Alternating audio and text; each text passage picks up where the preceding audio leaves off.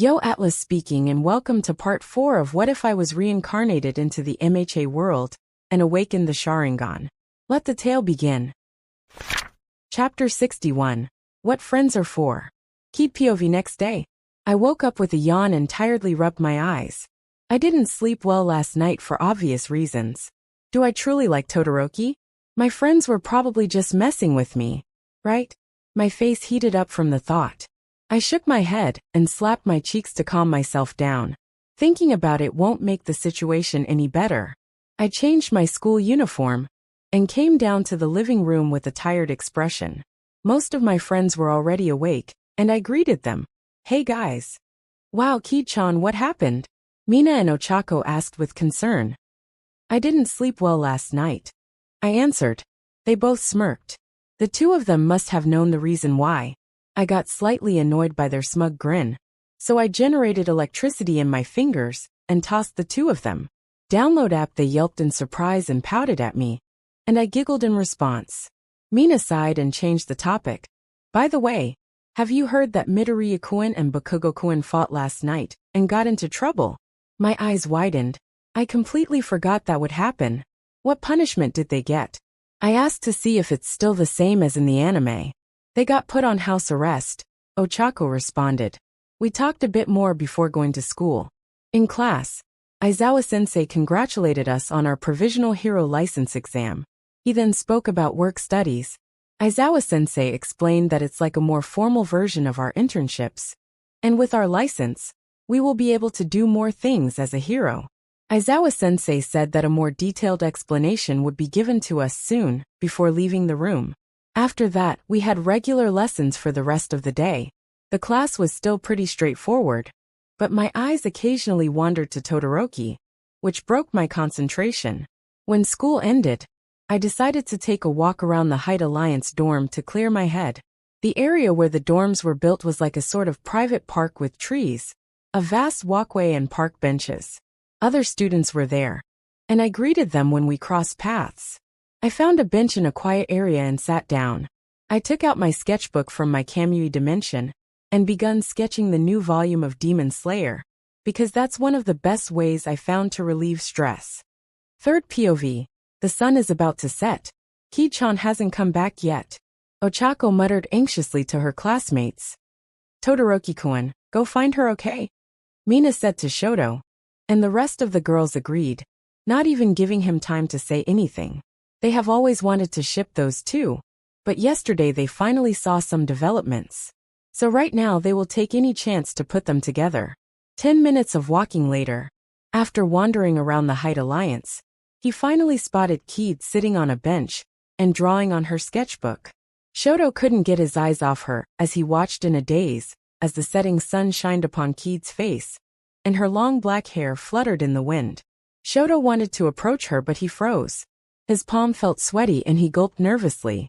After a few minutes of regaining his composure, just as he was about to call Kaede, someone stopped him. Hey, may I talk to you for a second? Shoto turned around and noticed a female UA student shyly glancing at him. Kaede POV. I took a deep breath and glanced up. I frowned, however, when I noticed Todoroki in the distance, but there was a girl beside him. They began to walk away, and I couldn't help but follow them. They arrived at the back of a dorm building, and I hid around the corner while holding my breath. I know eavesdropping was bad behavior, but for some reason, I really couldn't help it. What is it? Todoroki's voice made my body stiffen. I glanced around the corner, and the girl was blushing. I've always liked you, Todoroki-kun. So please go out with me. Wah! I uttered in shock. My heart churned and began beating erratically. I bit my finger, and a strange feeling sprouted within me. I wanted to congratulate Todoroki, but my heart wasn't thinking the same. Will Todoroki-kun accept? Just the mere thought of Todoroki accepting the girl's confession made me feel horrible. Uchiha. Why am I feeling this way? Uchiha. Did I really like him? Uchiha. A loud voice snapped me out of my thought. I glanced to my right, and Todoroki was staring at me with a worried expression. Are you all right? Oh, yes. I responded in a high-pitched voice. Todoroki nodded. Let's go. Yeah? I replied in a daze and hurriedly chased after him. Third POV. The two walked in silence. Shoto observed Kaede from the corner of his eyes and noticed that she have a blank expression. Even with an expression like that, Shoto thought that Kaede still looked strangely beautiful. I refused, by the way, Shoto suddenly said out of the blue, catching Kaede off guard. Huh. Kaede made a weird sound at the unexpected words. I rejected her, Shoto repeated while staring into the distance. Oh, Kaede muttered, and she felt a weight being lifted off her chest as her lips loosened. She quickly hid her smile and blushed. Shoto thankfully didn't see Kaede's reaction and sighed. After calming down, Kaede couldn't help but ask, why? Shoto shrugged. I believe that love shouldn't be so carefree. It's something special between two people. If I don't feel the same way, why should I accept it? Kaede's eyes widened at Shoto's response before laughing uncontrollably. Shoto frowned and felt embarrassed by his cringe words. Kaede's laughter died down and glanced at Shoto with a smile. For someone like you, it's surprising to know that you're so philosophical and romantic. Shoto blushed and averted his gaze, which made Kaede laugh even more. Then how about you? He asked. Me, Kaede said. Shoto nodded. What's your view on love? Kaede's face reddened and stared at her feet. I also think the same way too. Shoto grinned. Is that so? Kaede was too embarrassed and hurriedly changed the topic. Here, I wanted you to have this, Kaede said as she activated her kamui. She created a small black portal, reached in, pulled out the newest unreleased version of Demon Slayer, and handed it to him. I need someone to proofread it, so can you help me? Kaede requested. Shoto agreed, but he didn't take the book as he focused on Kaede's face, where blood was seeping out of her right eye. Does it hurt? I got used to it, Kaede responded.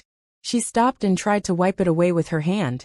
But before she could, Shoto took out a tissue and gently wiped the blood off Kaede's face for her.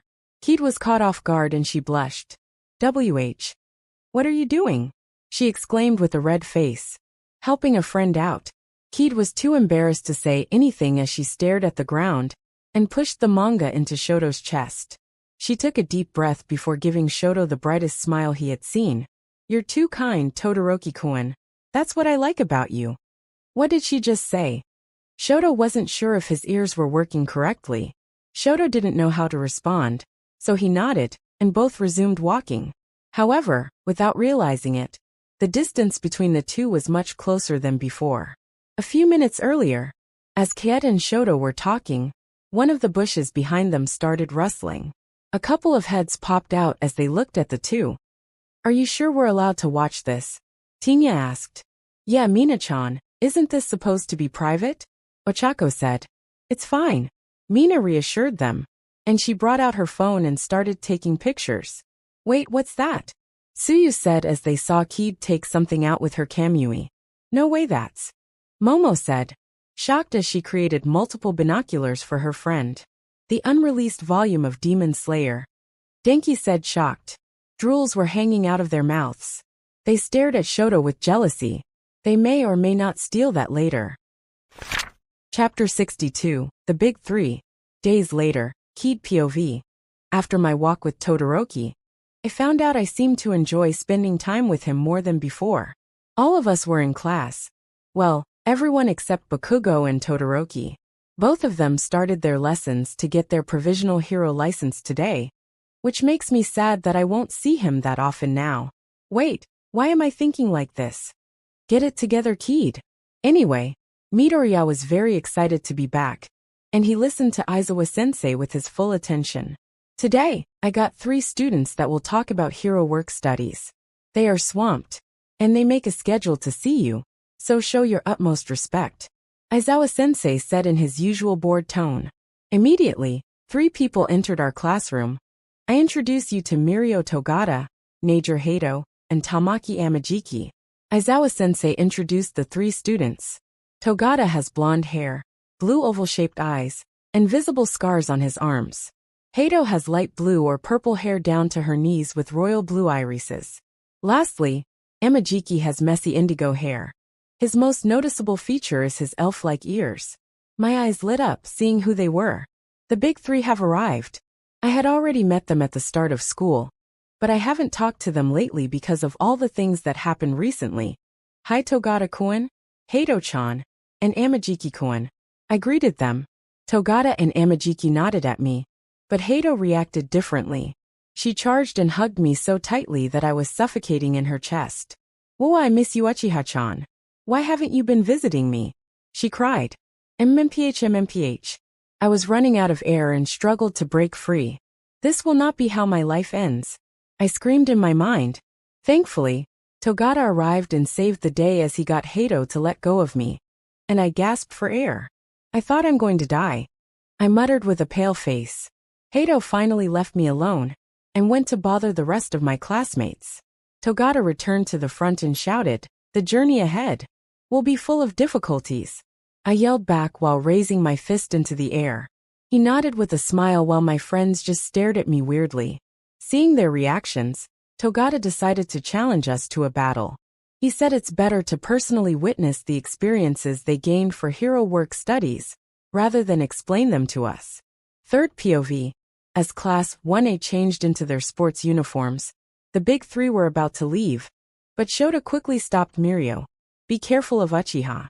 If you underestimate her, you will regret it." Mirio's expression turned serious and he nodded. The only time he saw her fight was during the sports festival. She must have got stronger than before, he thought. 10 minutes later, everyone was in Gym Gamma, and Class 1A observed Mirio warily as he stood on the other end of the field. This battle was between Mirio and the entire class.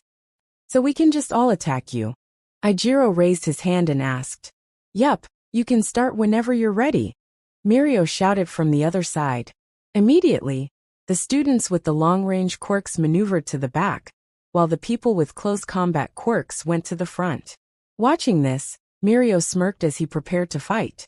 Once everyone was ready, the first one to move was Kaede as she built up the chakra in her legs and dashed toward Mirio. She instantly appeared in front of Mirio and sent a kick at his chest. However, her foot just passed through his body. Kaede was shocked, not because of Mirio's quirk, but because all of Mirio's clothes fell onto the floor. "Kaya!" Kaede shrieked, and she quickly covered her eyes. "Sorry about that," Mirio exclaimed as he punched back.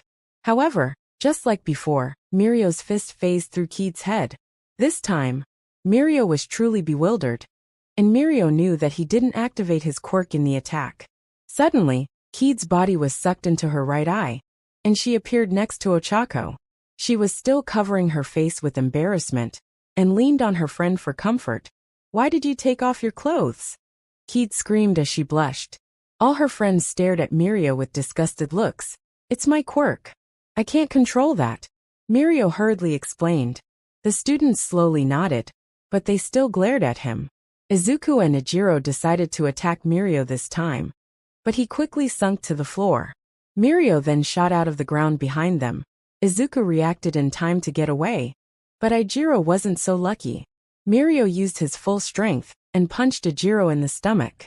His usual hardened quirk wasn't enough, and Ijiro grunted in pain as the fist sunk into his stomach. Snapping out of their daze, the students with long-range quirks immediately started attacking Mirio with projectiles. Kaboom! A giant explosion was formed when the attacks collided with the ground on which Mirio was standing. However, to Class 1A bewilderment, Mirio seemed to vanish out of thin air. Their question was answered as Mirio appeared behind Class 1A and started eliminating their long-range fighters left and right.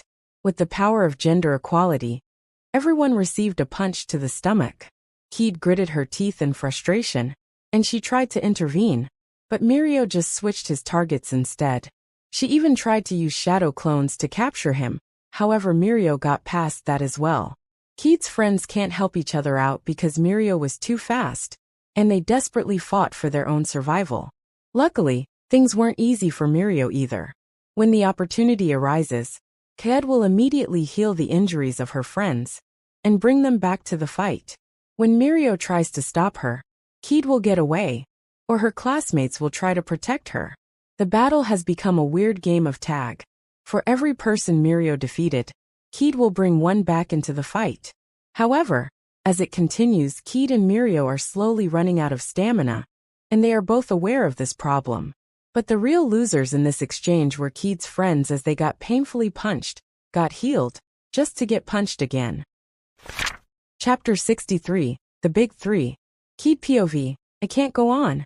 Ochako whimpered as I healed the bruise mark on her stomach for like the 10th time. I looked around. I could see that the rest of my friends were also on their last legs.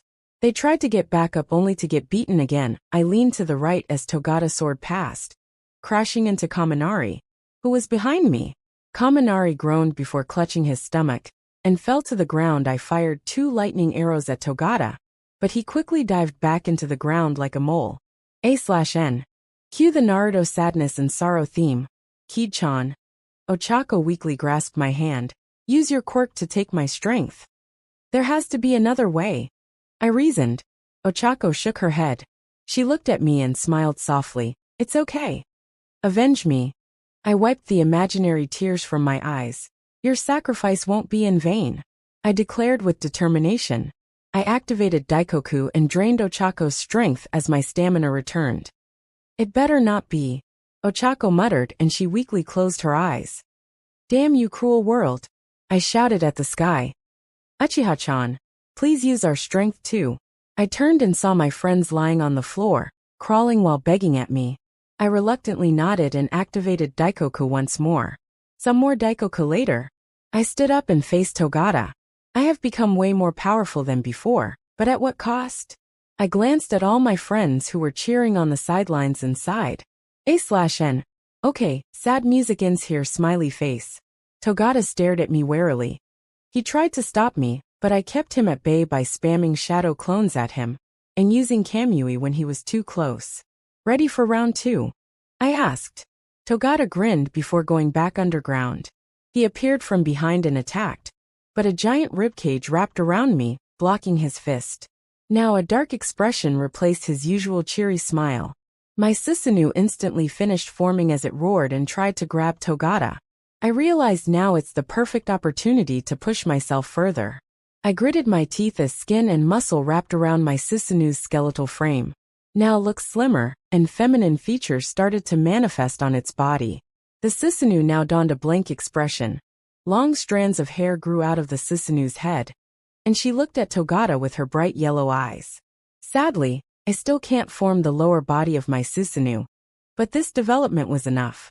The pain also intensified as I pushed myself past my usual limit.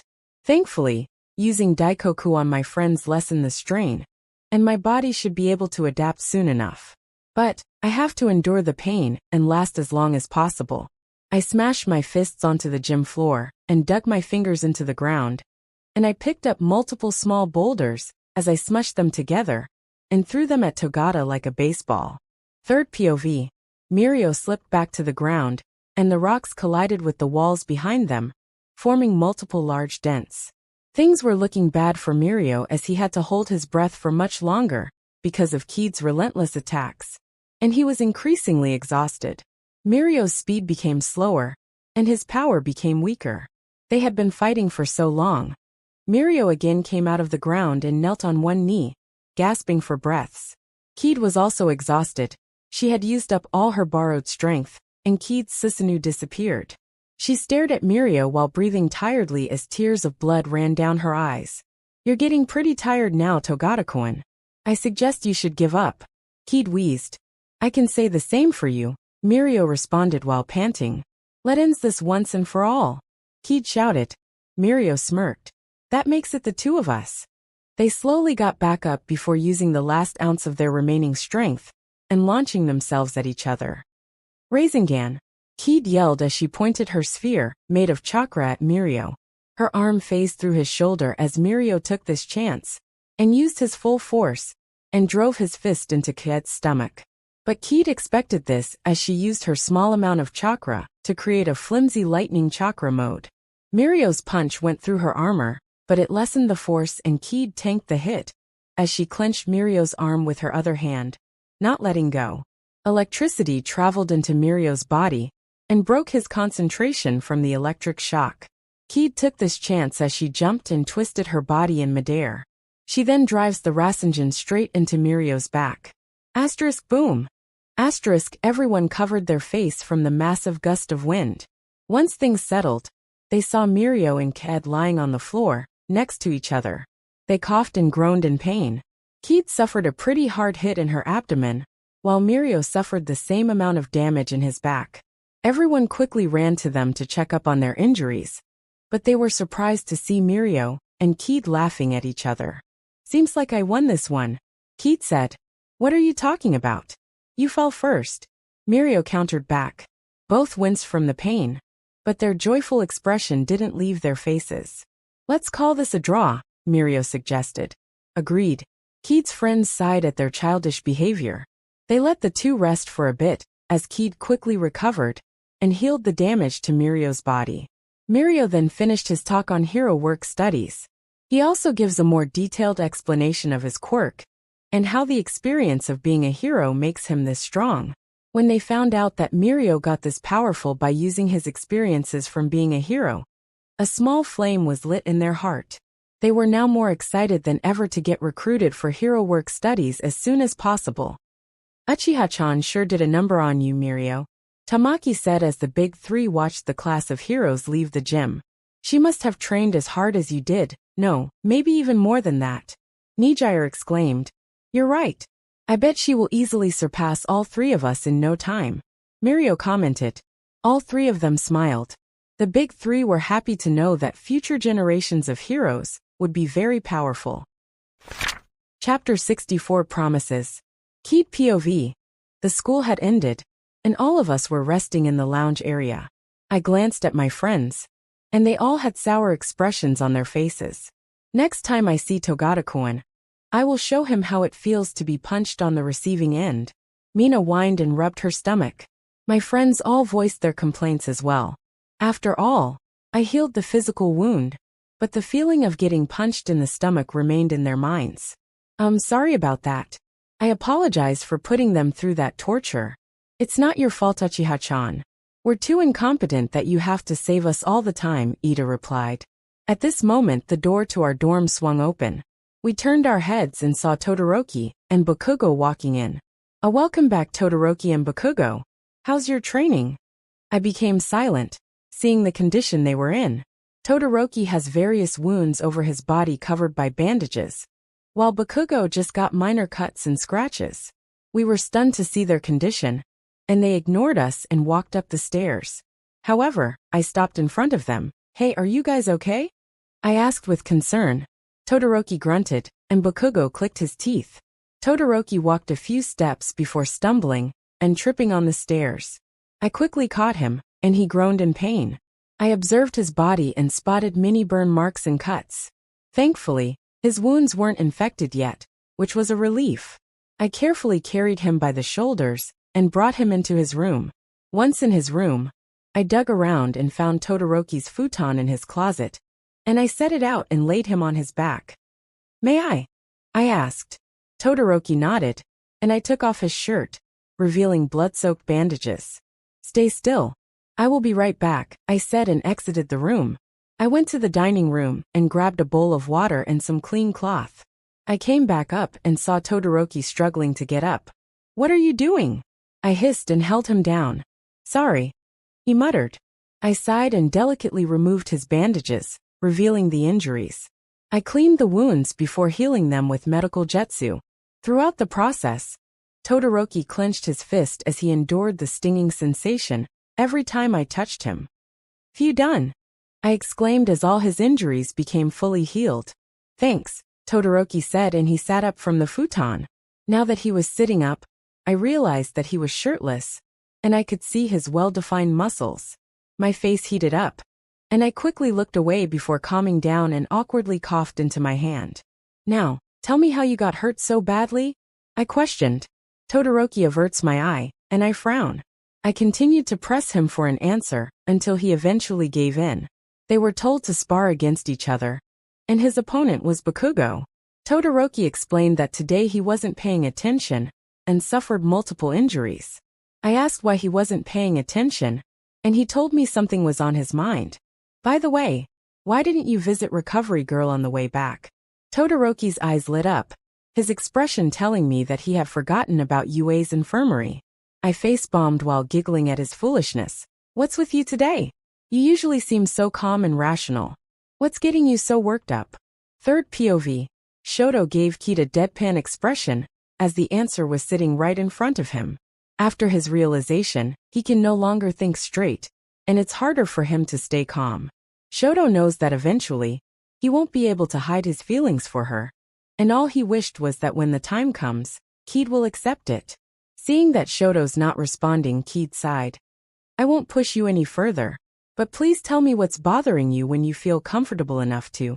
Before smiling, Shoto thought about Kaede's words. Thanks, I will do that. You promise? Kaede got very close, and peered into Shoto's eyes. Shoto's face heated up and he nodded. I promise. Good, I will be waiting for that day then. Kaede announced. Shoto chuckled. He couldn't resist himself as he patted Kaede's head. Kaede blushed in embarrassment, but she didn't stop him. This goes on for a while, but they finally stop. Kaede decides to leave him alone as Shoto still needs some rest. Kaede quickly cleaned everything up, but Shoto stopped Kaede as her hand touched the doorknob. Wait, is there something else you need, Todoroki-kun? Kaede asked. Call me Shoto. Are you sure? Shoto nodded. Seeing this, Kaede's expression brightened. Very well, then please call me Kaede.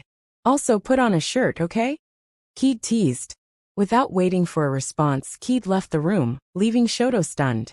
Next morning, Shoto and Katsuki left their rooms super early for the special training.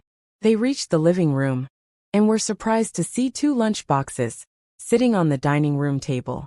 On top of it was a little note. Good luck with your training. From Kaede. There's also a cute little drawing of Kaede giving them a thumbs up. What is she, our mom or something? Katsuki scoffed, but still shoved the food in his backpack. He can whine all he wants, but even he has to admit that Kaede's food was delicious, and it would be stupid to waste it. Shoto held his lunchbox and examined it. He smiled and thanked Kaede in his heart, before carefully putting it in his own bag. A few days later, Kaede POV, hello Oniai-chan. I greeted Itachi Oniai-chan. I was in Itachi Oniai-chan's personal office in his hero agency. He was sitting at his desk while I was standing in front of him. I called Oniai-chan earlier to inform him I will be visiting. From the phone call, I can tell he was pretty excited about my arrival. I never told him why I'm here, but I think he already got a pretty good guess as to why. Hello Kaede. I imagine the reason you're here was for the hero work studies? Am I that predictable? I said while scratching the side of my cheek with my finger. Oniai-chan chuckled and nodded. I will accept you, however. I have a couple of conditions. I became serious and listened intently. First, if your grades started dropping because of this, I will immediately cancel the work studies. Second, you will only allow taking action if only sure sway, or I gave you permission. Except when it's really desperate. Lastly, I won't accept any risky moves that will give you any injuries. This is for your own good, and I don't want to hear any further arguments. He said. Oniai-chan finished speaking and he stared at me. Waiting for my response, I grinned. Of course. I won't let you down. Itachi Oniai-chan smiled back. He went towards me and patted my head before pulling me into a hug. You really left me no choice, you know? If I said no, you would have asked another hero, right? Yeah. I said embarrassingly. My other option was hoping Shoto-kun was able to ask his father to accept me for work study. Itachi Oniai-chan flinched. Thank the heavens that didn't happen, he muttered. And what was that? I asked. Don't worry about it, Itachi Oniai-chan reassured. If Oniai-chan said it's fine, then it's fine. However, suddenly his body became stiff as a board. Is there something wrong? You said Shoto-kun.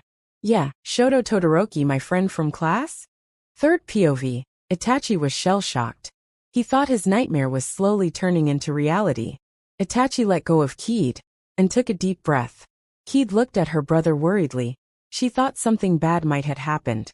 Don't worry about him. He's just overreacting. Kaede turned around and saw Shursui by the entrance. Hi, Shursui-kun. Hey Kaede. Remember what you promised me? Kaede smiled. She reached into her bag and pulled out a big lunchbox and handed it to him. Shursui held the food delicately.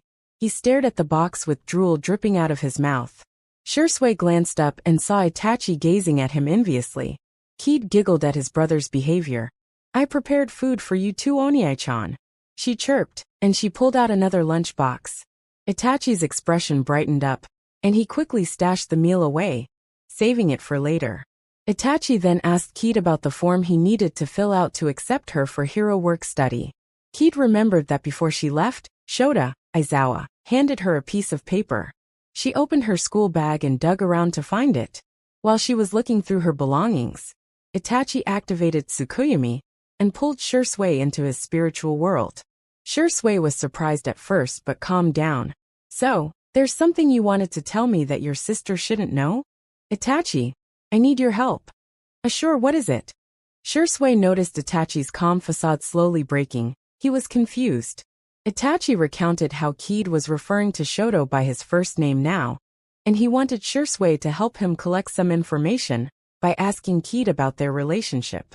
Hearing the reason, Shui collapsed while laughing uncontrollably. "Ha ha ha, no way you needed help from that." He wheezed, however. The laughter died down when Shui saw that Itachi was serious. What an absolute siscon. He thought to himself. "Okay, I will help you, but in one circumstance. I want your lunchbox," Shui stated casually. Shui felt that the temperature has dropped. Itachi's face looked like a pissed-off Oni, and he clenched his fists in anger. Chapter 65 Work Studies starts. A few days later. Kaede POV, "Hello Oniai-chan." I greeted Itachi. "Oniai-chan." I was in Itachi Oniai-chan's personal office in his hero agency. He was sitting at his desk while I was standing in front of him. I called Oniai-chan earlier to inform him I will be visiting.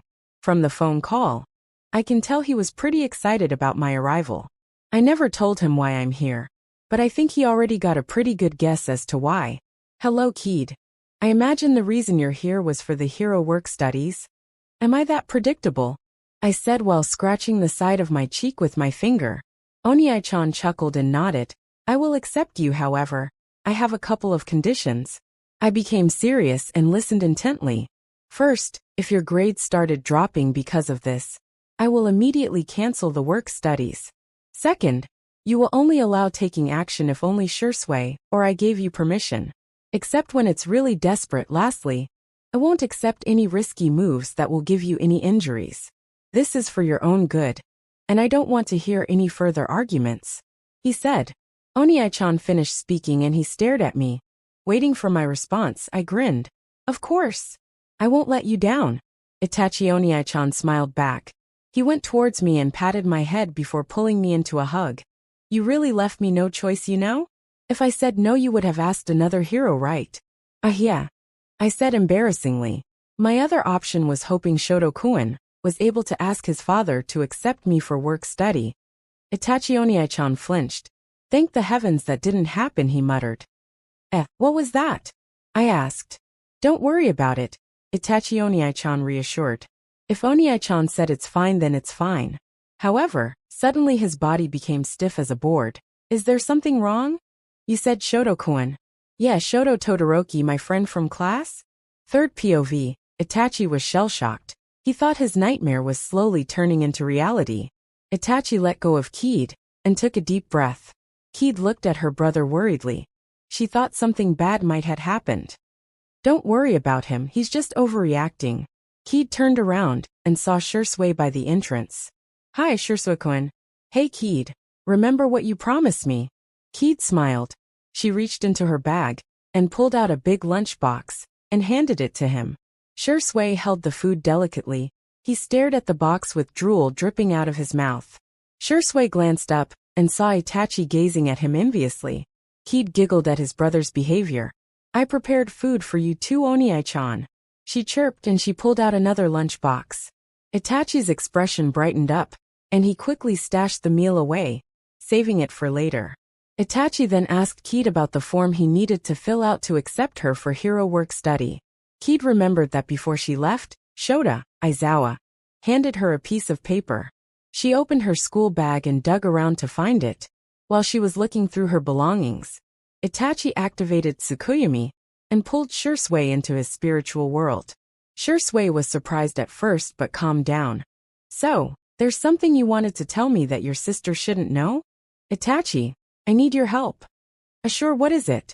Shui noticed Itachi's calm facade slowly breaking. He was confused. Itachi recounted how Kaede was referring to Shoto by his first name now, and he wanted Shursui to help him collect some information by asking Kaede about their relationship. Hearing the reason, Shursui collapsed while laughing uncontrollably. Ha ha ha, no way you needed help from that. He wheezed however. The laughter died down when Shursui saw that Itachi was serious. What an absolute siscon. He thought to himself. Okay, I will help you but in one circumstance. I want your lunchbox. Shursui stated casually. Shursui felt that the temperature has dropped. Itachi's face looked like a pissed-off Oni, and he clenched his fists in anger. TSK. Fine. Itachi reluctantly accepted, and he deactivated Tsukuyomi, bringing them back to the real world. They returned just at the right time as Kaede found the form in her school bag, and she put it on the desk in front of Itachi. Itachi nodded at Shursui before filling out the document. Shursui nodded back and he asked Kaede, Hey Kaede, how's school? School's fine right now. The subjects were relatively easy to understand. Kaede happily responded. That's good, so, is there any boy you like? Shursui shamelessly said. Itachi stopped writing, and he paid close attention to Kaede's answer. He silently prayed to himself that his fear won't come true. Why did you ask that all of a sudden? Kaede exclaimed. No reason. So do you have someone in mind? Shursui ignored her questioning and continued to press on. Well, Kaede muttered as she blushed. Shursui's eyes widened in excitement while Itachi's widened in despair. Kaede's in love. He shouted loudly. Stop teasing me, Shursui-kun. Kaede pouted, but her blush still remains on her face. Besides, it's probably not even love. I just value Shoto-kun as a great friend. Kaede speedily covered her mouth as she realized what she just said. Ah, so his name is Shoto. Shursui teased. Kaede grumbled and lightly punched him in the shoulder. Itachi sighed. The situation was worse than he imagined. However, he remained calm as he finished the paperwork, stamped the form, and handed it back to Kaede. Thanks, Oniai-chan, Kaede said as she embraced her brother. Kaede then stayed with the two of them for a while, catching up with her brother and cousin, before finally leaving since she still got some schoolwork to finish. When Kaede left, Itachi's smile disappeared, and what replaced it was a tired expression. He pinched the bridge of his nose and sighed. Something wrong? Shursui asked and leaned against the wall. I'm concerned about Kaede. Itachi responded. Was it because of the boy? Shursui asked. Itachi frowned but he nodded. I will do anything to protect my family. Anything? Itachi muttered as he touched his metal arm. Love is a fickle thing. What if he wasn't the one? What if that Shoto wasn't who he really seemed? By that time it will be too late, and the damage is already done. What should I do? Itachi said while looking at Shursui helplessly. Shursui patted his best friend's shoulder. Then what if that boy was the one? Do you know how low the chances of that will be? Itachi snapped at his friend. Come on, humor me. What if they're meant for each other? Shursui replied. Then Kaede will be happy. Itachi reluctantly answered. Exactly, so for now, don't do anything and see how this will play out. If things were going south, step in before it's too late.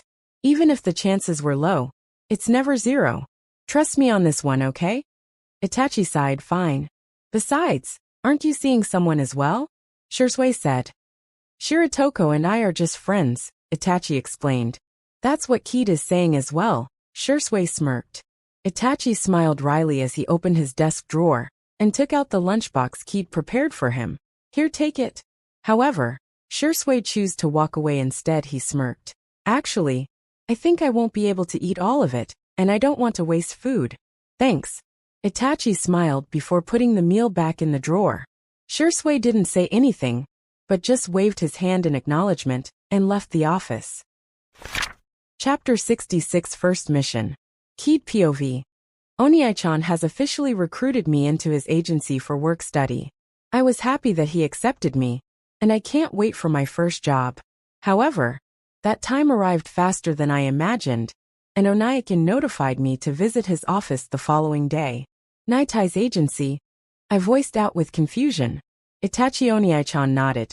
Yes, you and Shursui will go help at Nightai's agency. He will brief you on the way there. I was surprised by this mission. One of my wishes during the pro-hero study was to save Eri, because no one deserves the treatment she has to go through. I have been planning to rescue her. and being assigned to go to Nitai's agency makes this much more manageable. Right on cue, Shui entered the room with a smile. Seems like we will be working with each other on this one. I smiled back. My heart was pounding with the excitement of actually being a hero. Even if I have done a hero internship in the past, it still wasn't the same. But there was still a question that's still bugging me. By the way, Oniai-chan, aren't you coming? I asked. Shui was also intrigued and glanced at Itachi Oniai-chan with expectations. Oniai-chan shook his head apologetically. I wish, but unfortunately, as of right now, I won't be able to. With All Might retired, I need to protect Mustatafu. Also, Itachi Oniai-chan's tone became serious. It was reported that there have been sightings of Gigantomachia at the city's border. Shusui's expression darkened. Are you sure? I also frowned at his response. Gigantomachia, AFO's former bodyguard. To even be the bodyguard of AFO, he must be powerful. I only just heard of this recently as well. However, it's best not to risk it.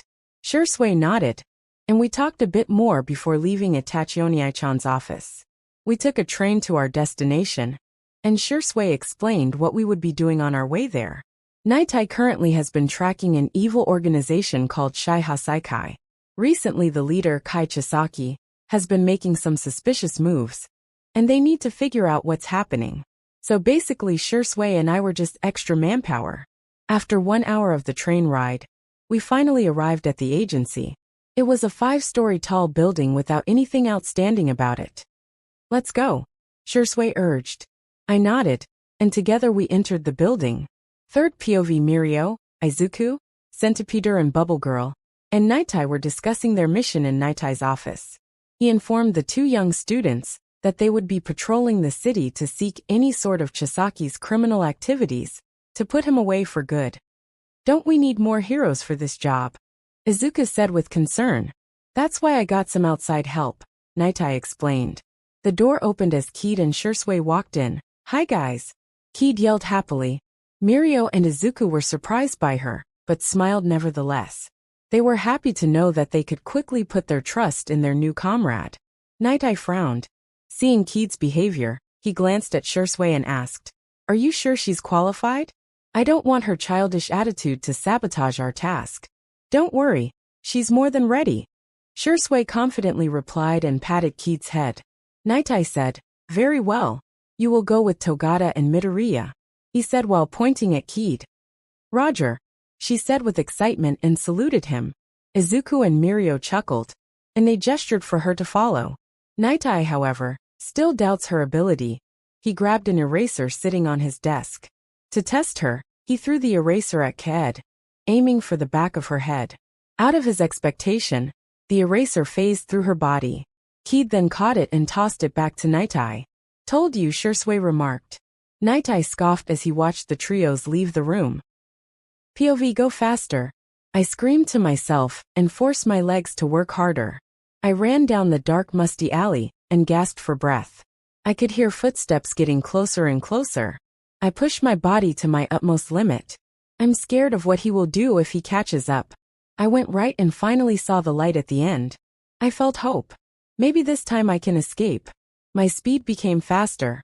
There were shadowy outlines of 3 people in front of me. I tackled the nearest person, hoping that he or she would protect me. Kaede POV Midoriya, Togata, and I were patrolling, hoping to find even a slight trace of Shiha Saikai. Suddenly I heard the sound of running beside me. I turned to look where the noise was coming from, and my eyes widened with shock. I immediately reacted and caught the little girl leaping into my arms. The girl has white hair, red eyes, and a small horn on her right forehead. Her body was covered with bandages, and she wore a dirty sleeveless dress. Eri, I exclaimed as she hugged me tightly. Please, help me please. She begged with tears in her eyes. Eri, please don't cause trouble for other people, a voice said further in the dark alley. Eri started shaking in fear. My expression darkened, and I quickly put on my mask. Chisaki walked out of the shadows, and he stared at me calmly. He told me that Eri was his child, and she likes to run away. Chisaki then thanked me for catching her. Even a blind man can tell he's lying. I continued to question Chisaki, and he became increasingly annoyed. I asked about Eri's behavior, the bandages covering her body, and what he would do to her. Chisaki replied that it was an embarrassing topic and would tell us inside the alleyway. My eyebrows furrowed. Thankfully, my mask hid my distrust toward him. However, to avoid Chisaki suspecting anything, I smiled and followed after him. Midoriya and Togata looked worried, but I told them it was fine. I could tell Eri was terrified. We went further in and away from the public's sight. My Sharingan was tracking every movement of Chisaki. He turned around and smiled at me as he slowly took off his gloves. Eri saw this and was struggling to break free. Nonetheless, I held her tightly and gently whispered into her ears, "It will be okay." She slowly nodded. As I expected, Chisaki touched the alley wall, and I instantly jumped backward. A colossal spike appeared where I was previously standing. Four shadow clones, waiting at the rooftops, landed around Chisaki. He grabbed one of my clones, wishing to disassemble it. However, nothing happened and Chisaki's eyes widened in shock. "How?" Chisaki muttered. The answer was quite simple. Shadow clones were made of pure chakra. And it's not something Chisaki can destroy. Even if he can, I highly doubt that he has manipulated chakra even once in his life. A/N. I think I'm correct. Two of my clones grabbed both his arms, stopping him from using his quirk. The other two shadow clones finished him off with Rasengan and Lightning Jutsu. Chisaki was quickly knocked out, and my clones safely secured him and dragged him out of the alley. Togata and Midoriya were surprised to see me easily defeat him. They congratulated me and immediately contacted Nightai to explain what happened. I'm glad the fight ended quickly, however. I felt that it was not over yet. Chapter 67 Eri. Key POV. Many things happened after my short fight with Chisaki. The authorities detained him, and Eri was also brought in.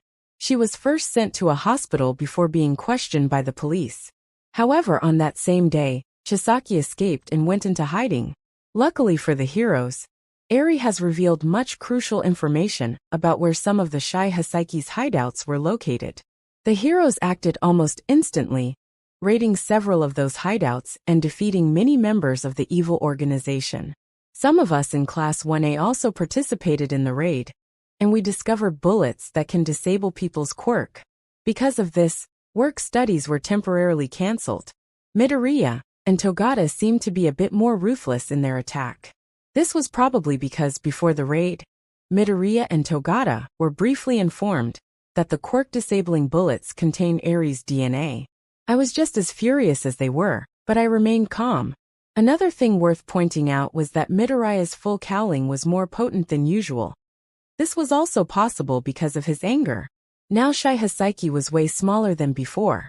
It won't be long before Chisaki and the remaining members get put away once and for all. Right now, I'm visiting Eri in the hospital, and she was sent there to check for any internal and external injuries. Thankfully, Eri's fine, but the hospital kept her there to ensure. The authorities also finally permitted her to have visitors.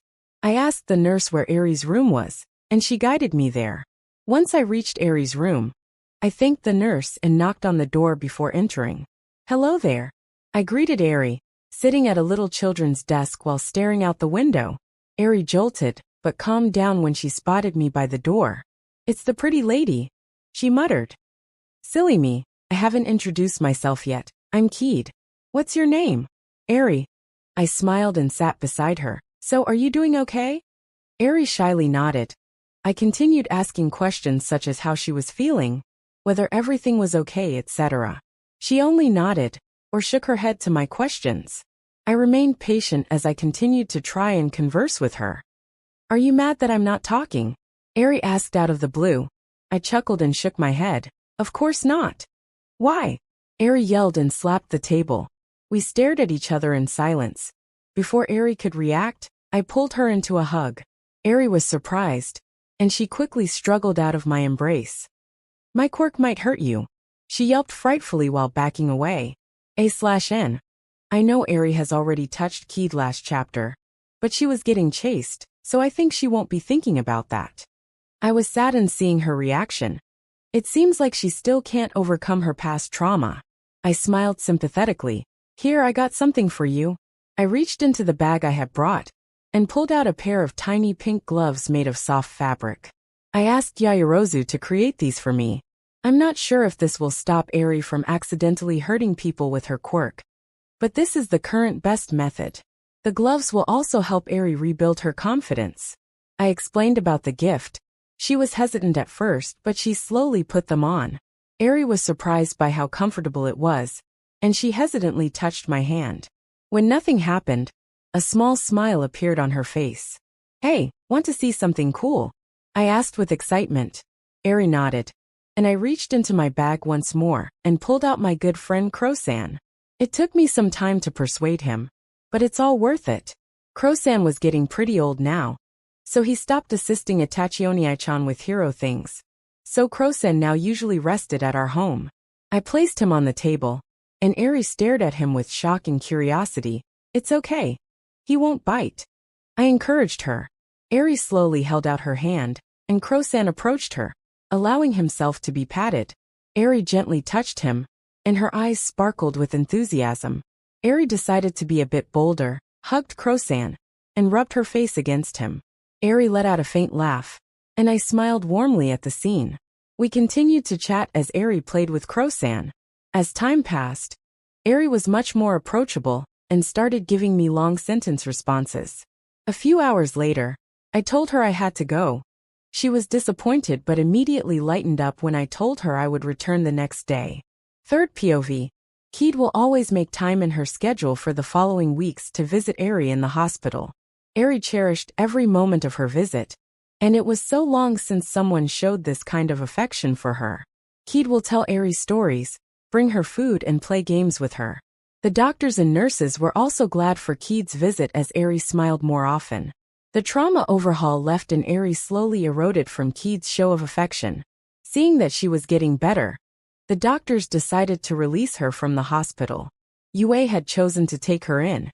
Eri was extraordinarily anxious, but knowing that she would still be able to see Kaede calmed her. Kaede POV.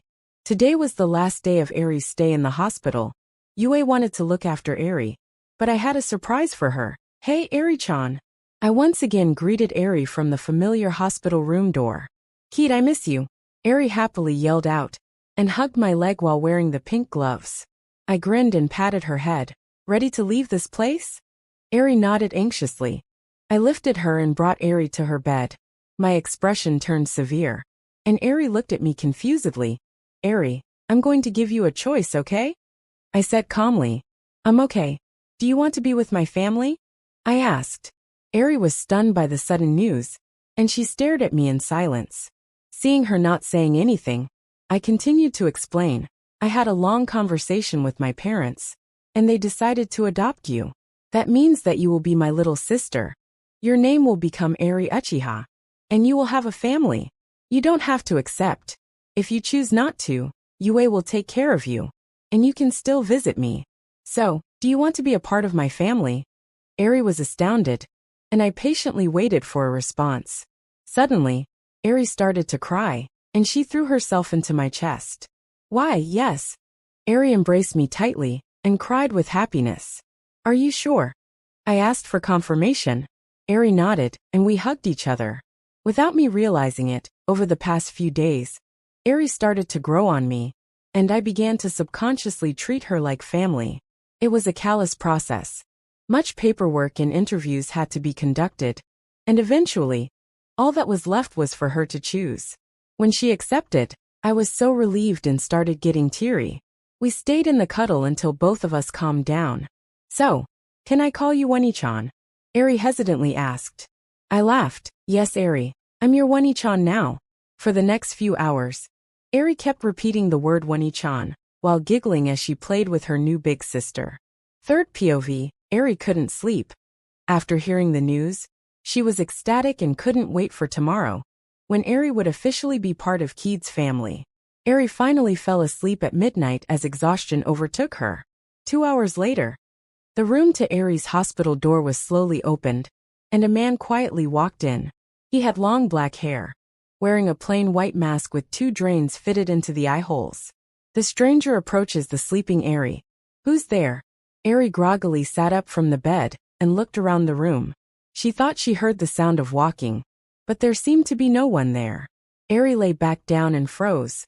Up on the ceiling was the man, staring straight down at her.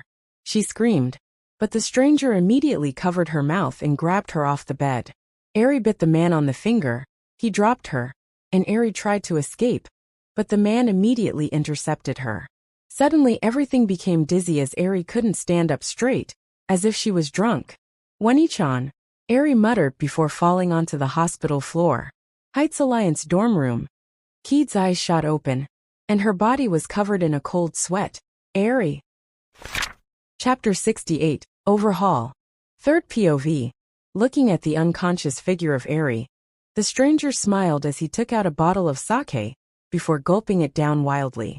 A small amount of alcohol leaked through the drain hole of his mask, making a mess. When he finished, the man stored the bottle away and approached the young child. However, before he could grab her, a black portal manifested out of thin air, and Kaede arrived. Her right eye was bleeding profusely and she gasped for breath. "Who?" The villain couldn't even finish his sentence when Kaede lunged. He dodged, and claimed to the ceiling. Knives appeared between his fingers and hurled them at Kaede.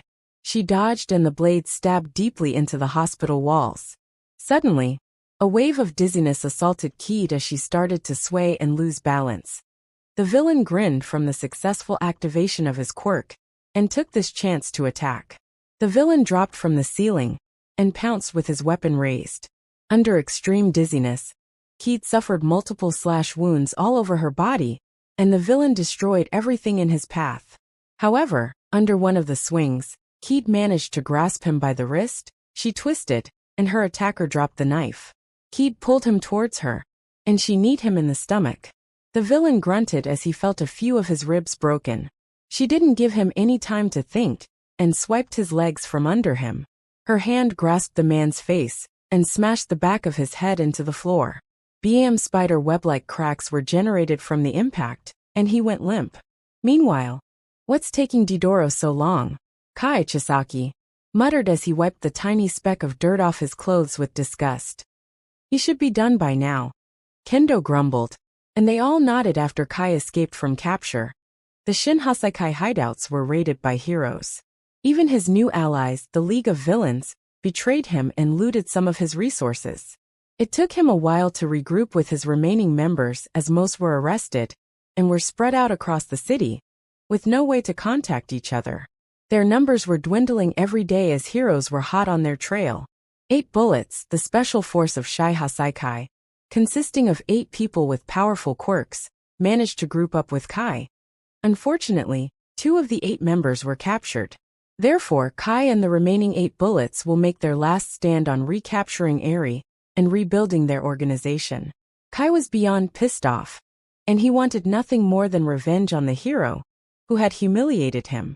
But right now securing Eri will be the top priority. They heard a loud crash from within the hospital, and the lights in each room turned on one by one as the patients and staff were awoken by the commotion. Todoroki failed. You muttered with dissatisfaction. "We have been discovered. Time to go loud," Kai commanded, and he glanced at Rikiya. The giant nodded as he charged straight through the hospital wall with immense strength and size. Night shift hospital staff screamed in terror, trying to escape. Kai and the rest of the 8 Bullets entered the breach and scattered, looking for their target. The security guards tried their best, but to the villains, they were just cannon fodders. Kaede POV, I collapsed onto all 4 as the adrenaline left my body, and I felt severe pain in my right eye. It felt like my eye would burst out of my socket, while many sharp needles continually stabbed into my brain. I started coughing and spit out a mouthful of blood. I have teleported way past the maximum distance, so there were obviously going to be side effects, but still. I groaned, wiped the blood off my face, and started applying medical ninjutsu. Thankfully, there won't be any more vomiting blood, but the pain remains, and using Kamui once more was a definite no. I glanced at the sleeping Eri and sighed in relief. She was not harmed, and I ensured to bring the fight away from her, if I didn't get here in time. I shook my head to remove the evil thoughts. When the villain was defeated, I could feel the dizziness fading away. However, the mind-numbing pain still hinders my thoughts. I put my focus on the defeated villain and touched his head. I activated Daikoku and energy returned to my body. I felt better, and the pain slightly lessened.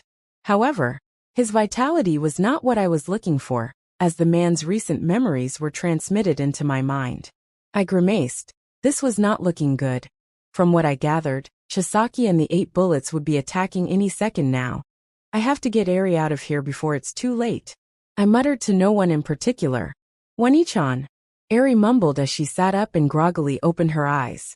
I immediately stopped what I was doing as I dashed towards Eri and tightly wrapped my arms around her.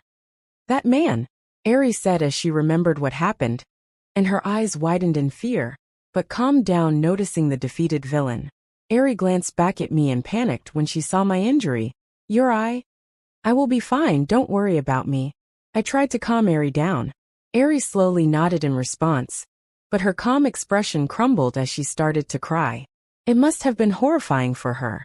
But to my surprise, Eri quickly stopped and tried to put on a brave face. It's okay now because Wani-chan is here, Eri said. I gently stroked her hair and kissed her on the cheek. She giggled at my show of affection and snuggled tighter into my chest. Abruptly, the whole building starts to shake, and sounds of yelling and screaming can be heard throughout the hospital. Everyone evacuate. Villains are attacking. A random doctor shouted, warning all the patients. I took Eri by the hand and took her out of the room. Using Kamui was no longer an option, so we had to get out of there the old-fashioned way. Eri and I followed the crowd and ran towards the emergency exit stairs. The staff tried to open the metal door, but it was stuck. Move out of the way. I yelled as I built chakra into my legs and kicked it. The door was forcefully slammed open, and I was surprised by what was waiting for us. In front of me was a slim man wearing a black hat, cloak and plague doctor mask. Shin! I exclaimed in my head, remembering the name of one of the numbers from the 8 bullets. Found you! Shin shouted as he unholstered 2 pistols and pointed them at my face. I instantly shut the door. Sounds of the gun being fired and bullets ricocheting off the metal door can be heard. I hurriedly led the patients and staff to another exit. However, a giant fist burst through the floor, and a huge man wearing a plague doctor mask, tank top, and jeans climbed up from the cavity and stood in front of us. Crap, Rukia too? Where do you think you're going? Rukia taunted. I launched a high kick at Rukia's face, but he caught my foot, and an orange aura formed around his body. Rukia then inhaled, and I felt my power slowly being sucked away. He laughed arrogantly, but I just merely raised one of my eyebrows unimpressed. I activated Daikoku, and let him have a taste of his own medicine. Immediately, I started to drain his strength. If I have to compare, his draining quirk was like a little stream, while mine was a massive flowing river. I quickly broke free from Rukia's grasp, and he fell onto his knees. Rukia looked skinnier than before, and he could barely raise his arms. I spun my body and slammed my foot onto the side of his face. The force was so great that his body was launched out of the hospital, destroying the walls. He landed outside unconscious. My right eye was getting better. I can use Sharingan in both eyes now, but Kamui was still a stretch. At this moment, Shin arrived behind me and aimed. My face became pale as bullets whizzed over me. I fired lightning arrows in retaliation, but yelped when a shot almost hit my forehead. Out of options, I sprinted towards the large hole in the side of the hospital. Hang on! I yelled as I picked up Eri and leaped out of the hole, jumping high in the air. Eri shrieked and buried her face into my chest. I landed safely and placed her down, but we were immediately surrounded by the rest of the 8 bullets.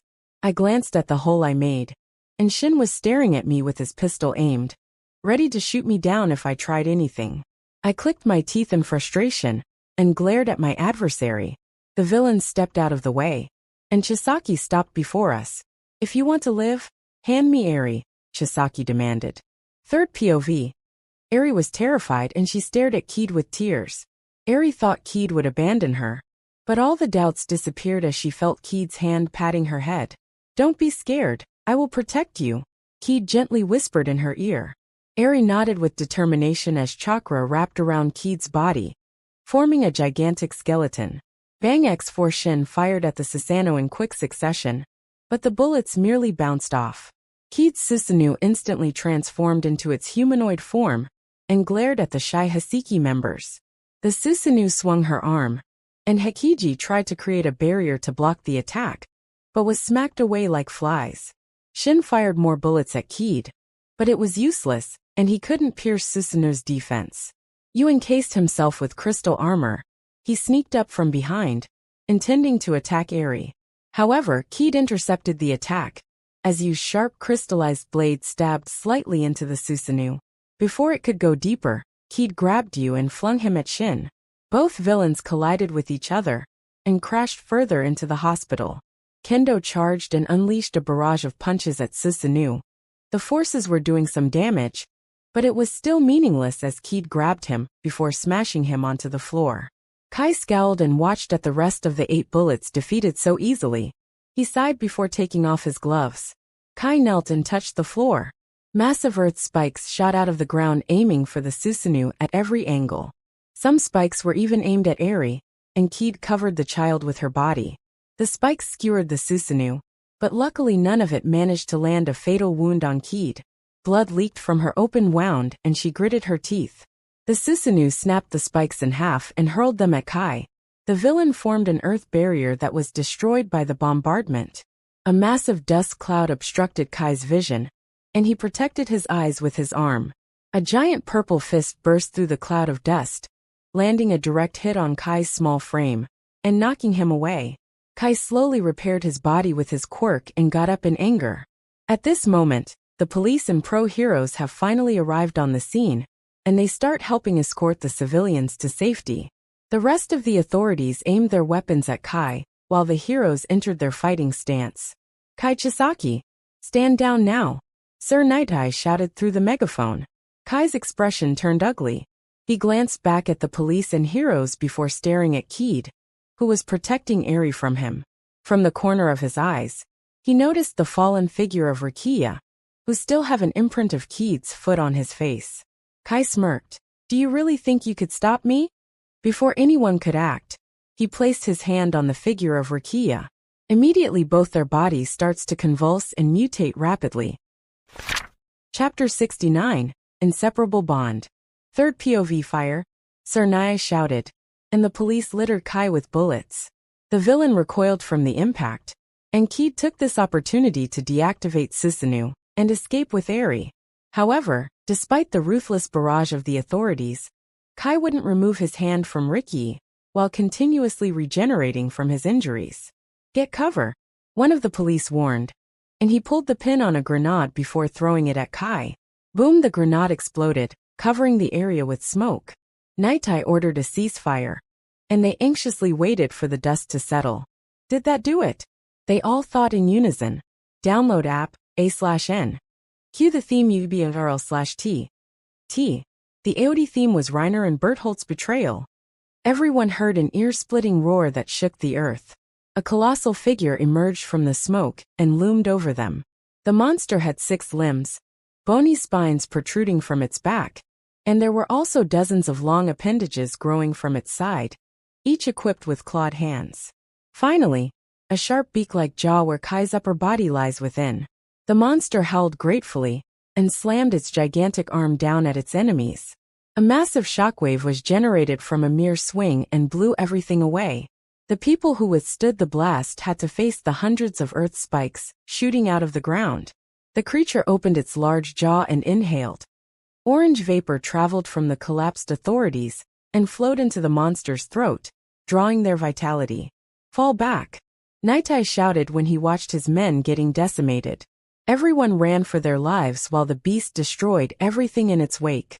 The monster then reached for the fallen members of 8 bullets. To the hero's horror, the kaiju began to fuse with the villains, growing larger and more robust. Now it was quadruple its original size, with even more appendages and crystallized armor formed at its thighs, back, and wrists. Countless sharp, spiky tendrils grew from its back and wiggled like worms, giving it a disgusting appearance. Kai has lost all rationality, and he can't handle the mind of consciousness other people. However, all it now knows was that it has one objective. The monster searched around and snarled when it spotted its target. Keed POV. I sprinted as fast as possible while trying to bring Eri to safety. I heard a roar and quickly glanced behind me. My eyes widened when I spotted a massive monster the size of a large skyscraper that started attacking the heroes. Kai must have successfully fused with Rukia, but for some reason, it looked much scarier than before. Eric shook uncontrollably, and she stared at the monster with fear. I covered her eyes and gently whispered soothing words to calm her down. The kaiju turned its head at us and roared. My expression became grim when it took a step in our direction. The ground rumbled, and I staggered a little before regaining my balance. Suddenly, my instincts were yelling for me to dodge. I listened to my intuition and dashed to the left. I made it just in time before a large crystal crashed into the place where I was previously standing. I clicked my teeth and noticed the kaiju was growing these deadly projectiles from its back. The monster tore them off its body and hurled the crystals at us like a fleshy catapult. The crystals flew over us and blocked our path. With no choice, I faced the kaiju and summoned my Susanoo. I held out my hand and caught one of the deadly shards aiming for us. I threw the missile back at the monster, and it took a step back from the collision. The kaiju roared with rage, and to my horror, it started to sprint with haste. Boom boom bioluem. Every step generated an enormous earthquake, and it wasn't long before the beast arrived. I desperately fought and retaliated. Cracks littered through my Susanoo's body, and I realized sooner or later we would lose. Damn it, I couldn't use Kamui yet. At this rate, I was caught off guard, and the monster grasped my neck and smashed my Susanoo into the floor. Eri groaned while lying on Susanoo's chest. I growled and punched with all my might, but to no avail. Eri, run! I yelped when I felt the hand on my throat tighten. Eri nodded and hurriedly jumped off my chest. However, before she could escape, one of the monster's arms snatched Eri away. Kyaoini-chan, she cried. Eri, I screamed in horror. Third POV, let my sister go. Kaede howled with anger. Your sister? A weird, loud, distorted voice echoed from the monster's lips. The creature chuckled, and its massive body shook with amusement. The monster brought Eri close to its jaw, where a figure of disheveled Kai could be seen. His bird beak mask merged grown into his skin, forming a terrifying mouth. His bloodshot eyes zoned in on Eri, and the child shivered in fear. You really think that she's your true family? Kai's croaking voice taunted, and Eri gulped. You're not even related by blood. Eri's lips quivered, and tears stained her cheeks. Kai's words shook her mind, and she began to feel doubt. Don't listen to her, Eri. Kaede shouted. Snapping Eri out of her anxiety, the monster glanced at Kaede and grasped her ankles. It swung its arm wildly, and Kaede was flung across the street. She coughed up a mouthful of blood. Even if Kaede was protected by the Susanoo, the strain of maintaining the Susanoo was too much. Every breath felt painful, and her bones creaked like a rusty robot. However, she ignored the agony and glared at Kai. You're right. Eri was not related to me by blood. She groaned. Hearing this, Eri's arm trembled, but Kaede's following words made her widen in shock. But even then, that won't change the fact that Eri's my little sister, and a member of my family. I will never let you take her away. Kaede gritted her teeth. I have to get stronger. With the stress and determination of saving her sister, a strange phenomenon occurred with Kaede's Susanoo. Armor formed around Susanoo's body and donned the appearance of a Yamabushi. Kaede realized that her Susanoo had gained a new stage. However, this wasn't enough. Kaede took a deep breath and closed her eyes. She meditated and stabilized the raging chakra caused by the Susanoo. She winced. It was a harrowing experience. Her Manjikyu Sharingan spun with vigor, and Kaede felt her eyes on fire. For Eri, Kaede muttered and endured the pain. Her Susanoo grew, and the intense pain worsened. Kaede wanted to scream her lungs out, but she held it in. If Kaede had given up now, she might never see Eri again. The Susanoo's lower body stretched, forming a pair of legs. Whoosh! The Susanoo transformed entirely, taking shape into a humanoid. The armor became slender and refined, protecting the Susanoo's body. A Tengu mask covered the Susanoo's face, and its yellow eyes glowed with strength. Kaede felt the surge of power traveling within her body, and she grabbed the monster's wrist. To her surprise, She quickly lifted the beast away from her neck. The kaiju roared angrily and used more force, but it was too late, and Kaede manages to escape through the gap in the beast's fingers. Kaede leapt back and was shocked by the Susanu's immense strength. She landed like a superhero, and the ground tremored under Susanu's weight. Kaede felt a strange sensation on her shoulder, and two large wings sprouted from her back.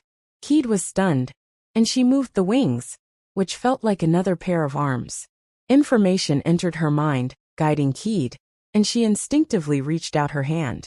Chakra gathered in Susanu's palm, and the energy began to stretch and elongate. Soon a weapon was formed and Kaede's jaw dropped. It was a beautiful blue spear with a long staff, and a large blade at the end.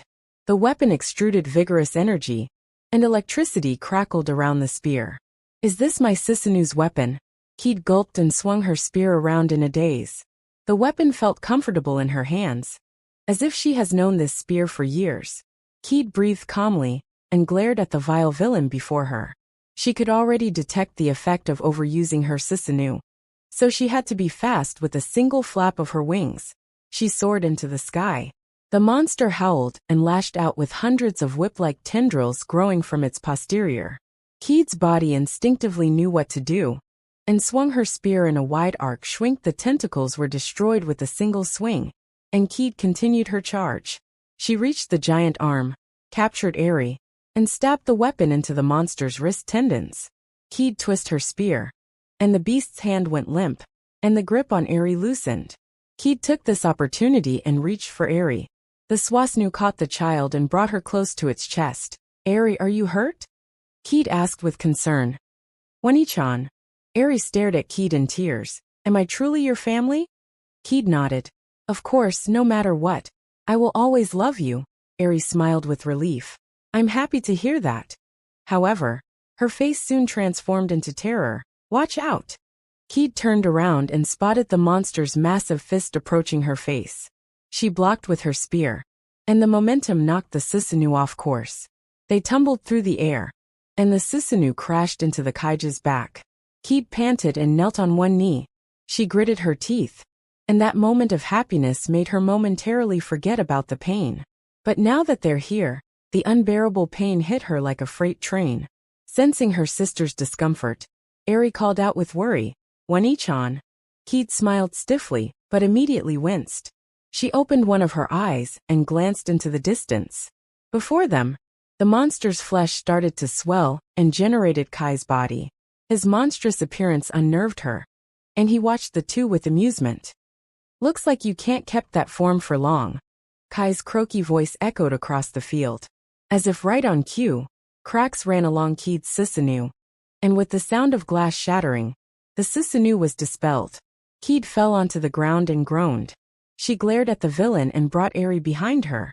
"Are you still going to fight?" Kai questioned. The villain raised his hand, and countless spiky tendrils burst out from the fleshy ground and surrounded Aiha and Kaede.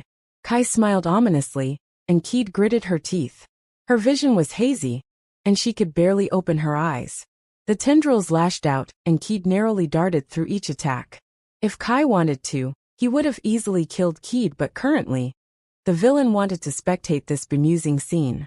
Blood ran down Kaede's shoulders as she desperately fought back. She punched the tendrils that were aiming for Aiha, and twisted her body in midair, before kicking another appendage away. One of the tentacles slammed into Kaede's back, and another one instantly collided with her stomach. She felt the air knocking out of her lungs, and her ribs shattered upon impact. Kaede was smashed into the floor. She groaned and her body refused to move. Aiha sprinted towards her sister, and knelt beside Kaede and cried. The child shook Kaede's shoulder, but her sister didn't open her eyes. Aiha cried and her shoulders shook with fear. Kai chuckled and approached Aiha. "It's over, stop with your useless ATMPs. He chided. "If you want to save her, stop running away and come back to me," Kai ordered. Chapter 70, Inseparable Bond. Aiha froze. "What? If you stop running AWAE, I won't kill her," Kai threatened. Aiha glanced at Kaede anxiously. "Will you really not hurt Wani-chan anymore?" Kai grinned and nodded. Aiha nervously stood up and approached the villain. However, Kaede suddenly grasped Aiha's ankle, and she stared at the child with a pleading expression. Please. Don't go. She begged. Watching Kaede's pleading, Eri's heart churned, and she don't know what to do. Subconsciously, a vivid memory began to replay in her mind. Flashbacks start inside the hospital. Kaede-chan, why do you become a hero? Eri suddenly asked as they sat beside each other. That's a good question, Kaede said and placed a finger on her cheek. Well, it's because I really enjoy helping others and making the world a better place. Eri nodded with admiration before staring at her soul with a downcast expression. Heroes sounds really cool. It would be nice if I could become one. Of course you can. Kaede chirped and patted Eri's back, however the child shook her head in response. In the past, my quirk is bad and hurt the people I care about, so it's already too late for me. Eri replied. Hearing this, Kaede's eyes softened and gently pulled Eri into her embrace. What happened was never your fault, Eri, she whispered into her ears. Besides, a quirk doesn't define who we are. Even if we have a quirk that seemed bad, that doesn't stop you from being a hero. Really? Eri muttered. Kaede nodded and smiled. A hero is someone who's brave, never gave up, and stands up for what they truly think is right. Is that all? Eri said with shock. Kaede chuckled. It's harder than you think, okay? But in the end, it all comes down to that one choice. Flashback end. Eri stared at her hand, and she clenched her fist. If she surrendered herself now, was everything her sister done be in vain? No, Eri won't allow that to happen. She won't be afraid anymore. The child wiped the streaming tears from her eyes and glared at Kai. No, Eri muttered. No. Kai repeated and growled angrily. Eri took off her gloves and stared right into the villain's eyes. Wani-chan's right, I need to be brave. There's no need to be scared. When he realizes what Eri was about to do, Kai's face contorted into rage. Wait, what the hell do you think you're doing? The villain roared and attacked. However, it was too late, and Eri pressed her hand on the floor. Kaede POV, it hurts. My body aches all over. I grasped Eri's ankle with all my strength. Please don't leave, I will protect you. Eric shook me off and approached Kai. My heart pounded with fear and my blood boiled with anxiety. However, I couldn't do anything. Eri was walking further and further away. No, come back. Wait. Don't leave me. Eri turned around and she glanced at me. I saw her reassured smile as she took off her gloves. My eyes widened and Eri threw herself onto the fleshy ground. WHH, the entire monster glowed, and Kai howled angrily. The enormous creature began to dissolve, and everything was covered with a bright yellow light. I stared at Eri in shock. Her hair fluttered in the wind and her horn shined, giving her a divine appearance. I felt the pain on my body disappearing and my injuries healed. I steadily stood up and checked my body. I stopped hurting anymore, as if all the wounds I sustained were never there. Beowulm, the giant monster that we were standing on, trembled, as everything disappeared, and reverted back to thin air. The kaiju have become much smaller than before, and 5 people seem to emerge from its flesh. We find ourselves falling in midair, and I shouted, Susanoo! Blue chakra overlapped my body, and manifested the giant Tengu warrior once more. I darted through the sky and caught Eri with my hand. Wani-chan! She yelled with relief while laying in my palm. I smiled, but a loud voice snapped us out of our happy moment. You! Kai roared with rage. He seemed to still be in his monstrous form where he fused with Rakia. His size was much smaller than before, and it was still intimidating. However, this time I won't lose. The lightning spear reappeared in my Susanoo's hand, and I raised the weapon in the air. I glared at Kai and hurled the spear like a javelin. The weapon pierced the monster body, creating a massive explosion that shook the city. I glanced at the aftermath. There was a gaping hole in Kai's chest, and the figure of Kai and Rakia was visible. I dashed towards the monster, and tore the 2 villains out of the beast's flesh. I landed with a boom, and I threw the villains to the ground. I panted and exited my Susanoo. I hurriedly hugged Eri tightly and felt tears escaping my eyes. Eri, are you alright? Eri also became emotional, and she nodded. I felt a large weight being lifted off my chest. Is that so? I'm so glad. I glanced up and observed the damage. The destruction was extremely large and several blocks have been decimated by the villain's attack. The authorities have already arrived, and they have been safely arrested. As I held Eri, I suddenly felt pain and the aftermath of using Susanoo arrived. Not again, I groaned. I collapsed on my back and Eri cried out in worry. Luckily the pain wasn't as severe as before, but it still rendered me motionless. I reassured her that I'm okay, and we sat there in silence. I felt heat on the side of my face, and I begrudgingly turned my head. Eri and I watched the sun rising over the distance. I glanced at Eri's face, and she seemed to be watching with awe. Is this Eri's first time seeing the sunrise? Eri gulped and nodded. She snuggled and smiled. Thank you, Oni-chan. For what? I asked. For giving me a family, Eri said and smiled brightly. My heart churned and I smiled back. No, thank you for being my little sister. We both giggled, and together we lay next to each other. Relief that it's all over. Chapter 71, School Festival. Kaede POV. Today's Friday, and I finally returned to class. Many days have passed ever since Chisaki attacked. I had to rest in the UA Infirmary for a couple of days. Using the complete form of Susanoo was way more taxing than using the skeletal form of Susanoo. Thankfully, the pain was much more bearable than manifesting the complete Susanoo the first time. But how can I really describe it? Well, do you know the feeling of the first time working out, and you hurt all over the next day? Well, it's like that but times 1,000,000. I may be exaggerating a little, but you get the idea. I could barely move my body, and it took me a lot of energy to talk. My classmates were very worried, and all visited me. They relaxed, knowing that my condition was only temporary, and I would recover soon.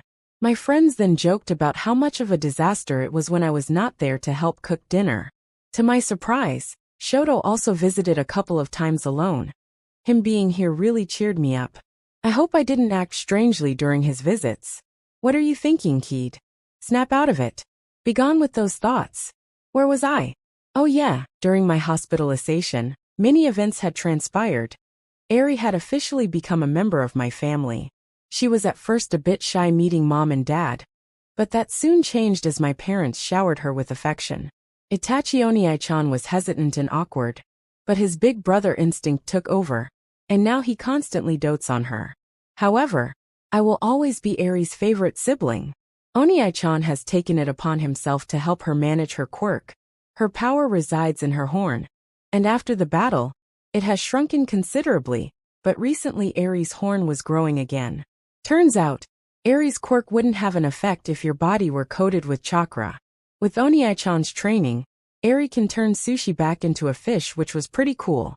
Eri also regularly visits the Heights Alliance dorm every Saturday, and I introduced her to my friends. They all acted friendly around Eri, and made her feel welcomed. Lastly, Itachi Oniai-chan, with some other heroes, also managed to capture Kawajiri, a crucial member of the League of Villains, which was essential to ending that evil group. Enough of the events. Currently, Mina was showing Ochako and me dance moves she learned recently. Ochako and I were impressed and applauded once she finished. Aizawa-sensei soon arrived and told us to return to our seats. He announced that UA would be having a school festival. Our class must participate and create a program we will perform during the festival. Everyone was stoked and started voicing ideas. Ida and I were summoned to the front of the classroom and wrote down suggestions on the board. Their ideas were excellent, such as Shoto's cold soba shop, Mina's dancing performance, Ochako's mochi shop, Midoriya's hero trivia, etc. In the end, none of us can decide on what to do. Aizawa-sensei warned us that if we don't finish choosing by the following Monday, we will be doing a public lecture, which sounds horrible. We unitedly agreed that we would sit together on Saturday and finalize what we would be doing for the festival. Saturday, we all sat at the lounge in our Height Alliance dorm. We created a list containing what we wanted to do for the school festival. Eri was also here, sitting next to me, but she was off in her world drawing in a coloring book. What to choose? All these ideas were good. Kaminari whined and ruffled his hair. Yeah, at this rate, we will be doing public lectures for our school festival event, Midoriya said while sighing hopelessly. School festival? Eri looked up from her book and asked. School festival was an occasion that classes host lots of events on display, where people can enjoy themselves while tasting delicious food. I explained while patting her head. Her ears perked up when she heard delicious food. Wow, can I come? She said with excitement. I giggled. Of course, but we're having trouble picking what we should do. I replied. Eri tilted her head and glanced at the piece of paper I was holding.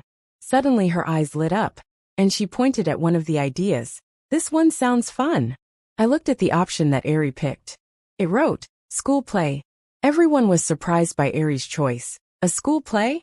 That sounds like a fun idea. Ochako said excitedly. We all nodded.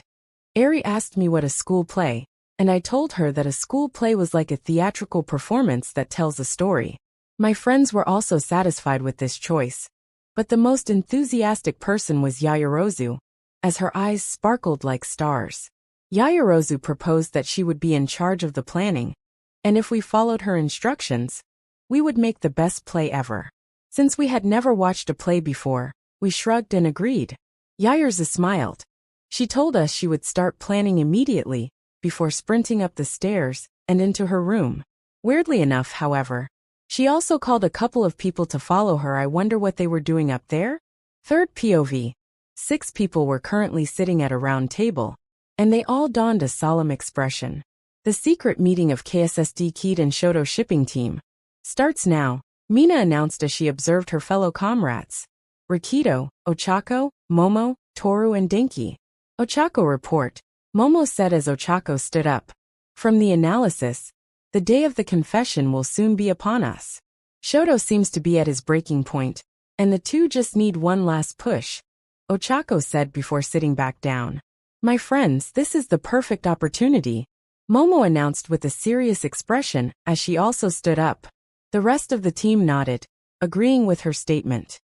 If we play our cards right, this school festival will finally be the day where we will achieve our goal, Momo explained. I will personally organize the play, which means the rest of you will have to listen to my command. Are there any objections? Seeing that no one complained, Momo smiled. The team continued to talk for an hour before the meeting finally adjourned, and Momo finally finished the draft of the play.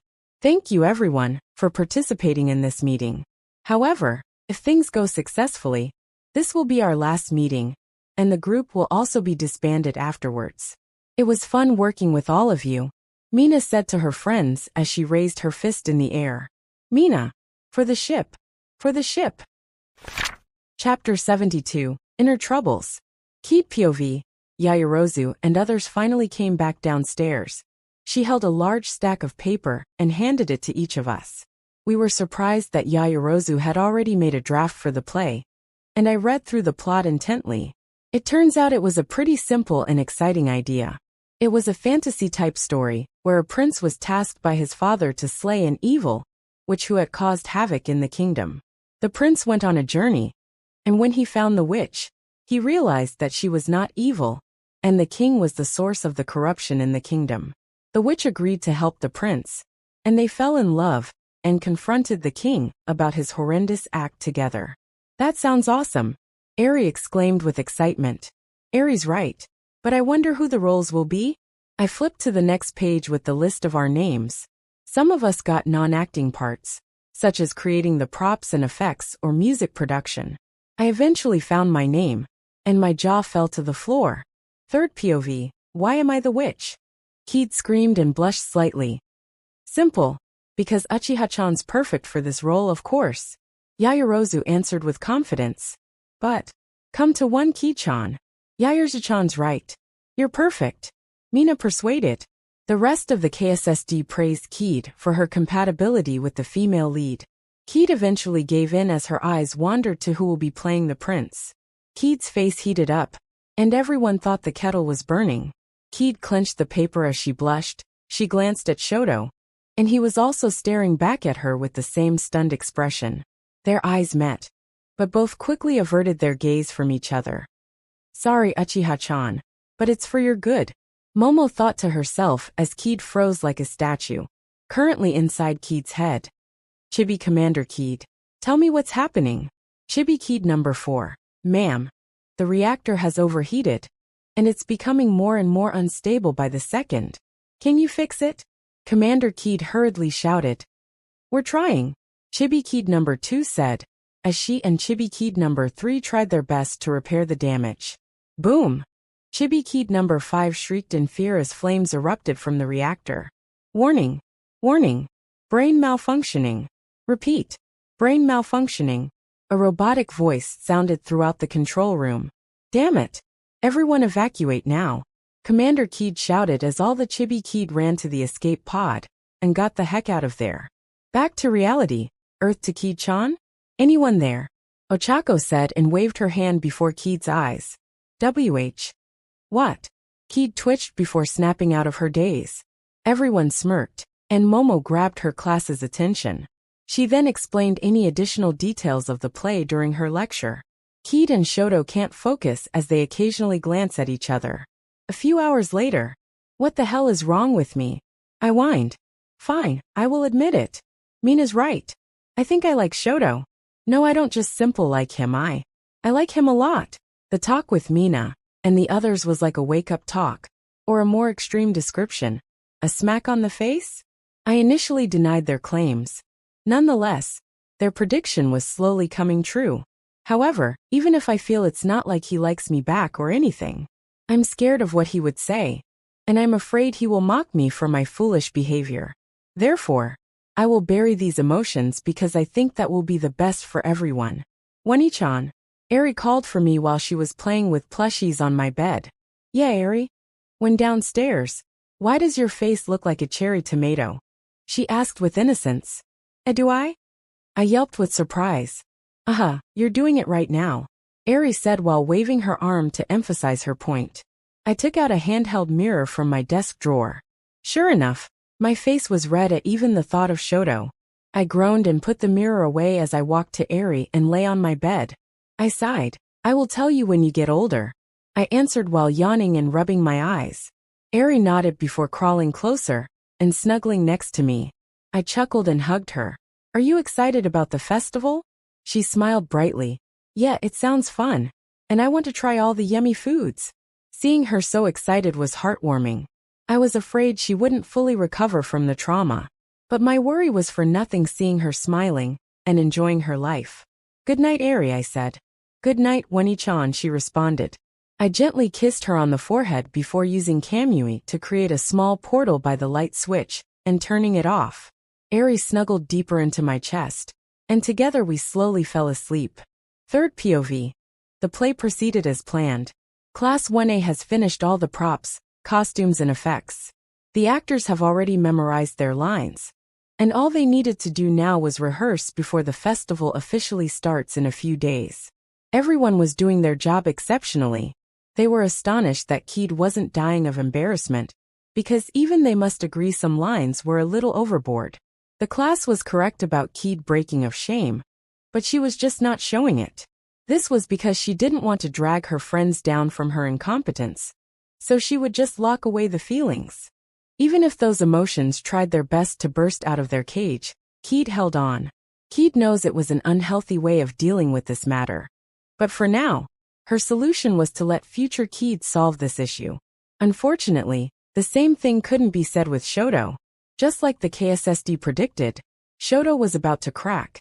His feelings for Kid were at their peak, and were causing problems for everyone else. The main complication was in one of the scenes the witch sneaks into the palace during a party, and she has a traditional ballroom dance with the prince. Kid quickly remembered the moves, but Shoto continually messed up the beat and stepped on her foot. So much so that the rehearsal has to be put on a temporary halt, and Shoto needs to fix his mistakes. Currently, Kid and Shoto are in an empty drama room at UA. Kid and Shoto tried to dance in sync, but just like before, Shoto was still causing problems.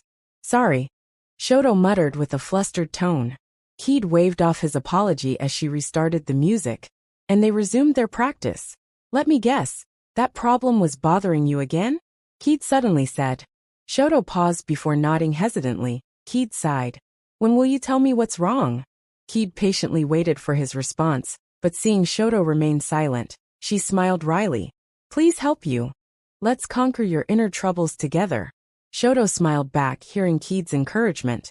Newfound resolve flashed in his eyes. Soon. Do you mind waiting just a while longer? Kid giggled.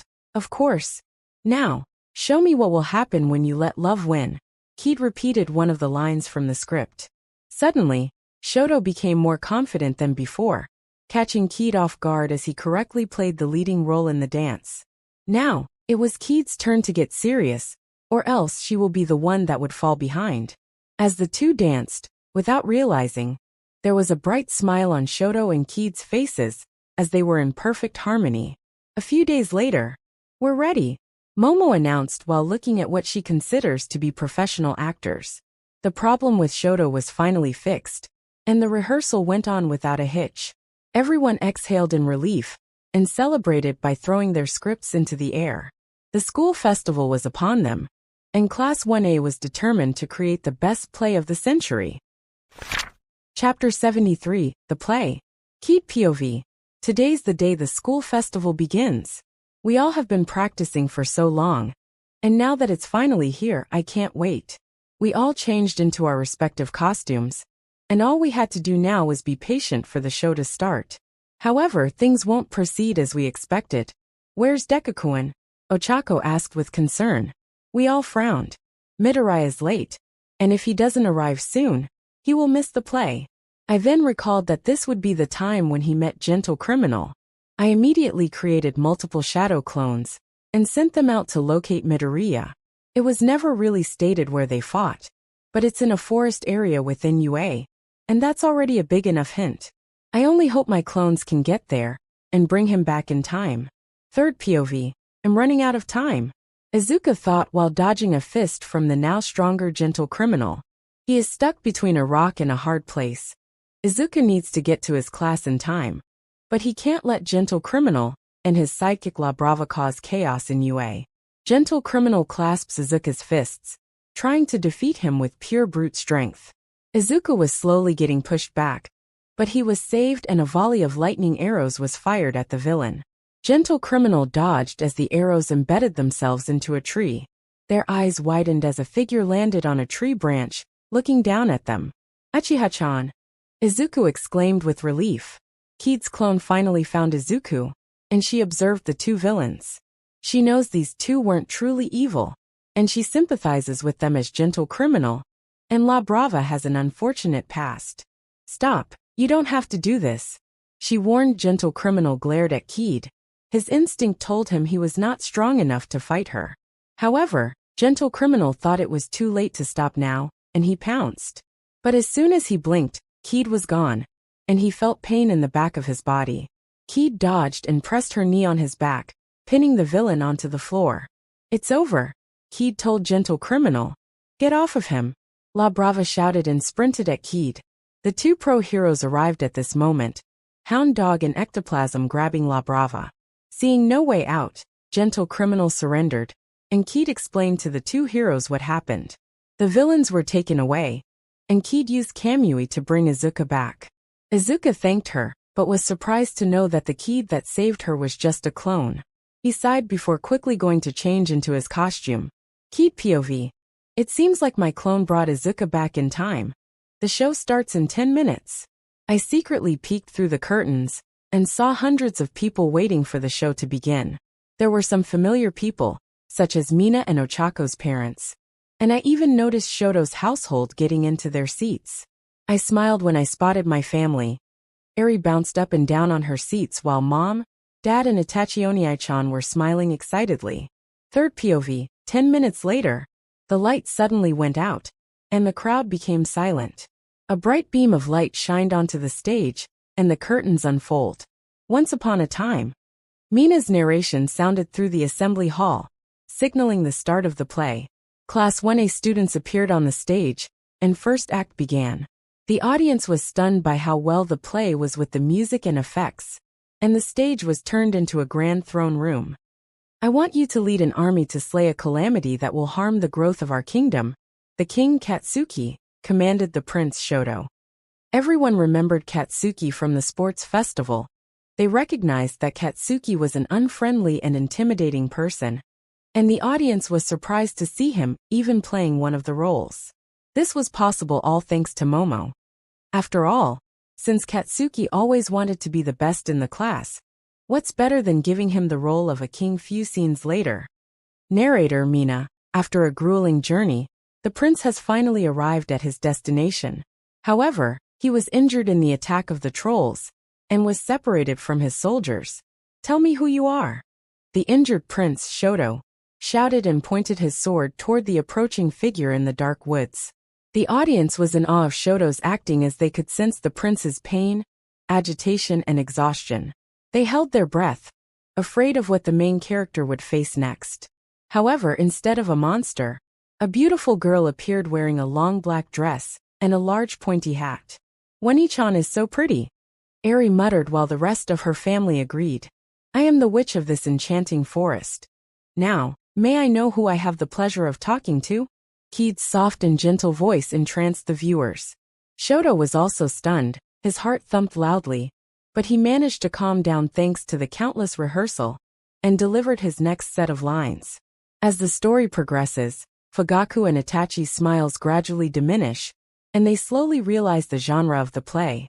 They could barely control themselves to not jump on the stage to cancel it. It's just a show. It's just a show. It's just a show. The two Uchiha repeatedly said in their heads. When it finally reached the scene where Kaede and Shoto would dance, Momo and the rest of the class were slightly worried that Shoto would accidentally mess up. Shoto himself was also highly anxious. However, when he held Kaede's hand, he saw her smiling and mouthing the words, "You got this." He grinned confidently and nodded as Momo started playing the piano, and their dance began. The audience's eyes sparkled like stars. The best way to describe the scene was simply majestic. Itachi and Fugaku gritted their teeth in anger. If looks could kill right now, Shoto would have died hundreds of times. While on the other side of the auditorium, the Todoroki family watched with pride. Rei excitedly recorded the whole thing, while Enji glanced at his wife with a complicated expression. He was happy for his son, but wasn't sure if Shoto would live anytime soon with the Uchiha coming after him. An hour later, the play reached its resolution. The kingdom was saved as the prince became the new king and married the witch.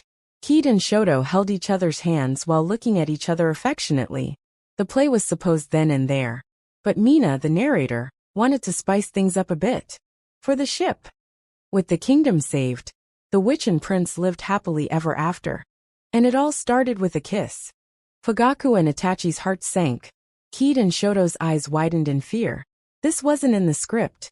They both yelled in their minds. The curtains hadn't closed yet, and the audience watched with anticipation. Shoto was terrified. What was he going to do? He can't just kiss her. Kaede and Shoto blushed as they glanced at each other, seeing that the play would be ruined if they didn't do something. Kaede took the initiative as she lightly grabbed Shoto's collar and leaned in. Before Shoto could fully register what was happening, Kaede's lips met with his, and he almost collapsed out of shock as the curtains finally closed. The audience gave a standing ovation at the wonderful performance. Well, everyone except Itachi and Fugaku, whose souls have left their bodies. Chapter 74. How I Really Feel. Third POV, Kaede quickly backed off as the curtain closed. Her mind was dizzy, and she felt steam coming from her head. Kaede glanced away from Shoto with embarrassment. Shoto still can't believe what happened, and an intensifying fear sprouts inside him. Does she hate me now? Shoto thought to himself with despair. Kaede, I'm sorry, Shoto said with guilt as he slowly approached her. No, it's fine, Kaede replied with a blushed face. But we have to do it, or else the play would have been ruined, Kaede explained, her voice showing that she wanted no further arguments. Shoto nodded but still felt awful. Are you truly okay? Kaede smiled gently. Thanks, Shoto-kun. I am fine. Besides, Kaede said as she played with her fingers, it's not like we're strangers. And if I have to kiss someone in our class, I would have picked you. Kaede quietly muttered the last part. Huh. Shoto couldn't believe what he had just heard. Before he could say anything, Kaede smiled before walking away. Her back was facing him to hide her embarrassment. We should go. Our friends were waiting.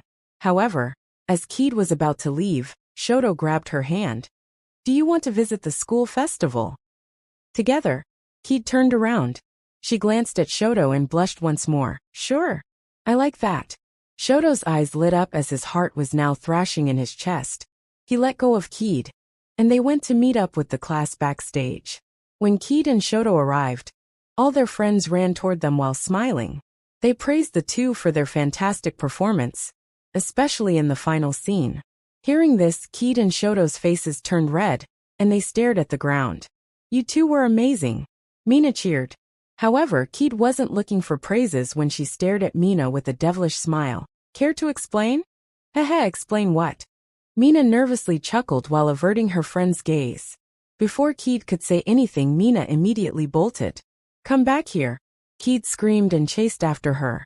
Everyone laughed as Kaede and Mina ran out of the room. They all focused on Shoto. Susu, how is it? Denki joked.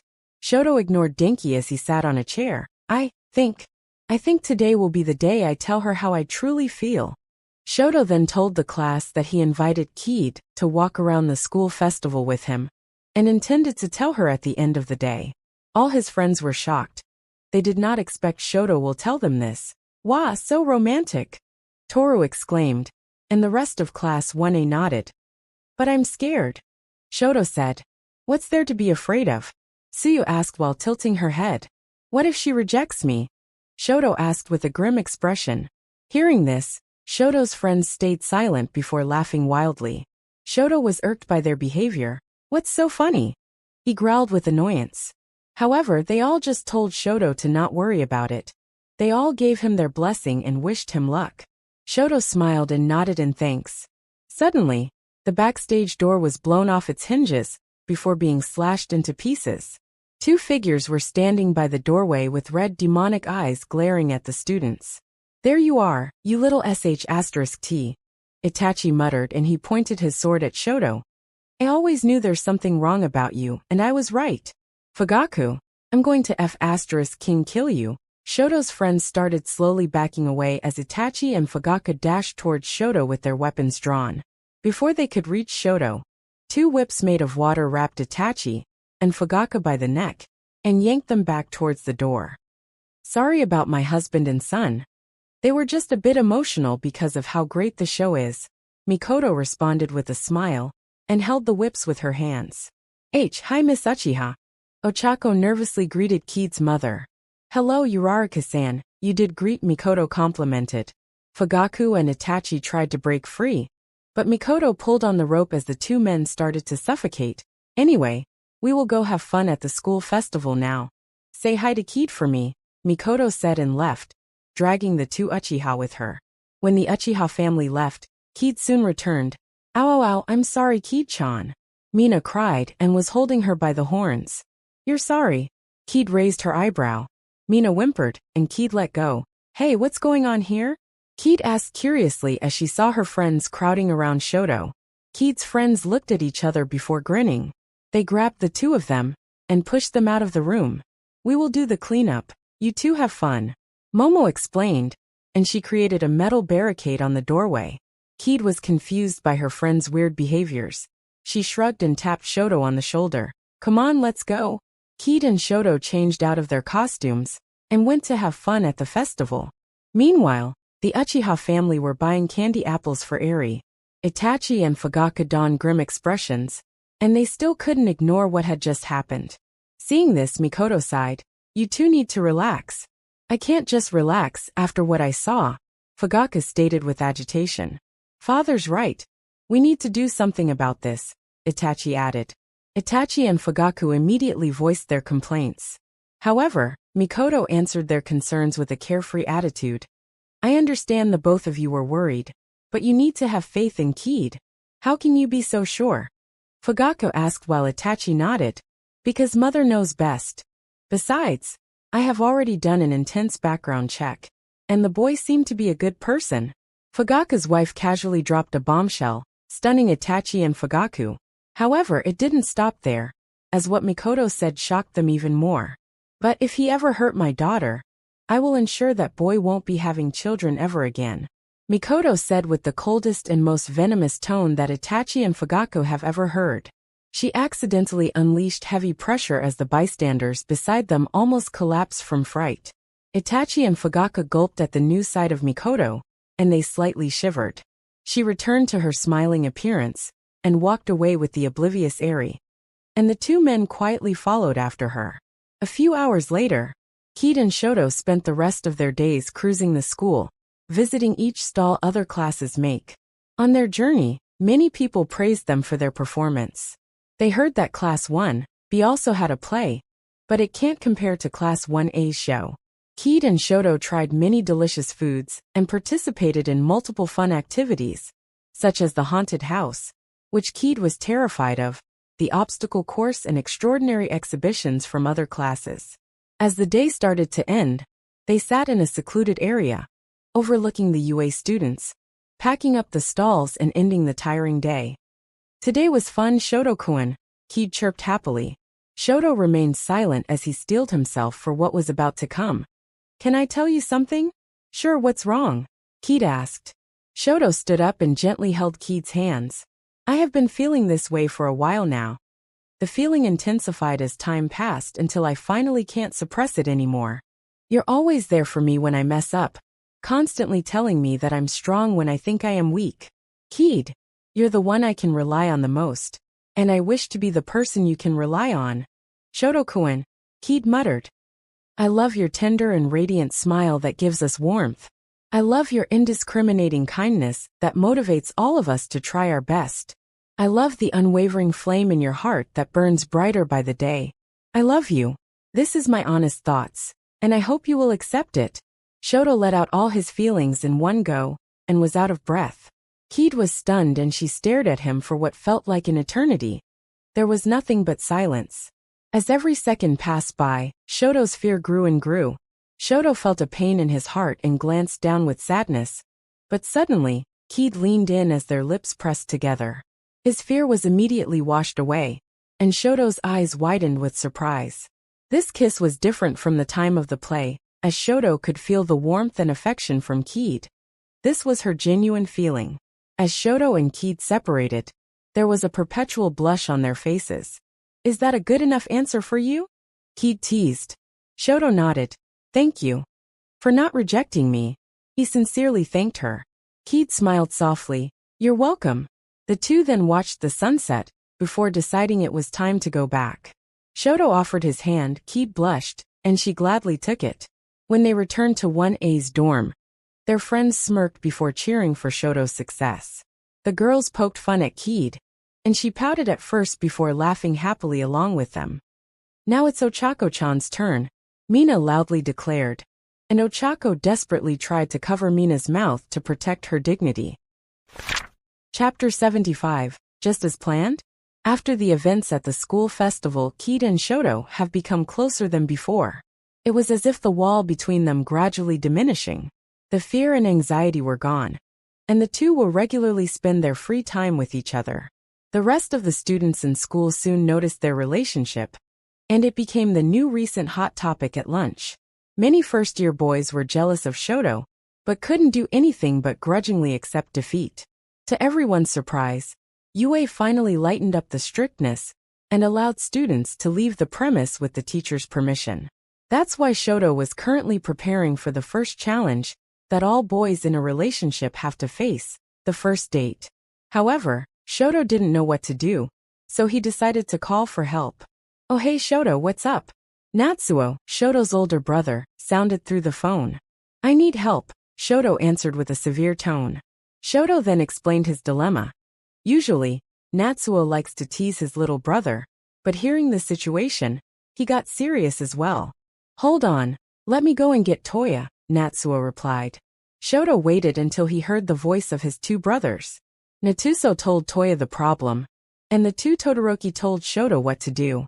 Shoto fervently wrote what they said on a piece of paper. 30 minutes later, Shoto thanked his two brothers and hung up the phone. He stared at the paper filled with notes and nodded in satisfaction. He thought that things would go perfectly, or will they? Tomorrow, Kaede and Shoto were touring around the mall. She had happily accepted the invitation, and they left UA this morning. However, Aizawa instructed they had to return by 2 o'clock in the afternoon. Therefore, Kaede and Shoto only had a limited time, but it was just enough.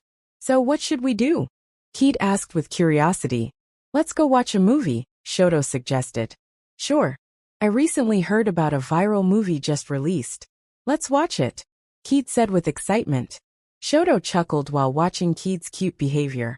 And they made their way to the movie theater in the mall. As they walked side by side, Shoto glanced at Kaede's hand, and his own as he remembered the first step. Remember to hold her hand as you walk.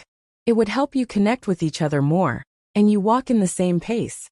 Natsuo. Shoto gulped and gently reached out. Their hands touched and Kaede noticeably flinched. Shoto was nervous, and held her hand, and their fingers interlocking with each other. Kaede blushed deeply, and averted her gaze. Shoto's face was also red with embarrassment, and they walked in unison. Despite this embarrassing feeling, it felt good. They eventually arrived at the theater, and luckily, there doesn't seem to be that many people. Shoto took upon the role to purchase the tickets, while Kaede left to buy snacks. When they met up again, together they entered the cinema. Shoto and Kaede located their seats as they sat down.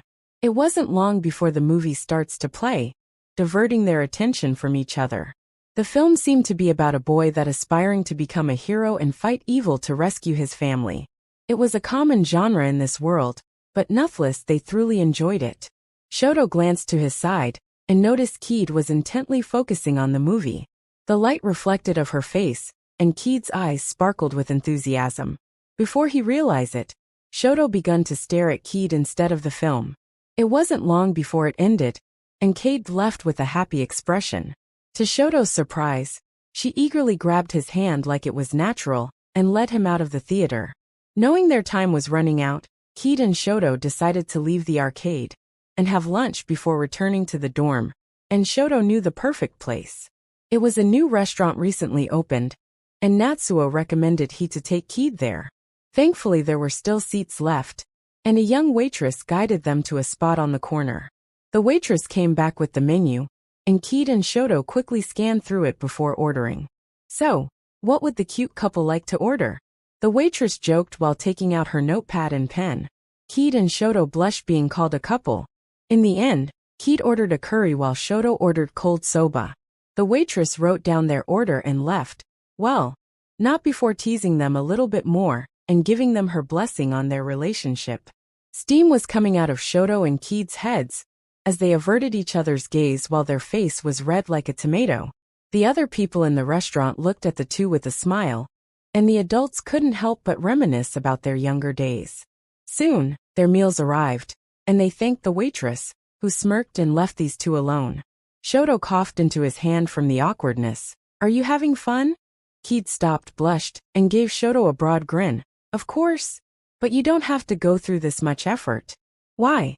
Shoto asked, bewildered. Because it's already fun to spend time with you, Kaede replied.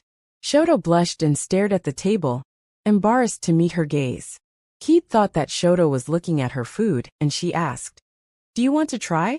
Shoto's mind froze, and he instinctively nodded. Before he could realizing what was happening, Kaede slowly scooped up a little bit of her curry, and brought it close to Shoto's face. He stared at her in shock as Kaede blushed. What are you waiting for? My arm's going to hurt, Kaede muttered. Shoto felt guilty and opened his mouth. Kaede pushed her spoon through his lips, and Shoyo's eyes shot wide open. For a moment he forgot how to breathe as he dazedly chewed. How is it? Kaede nervously asked. Shoto stared at Kaede before smiling. It's not as delicious as yours. Hearing this, Kaede blushed and fished it with her hair. Thanks. You don't know how much that meant to me. Shoto's heart started beating wildly, and he realized how lucky he was to have someone like Kaede. Everything was going perfectly, until they heard a loud audible gasp.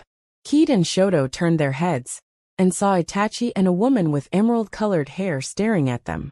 Earlier, while Kaede and Shoto were in the arcade, Itachi and Tomoko arrived at the mall. Hello, Itachi-san. Tomoko excitedly called out to Itachi. Tomoko asked if Itachi wanted to go to the mall with her, and since Itachi was free now, he agreed. They wandered around the plaza, and Tomoko looked around with wonder and awe. This wasn't the first time they had been together. After what happened in the hospital, Tomoko constantly invited Itachi to mini outings. Itachi was a bit reluctant initially, but Tomoko was stubborn, and he eventually gave in. Now Itachi found himself enjoying these interactions with her more and more. Before he realized it, Itachi smiled every time he was with her. When Tomoko finished exploring the entirety of the mall, She brought him to a restaurant, and as they entered, Itachi was shocked. He saw his little sister sitting with Shoto, and to his horror, Kaede reached out with her spoon. As he fed him with her own spoon, Itachi's lips quivered and he gasped. Present. Oniai-chan, what are you doing here? Kaede asked her brother. However, Itachi didn't respond as everything became black, and he fainted. Sometime later, Itachi groggily woke up, and the first thing he saw was Tomoko's golden eyes looking down at him. He found himself resting on Tomoko's lap, and he immediately got up in embarrassment and sat next to her. What happened? Where's Kaede? Itachi asked. Your little sister and that boy have to return to UA. But first, what happened, Itachi-san? Are you sick or anything? Tomoko demanded worriedly, as she placed her hand on his forehead, to see if Itachi's temperature was high. I'm not sick. I just saw something that I wish I never saw, Itachi muttered as he clenched his fist and gritted his teeth. Seeing this, Tomoko giggled. You sure are a caring brother, Itachi-san. But it's not that big of a deal. Not that big of a deal. That boy Todoroki will steal Kaede from me, Itachi yelled, and his eyes widened when he realized how embarrassing that must have sounded. Well, everyone will have to fall in love at least once, right? It's not something you can control, Tomoko reasoned. Itachi sighed, knowing that Tomoko was right. My mother and Shursui told me to ignore it, but I can't do that. Tomoko put one of her fingers by her lip and pondered. Why don't you talk to the boy? You will certainly feel better knowing that the boy's not a bad person. Maybe, Itachi muttered as gears started turning in his head, and a dangerous glint appeared in his eyes before quickly vanishing. Besides, Kaede will still be your sister, and it's not like you won't ever see her again. Tomoko, who didn't sense anything wrong, continued speaking. Itachi smiled wryly as he stood up. Thanks for the advice. No problem. Tomoko replied with a grin. Here, I will take you home, Itachi said. Before Tomoko could respond, Itachi picked her up in a princess carry. A faint blush appeared on her face, but she hid it away from Itachi as he leapt into the air and jumped from roof to roof. Chapter 76, Approval. Third POV. I sure wonder what's the meaning of this. Principal Niza muttered and stared at the two documents on his desk. The Todoroki family and the Uchiha family have requested to have their child temporarily removed from Heights Alliance for the weekend, Nizu explained. I think I have a basic idea of why, Aizawa said, and he pinched the bridge of his nose. Knowing Itachi's personality, he could guess the reason for the sudden withdrawal from the two families. Are you going to allow it? Principal Nizu nodded. Well, Kaede and Shoto do have the protection of Endeavor and Red Crow. Besides, the two families have insisted, and from the looks of it, I don't think they will take no for an answer. What do you think, Aizawa-san? Nizu asked the Class 1A homeroom teacher. Shoto sighed. I think we should agree to their request. As you said, they will be well protected and we have lessened UA's strictness, so why not? Very well, Nizu replied as he took out a pen from within his desk and signed his name. Nizu stored the forms away and observed the beautiful scenery outside the window. Kaede POV Sunday.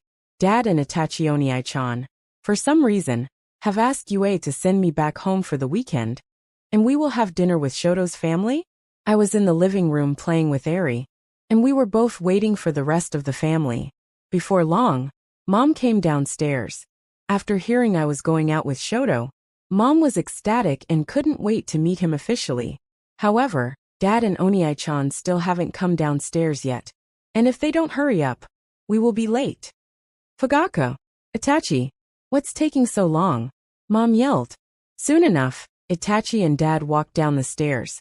But all our eyes widened seeing what they were wearing. They wore black combat clothes with vests, gloves and boots like Special Forces members.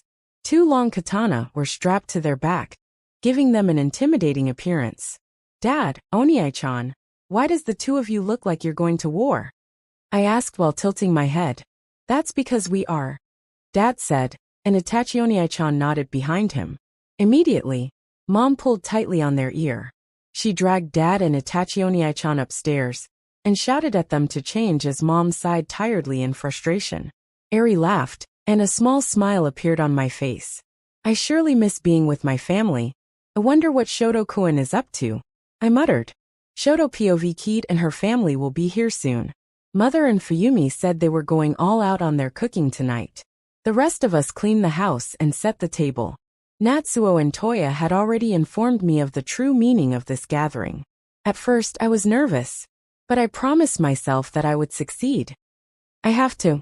I can't believe it. My little Shoto got a girlfriend, Mother exclaimed, and she spun around the room while carrying a plate of food. The doorbell of our house starts to ring loudly. I stopped what I was doing and quickly went to the front door. I opened the door, and what greeted me was Kaede's beautiful smile. Miss me Shoto-kun, Kaede teased. My heart rate increased and I smirked. I do. I replied before hugging her. Kaede blushed and buried her face into my chest. She's way too cute, I thought. Kaede's mother smiled at me with amusement. You two were adorable.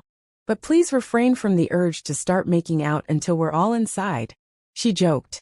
My face turned red, but I quickly recomposed myself and allowed the rest of Kaede's family to enter the house.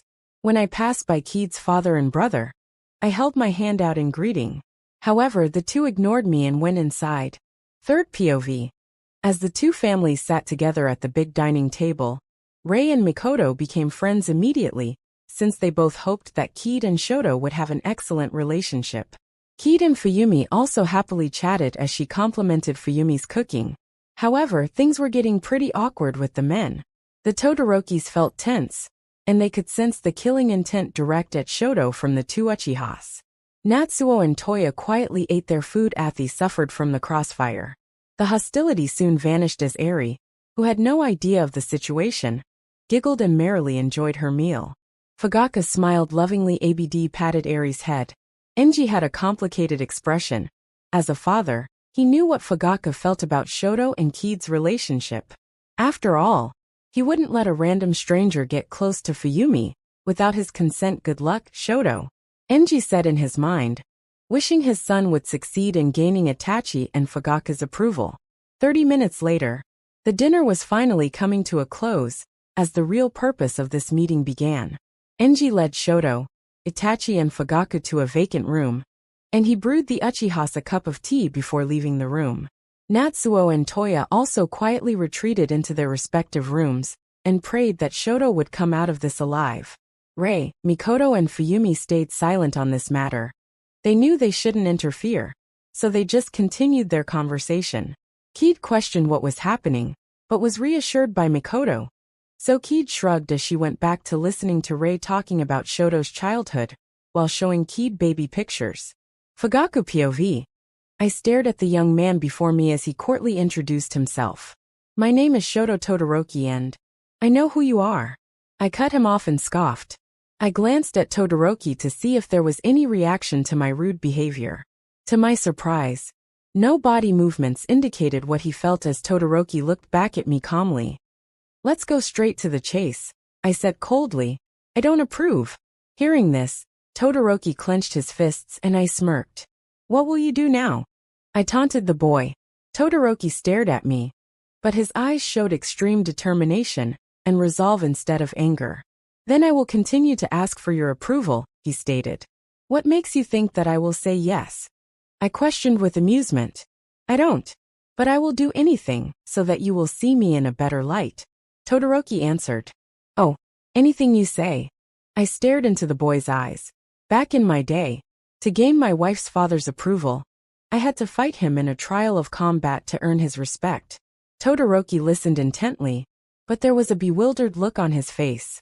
They say you can learn much about someone when you fight them face to face, I explained and took a long sip of my tea. Will I be fighting you? Enji's son asked. I laughed. No boy, I'm too old for such things. However, I snapped my fingers, and my son took this as a signal as he activated his Manjikyu Sharingan and brought the three of us into his Tsuyokomi space. Chapter 77 Verdict. Third POV. Shoto was caught off guard, and he was dragged into Itachi's dimension. Shoto was stunned, but he remained calm and thought rationally. He recalled Kaede briefly mentioned her brother's power, and this must be one of them. They were at a plain grass field designed by Itachi, and the area stretched as far as the eye could see. A/N.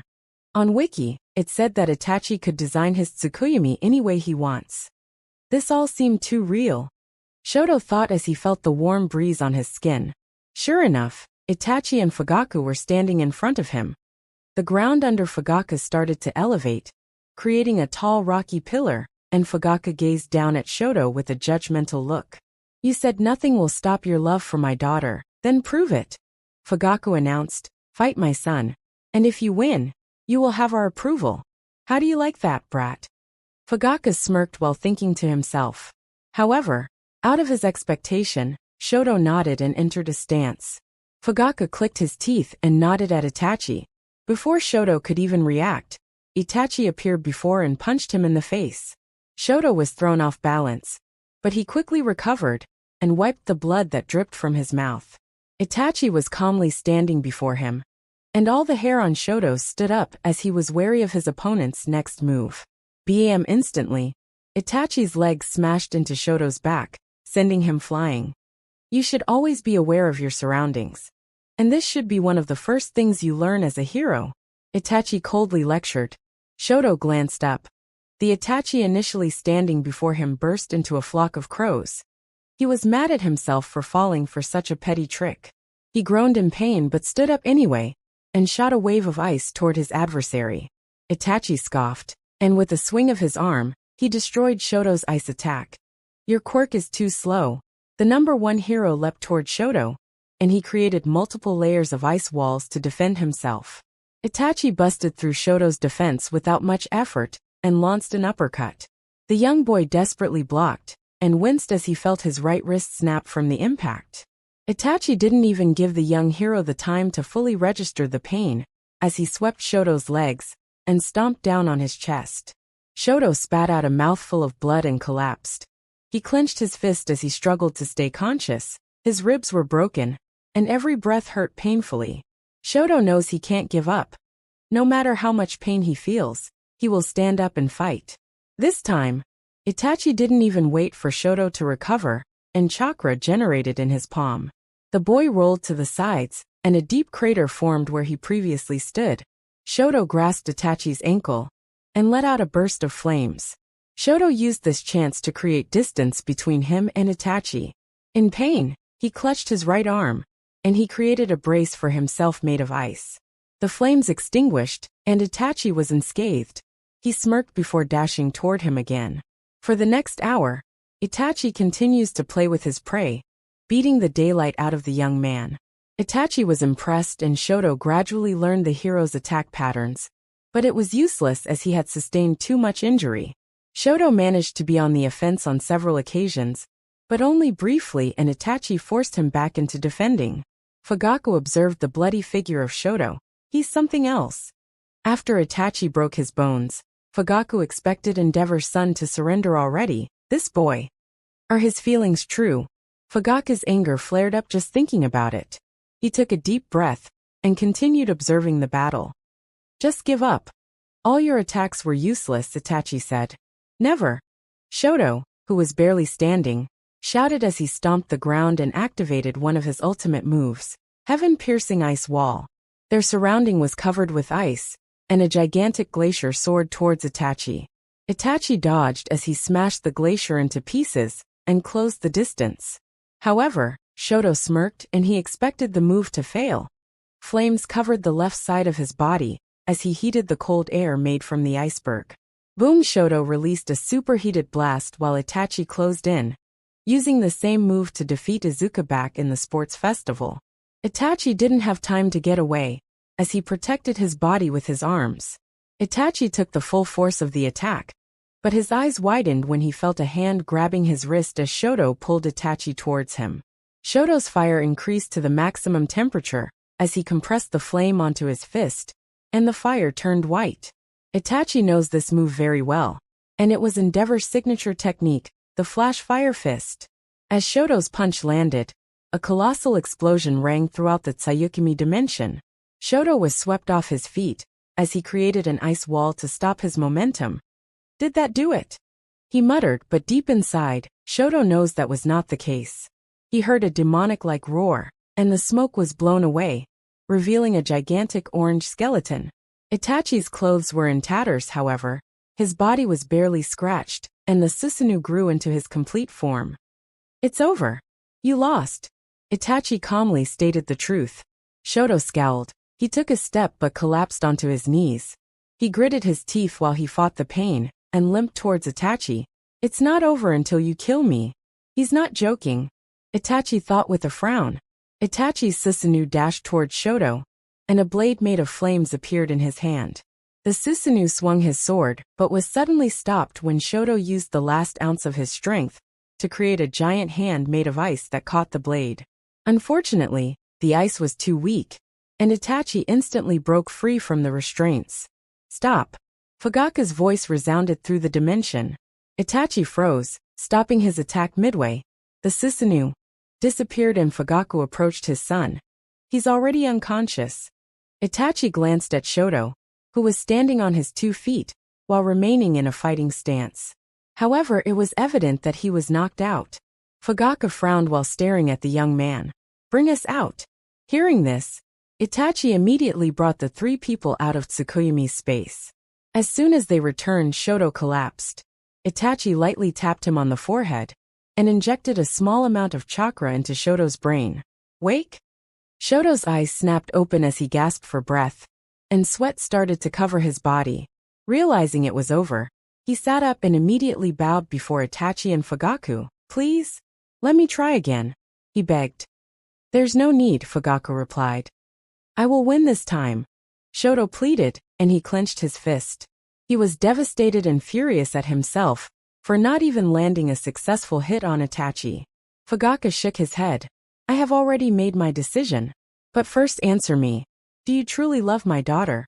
Fugaku asked. Yes, Shoto responded. Do you? I do. I love Kaede with all my heart. Fugaku crossed his arms and glared at him. There was silence until Fugaku's anger slowly disappeared, and what replaced it was a sad, nostalgic smile. No words can describe how much my children mean to me. I will do everything to see their smile. Very well, if it means that Kaede will be happy. I will allow it, he said with a sigh. Why? I have lost the battle. Why did you accept? Shoto was glad he was accepted, but he still couldn't help but ask.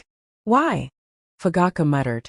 That time, I also lost to my wife's father, but that day he showed me the true meaning of this trial. Strength wasn't always everything.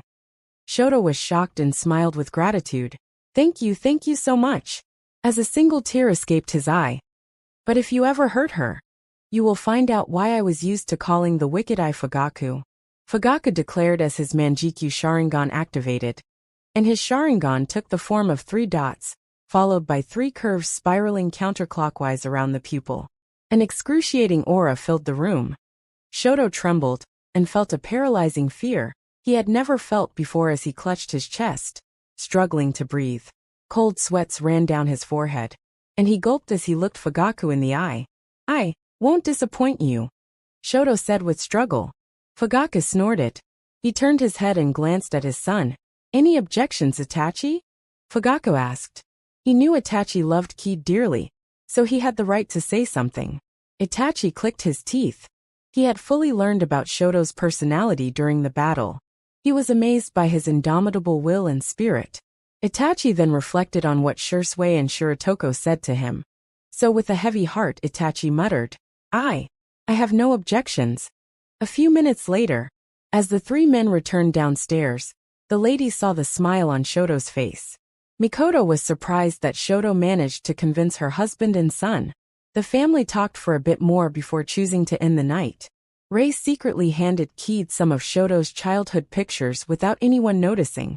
Kaede happily accepted the gift, thinking that she could tease Shoto with it in the future. On their way back, Kaede saw the sad expression on her father's and brother's faces. Kaede approached them and smiled sweetly. No matter what happens, Dad, I will always be your daughter, she said to Fugaku.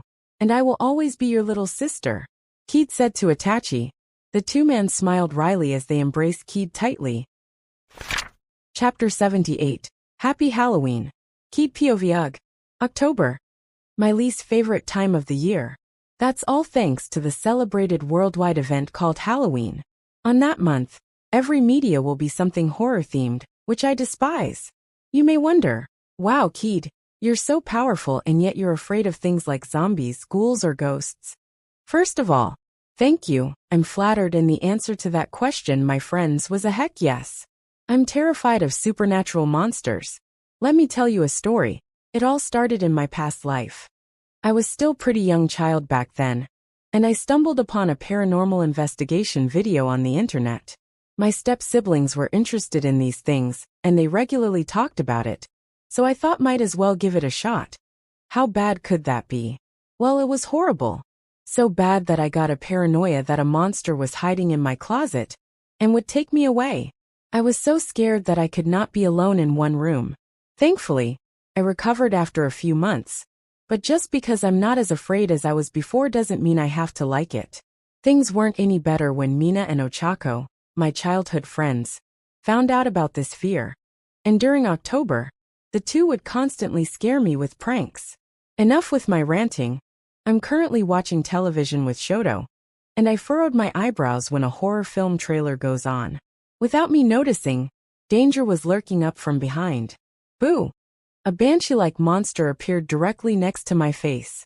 I screamed in fear and fell off the couch. Ha ha ha. Mina laughed and took off the scary mask. It's not funny, I yelled with teary eyes. Mina shrugged. It kinda is. You should have seen your face. I glanced at Shoto for help, but he averted my gaze and his shoulders shook, trying desperately not to laugh. I grumbled and punched him.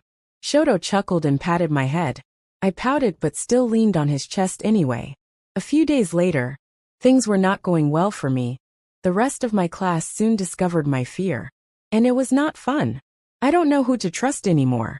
Now, I have to watch out if one of my friends is going to jump scare me. Third POV, Kaede continued to get scared by her friends as the month went on. It was all fun and games until it got a little too far. Here she comes. Denki excitedly whispered to Ijiro and Mashareo as he looked out the window. They put on their killer clown costumes and equipped their fake bloody knives. The rest of Class 1A were in Mina's room NDS.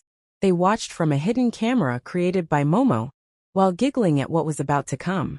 This isn't right, Ida said with a stern tone. I agree.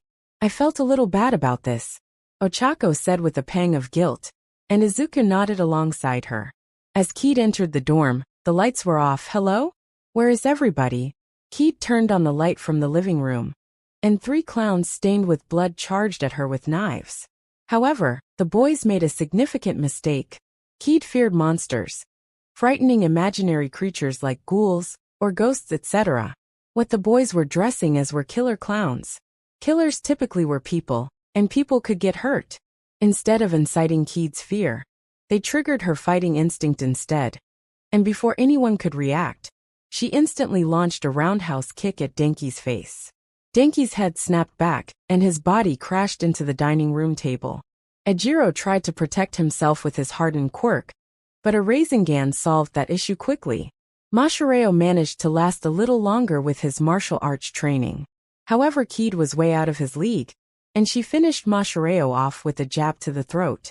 Kaede unmasked her attackers, and was surprised to see her friends. Realizing this was a prank all along, she fumed.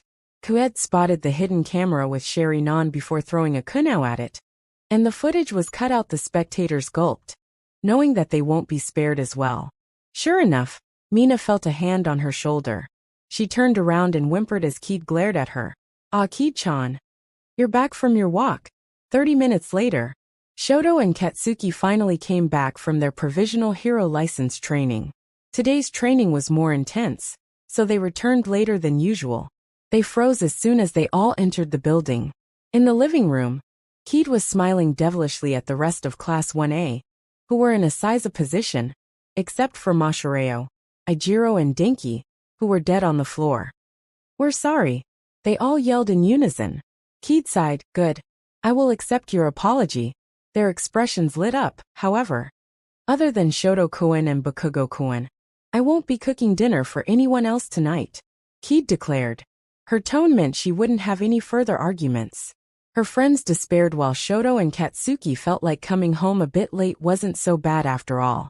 More time skips. The night before Halloween, Keyed POV. After that incident, my friends never attempted to scare me again. And I thought that was the end of this nonsense. But sadly that's not the case.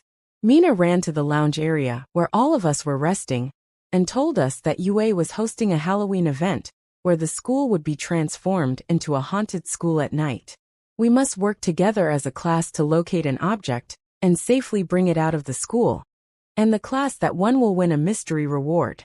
We have to participate, Mina said with enthusiasm. But it sounds super scary. I muttered and shivered at the thought of a haunted school. Come on, Ki-chan, what's there to worry about? Don't you want to know what the reward is? I'm curious, but still. Don't worry about it, Ki-chan. Besides, Todoroki will protect you, Mina teased and slightly blushed. I saw the excitement in her friend's eyes and sighed. I felt a hand on my shoulder and Shoto smiling at me. I relaxed before sighing again. Fine, let's do it. My friends cheered. And I slowly regretted my decision. The prize better be worth it. Chapter 79. Haunted School. Keyed POV. Hey D don't you th. Think they W. Went a little T too far. I muttered and stared at our UA school building. Compared to its modern and high-tech appearance, the school now looked highly run down with cracks on the window, rust and graffiti. My classmates were also slightly tense as well. They thought it would just be fun. But we should have known. For UA, if they do something, they will always do it with a 10,000% work ethic. There were other classes here. And they also looked nervous. Who can blame them? If the exterior already looked scary enough, I can't imagine what's waiting for us. I glanced around and was surprised to find that there were no second-year and third-year classes. Only first years. I wonder what's the reason for that. The school's front door suddenly opened, and All Might appeared. Ahem. Welcome to our yearly Halloween event, he announced. The rules are simple really. All of you will be tasked to find this item, located somewhere in the school. All Might explained as he held out a small red flag. The class that brought this flag out safely will be the winner. However, be careful. Dangers lurk deep within the school. Try to make it out tonight alive. We gulped and nodded. All Might then talked about other things like don't use our quirks, don't destroy school properties, vandalism, etc. When All Might finished his speech, he left, and we all slowly entered the school. Just as I expected, not even 1 minute had passed, and I was already terrified. First off, it was dark, like really dark. Thankfully, Yaoyorozu came and prepared and created flashlights in advance for the class. Now that we can see, the school was covered with mold, spiderwebs, and even some faint blood trails. Mina took the lead, and we followed her with shaky footsteps. I held tightly onto Shoto's hand as I recoiled at even the tiniest of sounds. Third POV. In the admin center of UA. Muhahahaha. Finally my favorite time of the year. I love it when I get toy with these humans. Nizu cackled manically as his body shook with excitement, and spilled some of the tea he was holding. Recovery Girl coughed into her hand. Your sadistic side is showing again, she said with exasperation. Sorry about that. It's a shame that the third and second years learn not to participate. That makes me happy to know my students are smart, Nizu said, and he regained his composure. Teachers, let the scaring begin, he announced through the comms. Keyed POV. There's nothing to be afraid of, right? Ochako asked nervously. We were currently walking in a dark hallway and searching through each classroom. My friends and I sometimes encountered some questionable traps that may cause some safety hazards. As we investigated the rest of the floor, the eerie silence filled our minds with fear of what awaited us. Grr. Everyone heard a low growling sound in the distance, and we all slowly shined our flashlights at the end of the hallway where the noise came from. It was a werewolf-like creature crouching next to what seemed to be a pile of gore, and we could faintly identify the shredded uniform of UA. A/N. Let's guess who's this teacher. All of us held our breath, and the werewolf stood up. Its height was way above 2 meters. The werewolf turned around and snarled at us, displaying its rows of sharp teeth. My friends and I slowly backed away, and after what seemed to be eons, the werewolf howled before charging toward us, as if it had found its new prey. Run! Zero yelled, and we all started sprinting back where we came from. 5 minutes later, we're all breathing heavily, and barely managed to escape from the beast. Some chuckled at the exhilaration and thrill, while others were on the verge of collapse. That was fun, Kaminari muttered as he leaned against the walls of the hallway.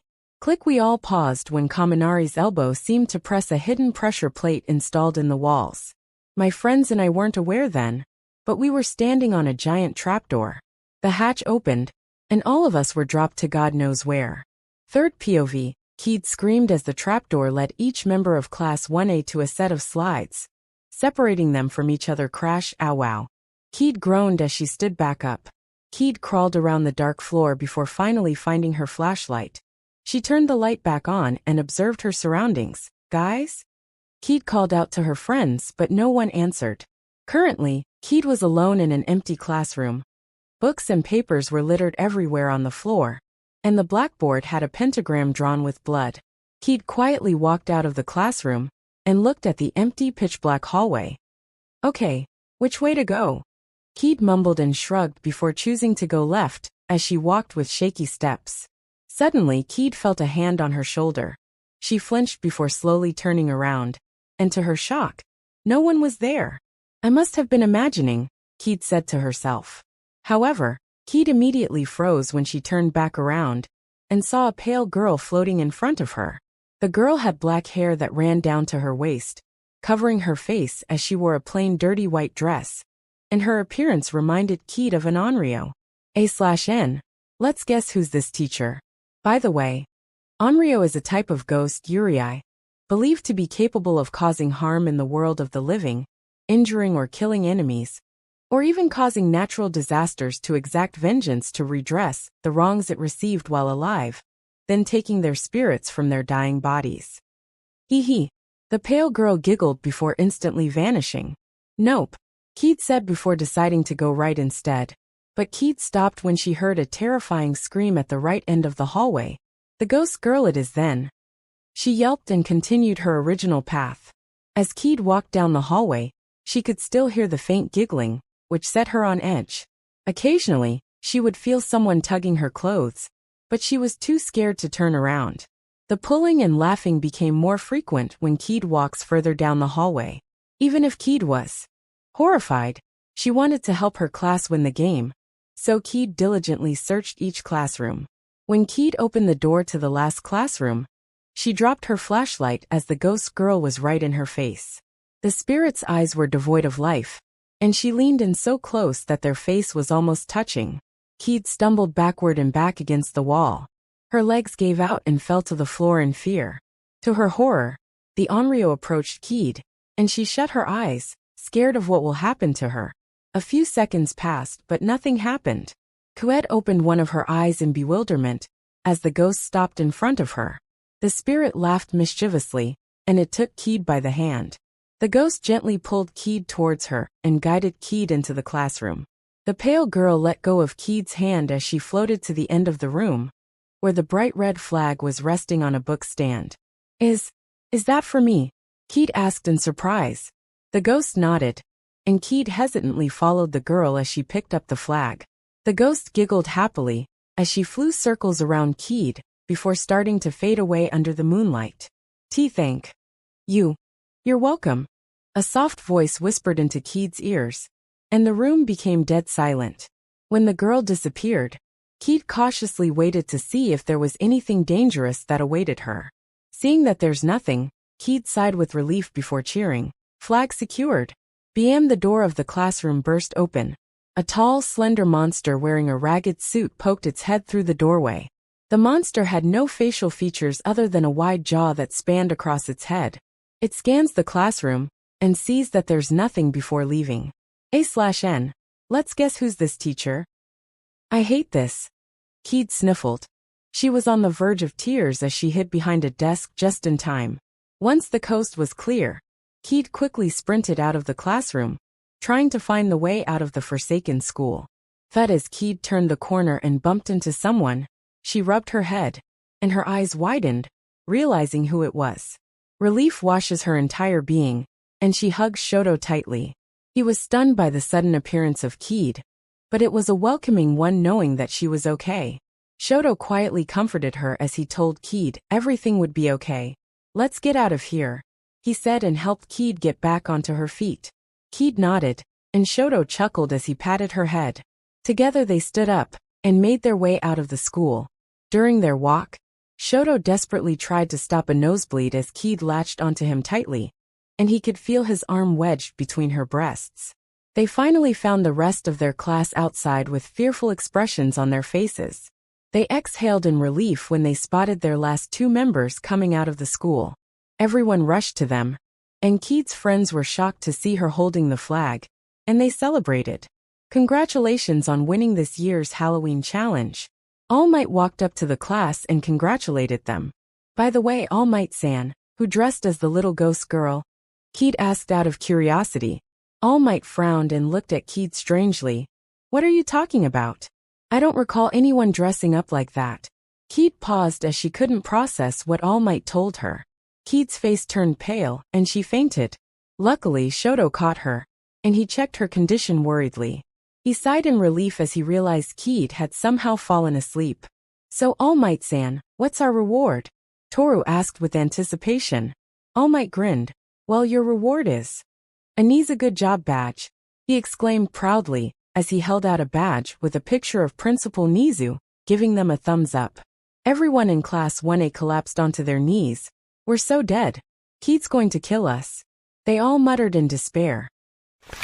Chapter 80, Familiar Visitors. Kaede POV. So now you substitute this variable with this, and have the answer. I explained to Shoto, and pointed at the writings in his book. Currently Shoto, Eri, and I were in Shoto's room, and I was personally tutoring him, because of his special training to gain the provisional hero license. His studies have been dropping lately, and I take it upon myself to bump his grades back up again. Eri was sitting next to me, watching a show on my phone while cutely eating apple slices, and stuffing her cheeks like a chipmunk. I patted her head, and she smiled joyfully at my touch. With my Oni-chan's training, Eri's quirk won't randomly go out of control, and we believed that with more effort, Eri would manage to heal Oni-chan's arm. This gives her the determination to master her quirk as soon as possible. Since with Eri's quirk under wrap, she will soon attend kindergarten. She was pretty nervous, but also curious about meeting other people her age. I glanced at Shoto, who nodded to my explanation, as he wrote down the calculation in his book. He then smiled as he leaned closer and kissed me on the cheek. I blushed and told him to focus on studying. Kaede, Shoto, Eri, the visitors are here. Mina called from the door to Shoto's room. Okay, coming, I replied. The three of us stood up, left the room, and reached the house's front door where all my friends were already there. I already knew who the visitors were, the wild pussycats, so I casually walked to the front of the group with Eri following close behind. The door opened, and my friends' eyes lit up when they saw that their mysterious visitors were the pussycats. They did their signature team pose and happily greeted us. Hey guys, long time no see. I greeted back. When they saw me, their face turned serious and they bowed. We want to apologize for our incompetence back at the training camp. I hope you will forgive us, Mandalay said. I smiled and waved off their apology. It's okay. I have never blamed you guys in the first place, I casually responded. The pussycats raised their head with surprise and smiled. I could tell how relieved they were by my response. Suddenly, I saw a little black figure behind Mandalay, shyly glancing at me. I noticed who it was and my face brightened. Hi Koda. Koda wore his usual outfit, but this time, there's a little plastic sword was strapped to his waist. He shyly glanced up at me. Before Koda could react, I picked him up and hugged him. Do you miss me? I teased. Koda became flustered with embarrassment, and to my surprise, instead of struggling to break free, he nodded. My eyes widened with shock. What happened to him? I felt a tug on my sleeve. I glanced down and saw Eri looking at Koda with jealousy. I giggled as I set Koda back down and hugged Eri as well. I placed her back onto the floor and introduced Koda to her. Eri, this boy here is Koda-kun. Do you want to play with him? Eri tried to act mature and nodded, but I knew that deep down, she was excited. She grabbed Koda's hand and dragged him away. We all smiled warmly at the scene. Mandalay informed me that after what happened at the training camp, Koda has become more friendly and confident. He also now carries a plastic sword because apparently, he sees me as his idol. I chuckled and promised myself not to tease him with this new information. The pussycats were then guided to the living room. But I grasped the wrist of one of the pussycats, who I wanted to talk to privately. Hey Shiratoko-chan, let's have a chat.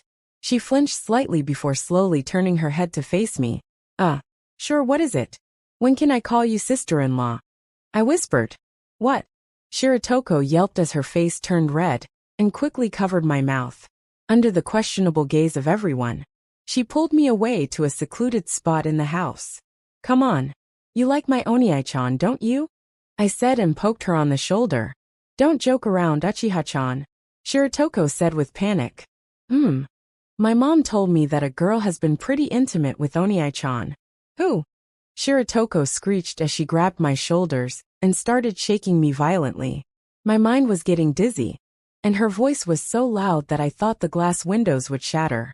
Shiratoko froze when she saw the smirk on my face. Katya. I cheered. She whimpered. Is it that obvious? Shiratoko muttered and leaned against the wall. Yeah. I answered while chuckling. Do the rest of the pussycats know? Of course not. If Shino, Mandalay, and Ryuko Pixie Bob find out, they will kill me. Do you know how hard they've been trying to find a man? Shiratoko replied with a terrified tone. There was silence before both of us giggled at the thought.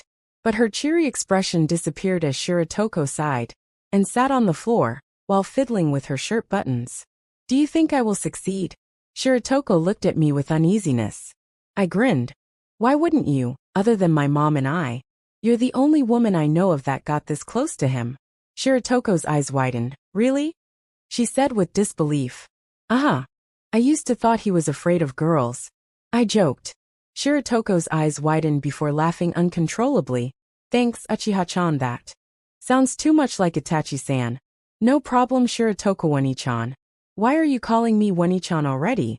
She exclaimed, and the red tint returned to her face. A wide grin appeared on my face. Call it intuition. Shiratoko sighed. We both got up and walked to the dining table where my classmates and the pussycats were. They asked what we were talking about, but I replied it was nothing. Third POV. Come on this way. Eri excitedly said, and pulled Koda up the stairs. Where are we going, and who are you? Koda yelled as he was forcibly dragged along. I'm Eri, and Keats my Wani-chan. Eri slapped her chest and proudly declared. Koda was shocked, and he became silent as Eri brought Koda into Keats' room. Wow, Koda said as he glanced at rows of sharp weapons. He subconsciously reached out to touch it, but Eri quickly stopped him. Wait, it's dangerous, she said with worry. Koda snapped out of his daze and hurriedly retracted his hand. Where are we? Koda asked as his eyes wandered around the room. His eyes twitched when he saw the pile of plush toys littered around the room. This is my One-chan's room, Eri answered with innocence. Hearing this, Koda's face heated up at the thought of being in a girl's room. By the way, why do you have a toy sword, Koda-kun? Eri asked curiously, as she stared at the plastic sword strapped to Koda's waist. Koda unsheathed the plastic katana. Because Kidwani-san is super cool, and I want to be strong just like her. Eri's eyes sparkled. She quickly ran to her little backpack in the corner of the room and took out a similar-looking toy sword. In fact, Eri admires Kid just as much as Koda does, and she asks her mom to buy a sword as well. Koda-kun, let's battle, Eri said excitedly. Koda was also pretty ecstatic. Just the thought of fighting with swords filled his mind with enthusiasm. He quickly unsheathed the plastic katana and waved it around dramatically. Eri smiled as they charged at each other. What transpired next couldn't even be described as a fight. The two children had no idea how to correctly swing a katana, as they kept stumbling and tried their best to whack each other. After 10 minutes, Eri and Koda gave up and collapsed onto the floor. Both of them were exhausted, but their faces had non-diminishing grins. I win, Eri declared at the end, that she had just managed to scrap Koda's knee with the tip of the plastic sword. Koda huffed, but the loss didn't ruin his mood. As the children looked up at the ceiling in silence, Eri told him about her past and how Kid saved her life. Koda listened quietly. Deep inside he was stunned. He gritted his teeth in anger. When he realized there was someone who had been through way worse, He was disgusted at himself for acting like such a brat. Kota respected Eri, and the two have quickly become good friends. The door opened, and Kaede chuckled, seeing the children lying on the floor while happily chatting. Kaede went to get the two children when it was time to go. As the pussycats were at the front door, Eri happily waved Kota goodbye, and Kota waved back. "Did you have fun?" Kaede asked Eri, who was staring at the leaving pussycats. "NN." Eri nodded as Kaede hugged her in response. Eri can't wait to play with Kota once more. Chapter 81, Hero Ranking. Kaede POV, Kaede-chan, it's starting. Ochako shouted from across the room. "Okay, I will be there soon." I yelled back as I finished brewing my tea, and hurriedly went to the lounge. I sat next to Mina and Ochako, and together, we watched the television screen. "Ladies and gentlemen, welcome to the Japanese Pro Hero Ranking announcement." The commentator announced through the television. Today's ranking was special, as it was the first time All Might won't appear on the ranking. The crowd applauded as the floor of the giant stage started to open, and 10 people were elevated onto the stage. I cheered when I saw my Oni-chan at the center of the group. When the top 10 heroes were on stage, the commentator revealed the current ranking for Pro Heroes: number 1 hero, Red Crow number 2 hero, Endeavor number 3 hero, Hawks number 4 hero, Best Genus number 5 hero, Edgeshot number 6 hero, Mirko number 7 hero, Crust number 8 hero, Kamui Woods number 9 hero, Wash number 10 hero, Yoremusha 3rd POV.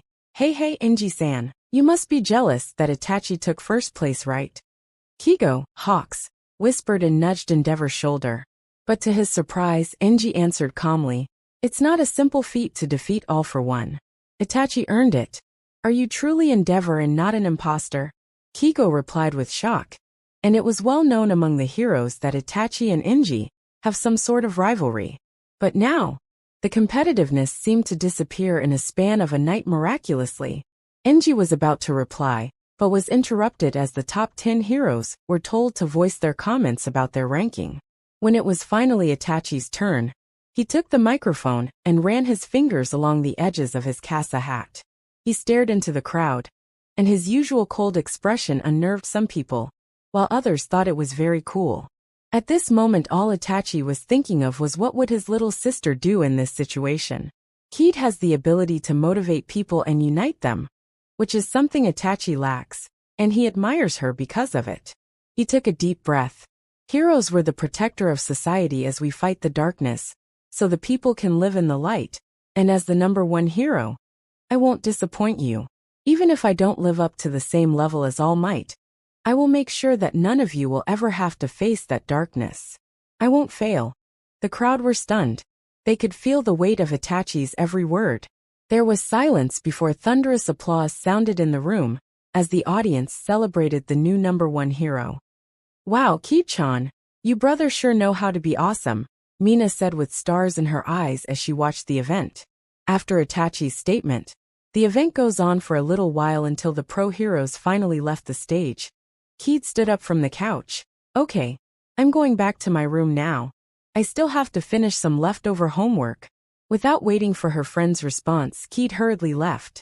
Mina and Ochako glanced at each other. They felt something was wrong, but they couldn't really pinpoint what was it. Their worries were correct. In an empty warehouse, a man wearing a white theater mask was staring at the 5 giant Nomu in front of him. "I would have preferred soulless puppets. They worked way better than living garbage like you," Kagutsu muttered. The Nomu growled. "But they didn't do anything," Kagutsu smirked. "I guess in a way you already are. Hood, you will lead. I want Red Crow and Endeavor dead, understood?" "Your wish is our command," the Nomu named Hood answered in a low and hoarse voice.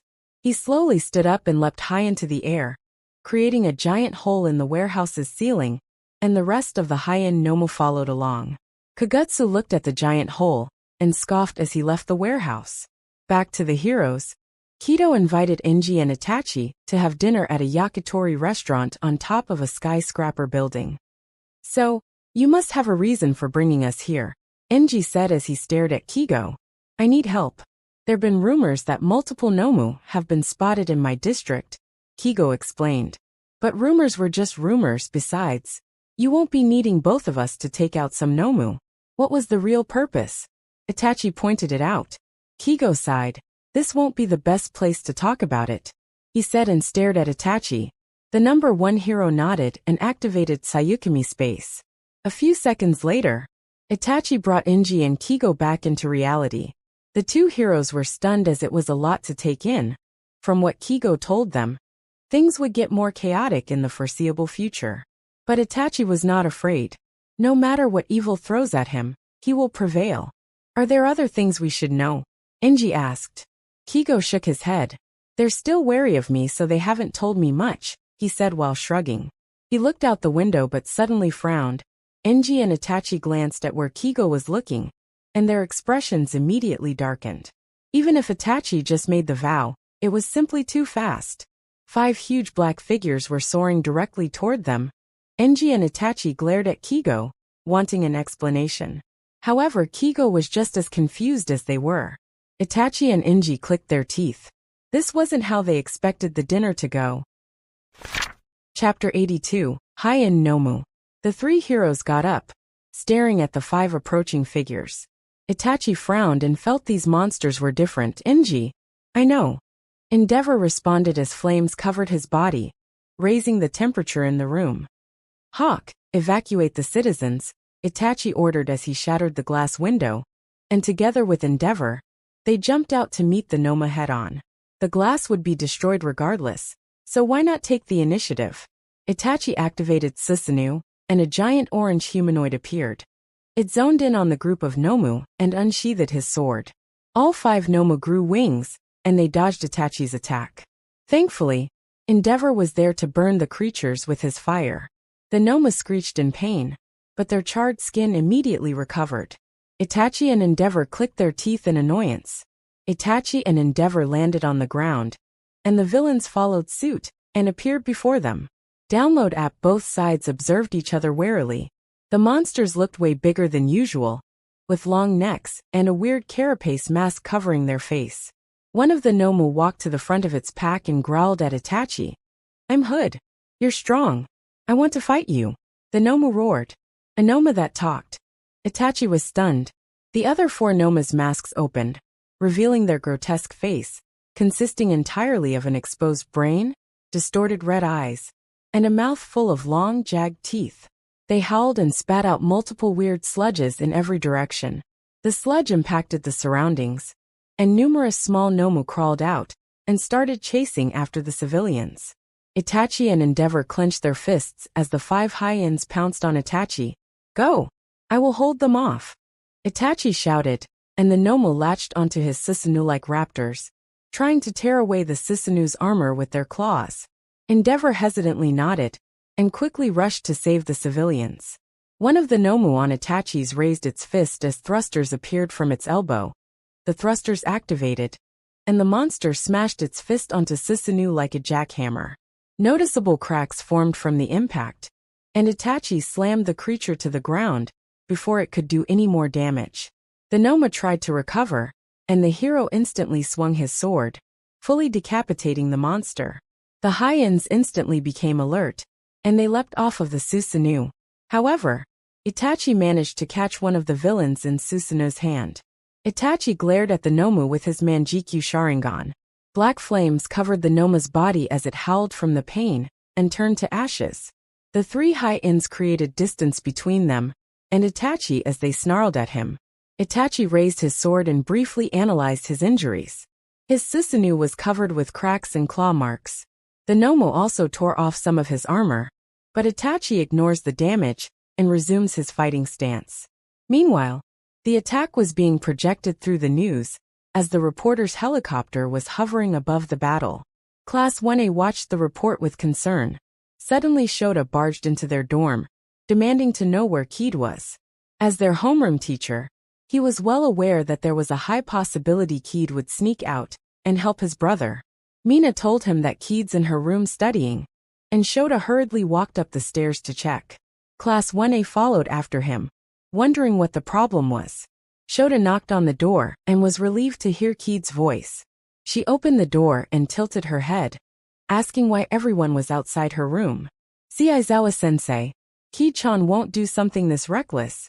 Mina proudly praised her friend and slapped Kaede on the back of the shoulder. Poof! Everyone's eyes bulged out of their socket as Kaede stumbled and exploded into a cloud of smoke. Aizawa cursed. He was too late. Kaede had already left. Seeing this, Shoto immediately sprinted to the front door to go after her. But Aizawa cancelled his quirk and restrained him with his capture weapon. Sensei, look! Izuku exclaimed and pointed at the TV.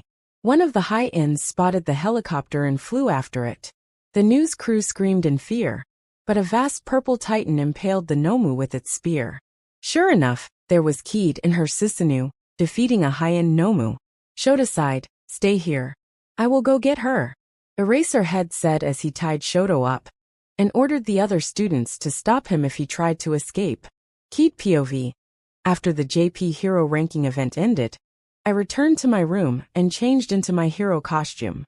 As soon as the news of the attack came out, I created a shadow clone and quietly sneaked away.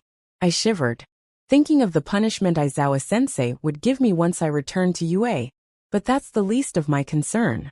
I was surprised that the Nomu that I had impaled was still well alive, and it escaped and regrouped with the rest. Its injuries healed immediately, reminding me how strong these high-ends were compared to a normal Nomu. I landed next to Oniai-chan, ready to support him in this battle. Kaede, what are you doing here? Itachi Oniai-chan shouted. No time to explain. Watch out. I warned our talk was interrupted as had pounced on my Susanoo. Its face suddenly opened, and it bit my Susanoo's wrist with its deadly sharp teeth. His teeth sank into the Susanoo, and I scowled in frustration. It seems like I have to work on my Susanoo a bit more. I shook my arm, trying to throw Hood away, but he latched on like a sponge as his arms lengthened and wrapped around my wrist, constricting it. I managed to shake him off and threw Hood into the air. I swung my spear, but boosters grew out of Hood's elbow, and he safely dodged my attack.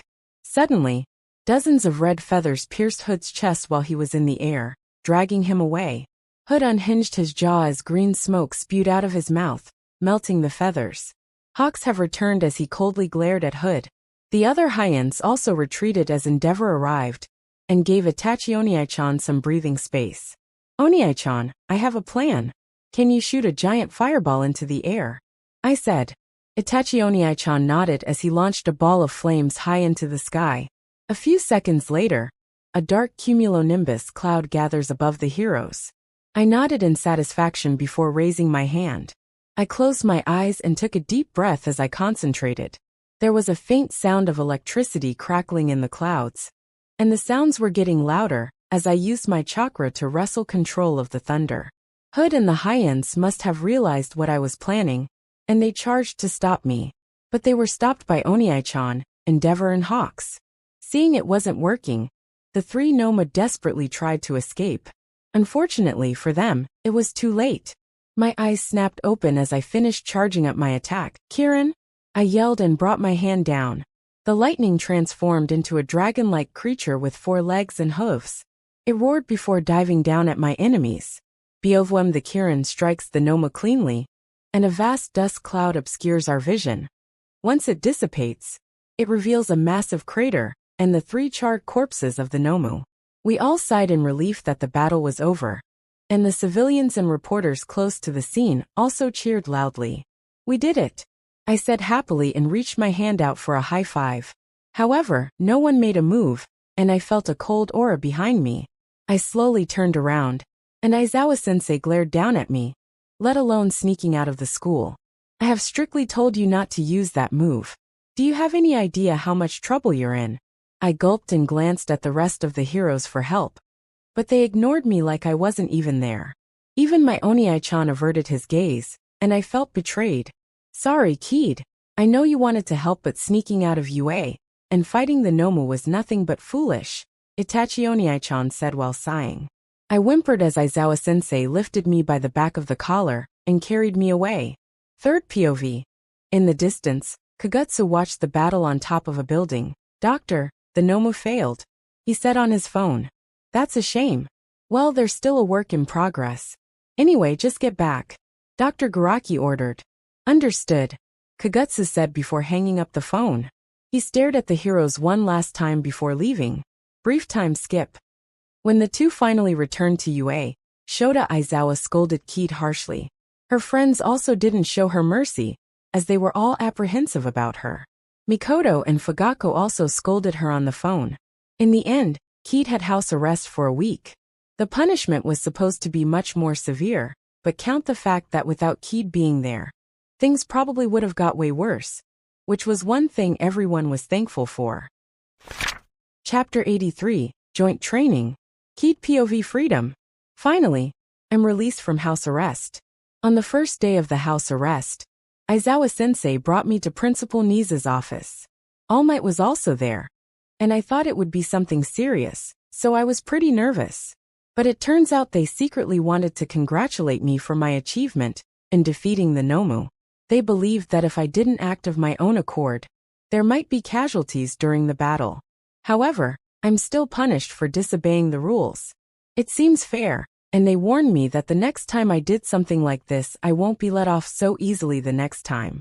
Also, it turns out that after that battle, my hero's name started to get noticed by the public. So mission failed successfully? There's also one thing that has been on my mind that I've been anxious about. After the battle of the JP Hero ranking, that's when Season 4 of MHA concluded. Usually, I wouldn't be too concerned, but I haven't watched Season 5 yet, and my anxiety grew by the day. That's why I will put in double the effort. During my house arrest, I didn't waste my spare time horsing around, as I spent 7 days training. Specifically training in my Susanoo. The process was slow as I can only use complete form Susanoo once a day, or else I will overexert my body, but I'm making progress. However, no matter how hard I trained, there was still a part of my heart that constantly questioned whether it would be enough. But thoughts were just thoughts. I will not allow it to ruin me. I sure hope what I said won't come and bite me later. Haha. Anyway, where was I again? The house arrest had ended, and I returned to the classroom. Sure enough, I missed this place. It's good to be back, I exclaimed and leaned on my chair. The rest of my classmates chuckled, but that was interrupted when Aizawa-sensei entered the room. He informed us about changing into our hero costume and meeting him at Ground Gamma. We were recently told that we should consider redesigning our costumes to make them suitable for winter. There were significant changes like Bakugo, who wore a long, high-collared black jacket, and some small ones, such as Yaoyorozu, who just added a red cloak. I kept my hero costume mostly the same except now my stomach region was covered, and added a bright red scarf that wrapped comfortably around my neck. I didn't have to change my costume much since I could cover my body with chakra and protect myself from the cold. We talked to each other about our winter costumes, and Ojirio commented about Midoriya's newly upgraded gloves made by Hadasum. Hearing Hadasam's name, Ochako looked as if she had just eaten something bitter. As her childhood friend Mina and I teased her about it. Suddenly we heard voices, and students from Class 1B arrived. Our class will be doing a joint training, and Monoma arrogantly proclaimed that their class would be the winner. But one stare with my Sharingan shut him up easily. Glad King and Aizawa-sensei appeared, and explained the rules of this joint training. Class 1A and Class 1B will go head-to-head in teams of 4 to battle it out. To win, we were supposed to bring our opponents to a jail cell, and once all 4 members of a team were captured, the other team wins. However, Aizawa-sensei told us that there would be a special guest joining us. My friends and I wondered who it was, and our teachers announced that the person was Hitoshi Shinso, who brainwashed Midoriya at the sports festival. They explained that Shinso has been considered to be transferred into the hero course, and that he will be tested in this joint training. Shinso approached from behind the 2 homeroom teachers, and I happily greeted him. He now also wore a mask and binding cloth like Aizawa-sensei, which makes me think that Aizawa-sensei must have been privately training him. All of us greeted Shinso, and he gave a short introduction. When Shinso finished, Aizawa-sensei began to assign us to teams. However, he didn't put me in one. Sensei, what about me? I asked while raising my hand. Uchiha, you will be fighting solo, Aizawa-sensei explained. Everyone was shocked, but my classmates kind of understood why. Then who will I be fighting? I asked. You will see, he answered ominously. I shrugged as the battle between Class 1A and Class 1B officially commenced. Each team was called on to fight one by one, and all I could say was that it was breathtaking. I felt happy to know how much my friends had improved their skills. I was also impressed by Class 1B's fighting skills, and some of my friends have unfortunately lost their battle. When it was Shoto's turn to fight, I cheered for him. He was teamed up with Shoji, Ojiro and Ida, while their opponent was Kaibara, Tsunatori, Tetsu and Hananuki. Shoto's battle was intense, and he was forced to fight one-on-one against Tetsu, who could resist Shoto's ice and fire. During the struggle, Shoto manages to surpass his limit, and he unleashes a fire so hot that even I could feel it from the spectator stand. Unfortunately, Shoto should have won, but Hananuki arrived, and he softened the ground as Shoto tripped and fell. Bonk! As Shoto fell, he knocked his head on a random pipe, and I winced at the loud noise it made. Shoto was out cold immediately, and he lay motionless on the ground. The match concluded soon after, and I hurriedly followed the unconscious figure of Shoto, who was being carried into the infirmary. Third POV, Shoto gradually opened his eyes, and he had a painful headache. He groaned and sat up from the infirmary bed. Shoto-kun, are you okay? He heard a familiar voice calling his name. What happened? Shoto asked as he dizzily glanced at Kaede. During the joint training battle, you bang your head on a piece of pipe. Kaede answered with an amused tone. You were then taken to the infirmary. Recovery girl, and I healed all your wounds. Hearing this, Shoto was extremely embarrassed from getting defeated in such a way. Did we win? Shoto asked with faint hope that at least their team had won the fight. About that after you went unconscious. Tsunatori-chan stalled for the rest of the game, so it ended in a draw. Kaede responded with a chuckle. Shoto slumped his shoulder, feeling discouraged and disappointed. He sighed and looked at his hand. We would have won if I hadn't made a rash decision to overuse my ice. Don't feel bad. Everyone makes stupid choices. Kaede tried to comfort him. Such as sneaking out of the school. Shoto joked and gave Kaede a mischievous smile. That's for a good cause. A good cause, I tell you. Kaede desperately tried to defend herself. Kaede and Shoto stared at each other, and both laughed. Kaede smiled and gently took his hand as she rested her cheek against his palm. Even if it's embarrassing, in my eyes, you were super cool, Shoto-kun. Shoto smiled wryly and pulled Kaede into an embrace. Thanks. The two remained in that position, enjoying each other's company. But that moment ended when they heard footsteps approaching.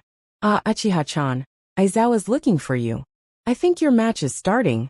Recovery girl's voice echoed through the room as the elderly hero entered the infirmary.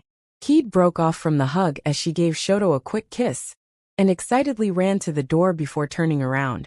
Please cheer for me too. Shoto nodded, and Kaede rushed out of the room. Recovery girl glanced back at Shoto. You sure are a lucky guy. Yes, Shoto muttered in a daze, as he could still clearly remember her warmth on the left side of his face. Chapter 84 Joint Training. Kaede POV. I hurriedly ran back to Field Gamma where the rest of my friends were waiting for me. Sensei. I'm ready, I exclaimed. Aizawa-sensei nodded and glanced at the two classes. Uchiha will be versing the teams that won the joint training battle. Everyone, including me, yelled. Aizawa-sensei, will Kaede-chan be fighting multiple times then? Ochako asked curiously. However, Aizawa-sensei shook his head. No, she will battle all the winning teams simultaneously. Now everyone was shocked. Aren't you overestimating me a bit? I replied, hoping that Aizawa-sensei was just joking. He just shrugged and ordered us to prepare. Third POV. As Kaede and her friends entered the depth of Field Gamma, Vlad King glanced at Shota's calm expression. Isn't this too unfair? I know my students better than anyone else. If Uchiha became serious, even we can't defeat her when we're at our peak, Shota explained. Vlad King was surprised by this statement. He heard that Kaede had fought the high-end Nomu, but never saw the recordings. So he reluctantly nodded and remained silent. Begin! Shota shouted. Meanwhile in Ground Gamma, don't worry, we got this. Ejiro tried to cheer everyone up and smashed his fists together. However, some were still not convinced and Denki sighed. Sensei must be punishing us. Class 1A knew how terrifying Kaede could be, so before the match even began, they were already a little discouraged. Who cares? I'm going to kill her. Katsuki proclaimed. Is Uchiha-ken that strong? Itsuka asked, and the students from Class 1A nodded. Kyoka, who had stabbed her earphone jack into the ground, muttered, She's coming? Everyone froze as they got on guard and patiently listened for more news. Kyoka frowned and her eyes widened. I've lost her. While the students were searching for their target, a predator observed her prey. Katsuki felt a weird sensation as he peered into the distance. And there he noticed a pair of blood-red eyes staring straight back at him. His whole body froze, and won't follow his command as Katsuki's hand slowly reached for the pins on the improvised grenades attached to his belt. Realizing what Kaede was doing, Katsuki gritted his teeth and desperately struggled against the genjutsu. However, it was in vain. *T. Katsuki cursed, and everyone turned their heads. The students' eyes widened as they watched Katsuki's fingers wrap around the pin of the grenade. Everyone run! Izuka shouted, and all his friends bolted. Boom! An enormous explosion sounded on the battlefield. All the young heroes sprinted to separate directions, while some weren't so lucky and got caught in the blast, and were added to the collateral casualties. They all gulped as a third of their team was instantly eliminated, and what's worse was that they were all separated from each other. Kyoka gasped as the explosion swept her off her feet. She quickly recovered and pierced her earphone jack on the floor to locate Kaede. Her eyes widened and she whimpered in fear. Kyoka spun around, but it was already too late. Thud. A few minutes later. Jiro-chan, are you okay? Mina called out with concern as they saw the disheveled appearance of Kyoka sprinting towards them. The young heroes eventually regrouped, and they realized that even if they relax for a second, it could be proved to be detrimental. Kyoka winced and nodded. She collapsed on one knee from exhaustion. Hey Jiro-san, what happened? Denki approached her and reached out his hand. At this moment, only Izuka spotted a slight smirk on Kyoka's face as she grasped Denki's hand. Denki felt all his strength vanish from his body, and everything turned dark. Izuku immediately rushes at Kyoka with full cowling. Kyoka raised her wrist and swiftly blocked a kick from Izuku.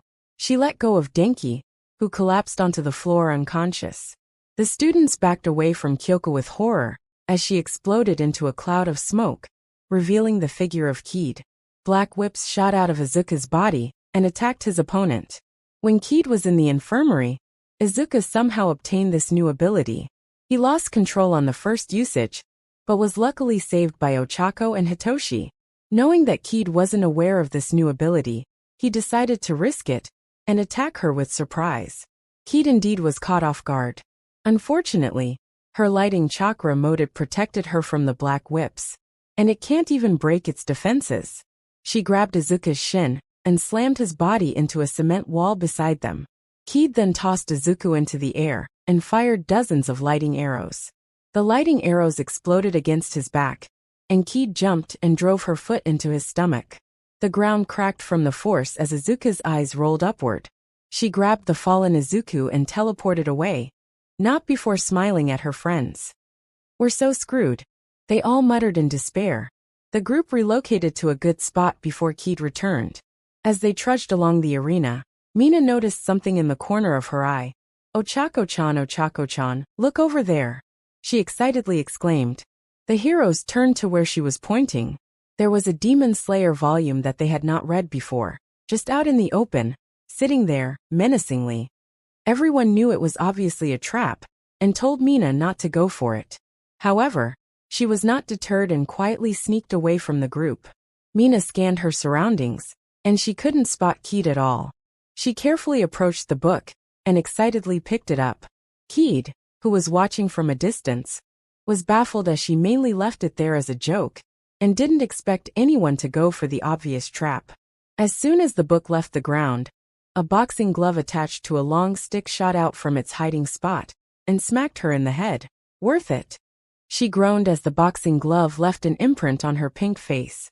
Kaede appeared beside her, and sighed while dragging her friend to the jail cell. Back to the group of students.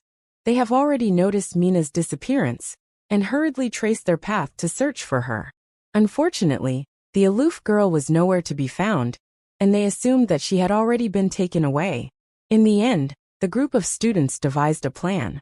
They needed to lure Kaede into an area or she will be disadvantaged and pounce on her in unison. The strategy was crude, and there seemed to be too many loopholes. However, with the number of people remaining, it may be the best they had. Is everyone ready? Ochako nervously asked through the communication devices. Confirmation sounded from each of her teammates, and she nodded solemnly. Ochako herself decided to become the bait, as she stood in an abandoned construction building. All around her were walls, pillars and large pipes that they assumed Kaede will find hard to maneuver in. Ochako felt tense and gulped. Sure enough, 5 minutes later, a black portal appeared in front of her and Kaede's face emerged.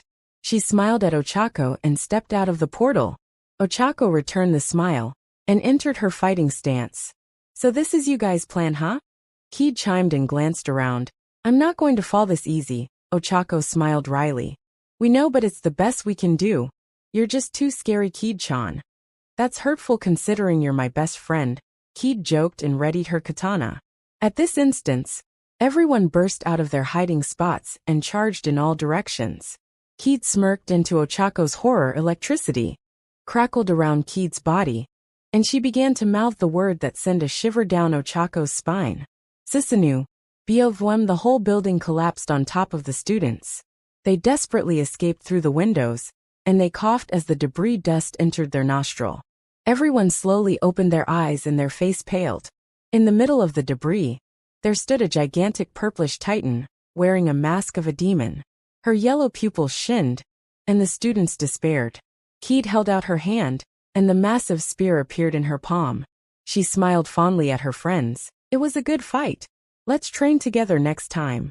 Before they could respond, Kaede slammed the spear into the ground, and the entire field was combusted with electricity.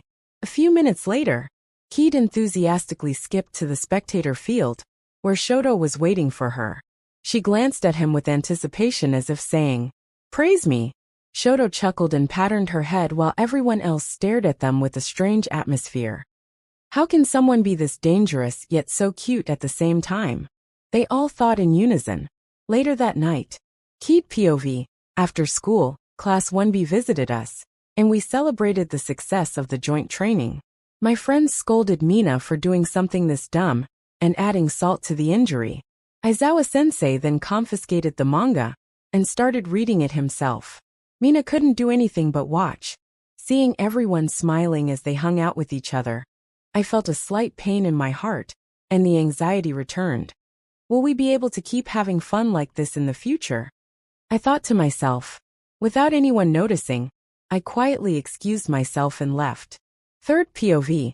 As everyone was having fun and socializing in the living room, Shoto was searching for Kaede, and he couldn't find her anywhere.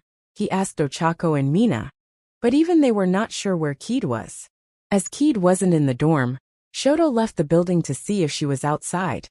After a couple of minutes of searching, he finally found Kaede sitting on the rooftop of the Heights Alliance dorm. Shoto elevated himself up with his ice and sat next to her.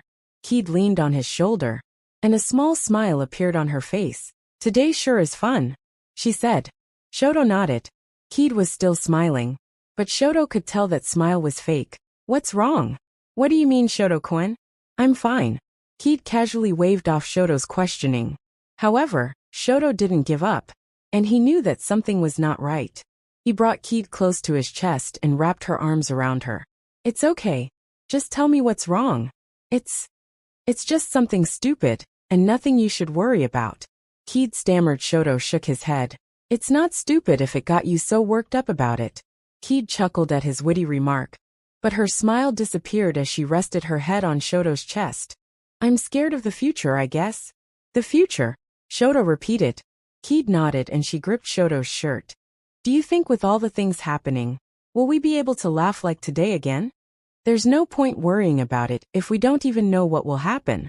However, one thing I know is whatever the future throws at us, we will overcome it together. Shoto took Kaede by the hand and kissed her on the lips. Kaede blushed, but she didn't resist, and they stayed like this for a few minutes before they willingly broke away. Kaede buried her face into his neck. I love you, Shoto-kun, she gently whispered into his ears. I love you too, Shoto whispered back as the two cuddled and gazed at the beautiful night sky. Chapter 85 Christmas. 1 month later. Keat POV. Even with Shoto's reassurance, my bad feeling came true. It was recently reported that Daika City was destroyed 9 days ago by a terrorist attack. Thankfully, society's opinion towards this matter supported the heroes more. This was mainly because the pro-heroes in Daika City acted professionally, and the casualties were at a minimal level. The deaths were mainly caused by civilians who decided to take matters into their own hands and fight the terrorists themselves. After the incident, things seemed to quiet down and no further attacks were made on other cities. But this event forever marked a dark history in Japan. Best Jeanist has also suddenly vanished, which confused the public. The Hero Committee had to reassure the citizens that everything was fine. Oniai-chan seemed to know something, but he wouldn't tell me about it, so I didn't pry into the matter further. However, despite the bad events, some good things happened as well. Shoto and Bakugo finally passed their provisional course and earned their hero license. They even defeated their first villains as official heroes on that same day. We all celebrated their success, and I congratulated them by putting 200% into my cooking. Another good thing that will happen soon was Christmas. We're all pretty hyped for it, and I suggested doing a secret Santa with the class. All my friends agreed and Momo created a raffle box with all our names. I got Kaminari as my secret Santa, and I decided to gift him the new video game console that was recently released. Wani-chan, what's Christmas? Eri asked while staring at me. I picked Eri up, placed her on my lap, and gently played with her hair. I then slowly explained the concept of Christmas, and as time went by, Eri was getting more and more ecstatic at the thought of the fun celebration. Are you excited? I got a gift for you too, you know? Really? Eri's eyes sparkled with anticipation. I chuckled and nodded. Of course. Eri cheered and hugged me while smiling brightly. Our family has planned that Eri will spend time with me during Christmas, and she will celebrate it with my family the next day. A few days later, Merry Christmas, everyone, I announced. I was dressed in a Christmas elf costume, while standing happily in front of the Christmas tree. The tree was huge, and there were tons of gifts placed around it. Wow, Ki-chan, you have outdone yourself. Mina exclaimed and stared at the grand feast on the dining table. I didn't do all the work, I replied. Sato and Bakugo helped me. At first, I was amazed that Bakugo could cook as he doesn't look like the person to enjoy doing those types of things. But I didn't argue, and their assistance made things much more manageable. Dig in, everyone, I said to my friends staring at the food with drool hanging off their mouths. Without hesitation, the rest of Class 1A jumped at the food and ate, as if they were starved for days. They happily celebrated Christmas. Kyoka started playing music, and everyone was cheering, laughing, and having the time of their life. After the dinner, I started to host the gift exchange, and everyone was excited. I told Eri I would give her a gift in my room later. So for now, Eri was enjoying the party's atmosphere. My classmates were all surprised by what we got for each other. Kaminari thanked me sincerely for my gift, since he had always wanted the new gaming console, but never had the time to get one. It turns out that Hagakure was my secret Santa.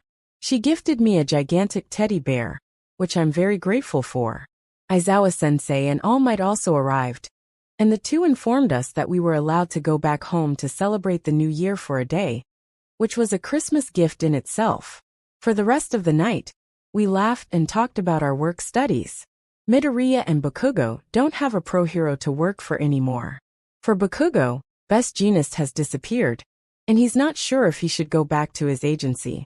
For Midoriya, Sir Nightai was still alive, but his agency was too busy with office work and couldn't take him and Mirio.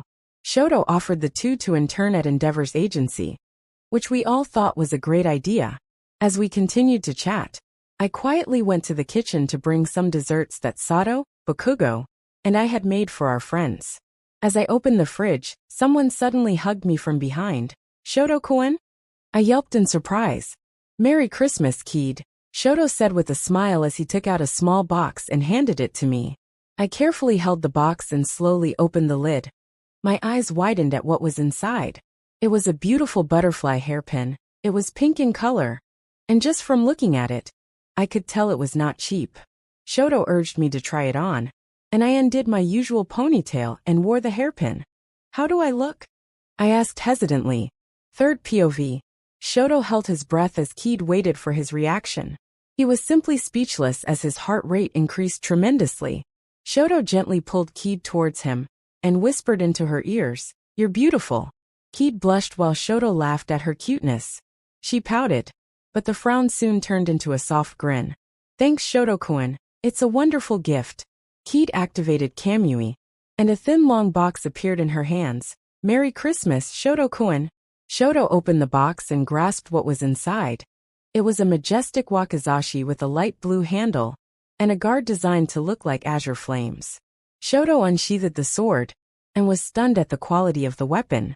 Even the blade has a bluish hue to it. Wakizashi. A sword that is bigger than a tanto but smaller than a katana. "Here, catch." Kaede exclaimed and tossed an apple at Shoto. Shoto instinctively raised his wakizashi, and the blade instantly cut the fruit in half like it was butter. Observing the cleanly cut apple, Kaede explained that the blade was made by the blacksmith that crafted her and Itachi's weapon. She specially ordered the weapon for Shoto, and personally made the design herself. When she finished her speech, she nervously glanced at Shoto. "Are you happy with the gift?" asked. Shoto nodded and resheathed the blade. He approached Kaede as her back was pressed against the refrigerator door. Shoto leaned towards her, to the point they could feel each other's heat, and played with her hair. He gently caressed her cheek, and stared into her beautiful eyes. To Kaede's shock, Shoto planted his lips on her neck. He reached for her hand, and their fingers wrapped around each other. Uncontrollably, Kaede let out a small, audible moan, and she felt a foreign feeling that slightly made her heart pound with excitement. Unfortunately, this moment was shattered when Shoto and Kaede heard a voice. "Wani-chan, what are you doing?" Kaede and Shoto froze as they slowly arched their heads to see Eri watching them at the other end of the kitchen. Kaede immediately pushed Shoto away as their face turned red. Eri. What are you doing here?" She yelped with horror. "You guys took a while, so I went to find you." "So what's Wani-chan doing with Todoroki?" Eri asked as she tilted her head sideways. Kaede almost collapsed, and she covered her face from the shame as Eri continuously tugged on her clothes, wanting to know the answer. Thankfully, when Eri saw Shoto's new sword on the table, she trotted over to it and observed the weapon with stars in her eyes. Seeing that Eri stopped asking them questions, Kaede and Shoto sighed in relief as the two just dodged a bullet, and together, they brought the desserts back to their class. "What took you so long?" Ochako asked. Kaede was about to make an excuse, but Eri beat her to it. Wani-chan and Todoroki-san were doing weird things. Everyone's mind went blank, and they stared at the conspirators with raised eyebrows. They smirked and joked to the two that it was fine if they don't get anything on the food. Kaede and Shoto choked on their drinks. She can't handle the embarrassment and escapes using Kamui, leaving Shoto to take the full force of the teasing. A few hours later, "Oni-chan, are you okay?" Eri asked as she poked her big sister, who lay face down on her bed. Kaede groaned tiredly in response. After escaping, she returned 30 minutes later, and the other girls made sure not to let her get away this time by questioning the mark Shoto left on her neck. Kaede felt that tonight was the most shameful moment of her life. "Sorry," Eri muttered sadly. Kaede sat up and hugged Eri tight. "It's okay." She walked to her desk drawer, picked up a neatly packed present, and set it in front of Eri. "Merry Christmas, Eri," Kaede said with a gentle tone. Eri slowly opened the gift and was surprised. She reached in and took out a small gold teardrop-shaped locket. "Here, you can open the pendant like this," Kaede explained as she pressed a small button on the side, and the pendant opened. Eri's eyes widened at the picture as she held the gift with shaky hands. The picture was the newest Uchiha family portrait with Fugaku, Mikoto, Itachi, Kaede, and Eri herself, smiling happily in her sister's arms. "When you are sad or alone, just look at this picture. We're family now, and you will never feel lonely ever again. Because we love you, Eri," Kaede said softly in Eri's ears. Tears began to leave Eri's eyes, and she didn't know what to say. The child wore on the locket and held it tightly with her little fingers, as if it was the most crucial thing in the world, and snuggled deeply into Kaede's embrace, and she cried with joy. Chapter 86, Uchiha Gathering. Kaede POV. Don't worry, Eri. Everything will be fine. I comforted my little sister. Eri nodded as she clutched her pendant tightly. Today was when students in UA were allowed to return home and spend New Year with their families. All the Uchiha would gather at my grandparents' home that day. My Oba-chan and Aji-chan had 6 children, including my dad, so many people will be there. However, there will be some unique cases like Shirsue's family, where they will visit their other grandparents first and meet the Uchiha relatives later. This was the same for us as we would meet Mom's relatives in a few days. But sadly, I won't be there this time. The high-end incident forced UA to increase its securities again. I sighed dejectedly at the thought. Even if I knew it was for our safety, it was still slightly annoying not to be able to go out. Anyway, today's gathering was extra special because Eri will be officially introduced to the rest of the Uchihas. They were already informed of my little sister and were pretty excited to see her. But that didn't stop Eri from being nervous. Our family was on a bullet train on our way to our grandparents' residence. They live in a big house in front of a beautiful forest in the countryside located at the top of Japan. Since it's winter, there's snow everywhere, creating majestic scenery that gives people a peaceful feeling. When we arrived at the station, we took a taxi for the rest of the journey and could already see many movements inside the house. Most of my relatives have arrived, and they must be setting up the dining room. Immediately as soon as Dad opened the door, 5 children rushed up to me. Kidwani-san's here. Kidwani-san. Quickly, Kidwani-san, come and play with us. Third POV. Kaede chuckled as the small children crowded around her. Hey Hana, Akari, Ren, Izumi and Haruto. Kaede greeted, and she patted each of the children's heads. They were Kaede's cousins. Every time she visits, Kaede will play with them, so they love her very much. Kidwani-san is so cool when she fought those bad monsters. Akari exclaimed with admiration, as the rest of the children nodded. They had seen Kaede and Itachi fighting the high-ends on the news, and their respect for Kaede soared through the roof. Kaede blushed and smiled as she felt embarrassed by the praise. Come on, let's play. Haruto urged with excitement, and he tried to drag Kaede with him. Sorry little guy, I can't play right now, Kaede patiently explained. Hearing this, the children were disappointed, but they didn't stop her. Their eyes suddenly widened when they noticed Eri holding Kaede's hand as she led her into the dining room. The children were curious to know who the little girl was, and they quietly followed along. Many people were in the process of setting up the table when Kaede and Eri entered the dining room. Eri's stress was at its peak, and she could feel all eyes were on her. The only thing that was keeping her calm was her big sister, who was gently guiding her across the room. An elderly couple sat and laughed happily at the other end of the table while watching the Uchihas. They were Kaede's grandparents, and their names were Akira and Kenji. Even if they're pretty old, they were still decently lively, as the two used to be police officers working in the same squad. And they fell in love. Aji-chan, Oba-chan. Kaede excitedly went to her grandparents and hugged them. Wow, Kaede, you have grown the last time I've seen you, Kenji exclaimed. You're turning into a fine young lady, Akira added, and she pinched her granddaughter's cheeks. Haha. Kaede giggled merrily at their comments. Long time no see, father and mother-in-law, Mikoto said as she and the rest of Kaede's family arrived. Ah, it's nice to see you again, Mikoto. How have Fugaku been treating you? Akira greeted and glanced at Fugaku with a raised brow. Mikoto laughed. Don't worry, Fugaku has been treating me well, or else he won't be alive if he doesn't, she joked. Together, the three laughed as Fugaku was sweating, and he couldn't tell whether his wife was serious or not. When Kenji and Akira calmed down, they turned their heads at Itachi. So have you found a woman yet? They asked with hope. But to their disappointment, Itachi shook his head, and they sighed tiredly. They always thought that Itachi would be the first of their grandchildren to get married, but they seemed to have guessed wrong. However, Kaede quickly leaned in and whispered into their ears. Hearing this, Akira and Kenji's eyes lit up again, and they looked at Itachi with surprise. Itachi was greatly confused by their reaction, as Kenji and Akira didn't want to disclose what they just talked about, so he could only use his imagination. When the friendly greetings finished, their eyes fell on Eri, nervously hiding behind Kaede. Their gaze softened. This must be my granddaughter that I kept hearing about, Akira said with a soft tone. Do you mind introducing yourself to everyone? Kenji asked. Eri was scared, but her face was full of determination, and she nodded. Kenji smiled and calmly held up his hand. Everyone immediately stopped what they were doing. Kaede turned Eri around as she faced the crowd.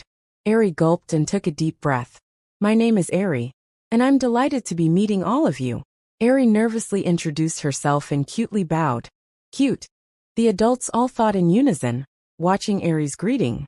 The children were watching with excitement at the thought of a new friend to play with. Eri opened one of her eyes to look at everyone's reaction. The rest of Uchiha laughed, and each of them greeted Eri back. Saying that Eri was happy was an understatement. She was ecstatic. Eri was grateful that no one complained of her not relating by blood. Kaede and her family were relieved. They know that Eri won't be rejected, but there's still a tiny amount of worry in their heart. Whoa, Eri-chan, let's play. The 5 children burst out of the crowd and encircled Eri. Before Eri could respond, Izumi dragged her away. Eri POV, follow me. A girl with long black hair exclaimed, and she pulled me along. We reached the backyard, and all of us ran toward one of the bushes. We will be crawling, the girl explained as the children crawled into the bushes, leaving me behind. I didn't want to be left out, so I went after them. We reached the border of the fence, and there was a gap just big enough for us, so we all crawled through. When we arrived at the other end, our knees and hands were covered with dirt and dust. We all stood up, and my new friends started to introduce themselves. The girl with long hair was called Izumi. The boy with a plump face was called Haruto. The girl with cat ears and a tail was called Hana. The boy with slit eyes who always had a weird mature expression was called Ren. Lastly, the girl with big round glasses was called Akari. They all shared the same features of black hair and black pupils, contradictory to my white hair and red eyes. Where are we going? I asked curiously. To our secret hideout, of course, Haruto proudly declared. They gestured for me to follow. We climbed hills and passed small streams as we strode further away from the house. We finally reached a small open meadow in the woods.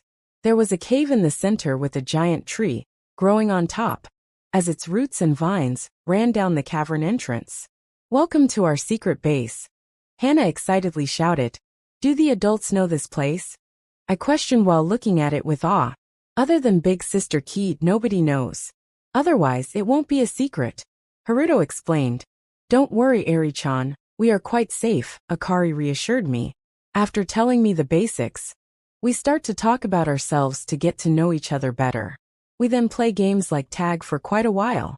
Because there was snow on the floor, we also built a lot of snowmen and had a giant snowball fight. Everything was going great until Hana's ear twitched, and she frowned. We suddenly heard loud rustling from the bushes near Run. We all step away, and a giant brown animal emerges from the greenery. It glares at us with a large snout and tusks growing from the side of its mouth. It was a wild boar, and from the looks of it, it was mad. The boar lowered his head and pointed its huge tusks at our faces. It pawed the ground with its feet as it got ready to charge, and all of us instinctively gulped in fear. Chapter 87.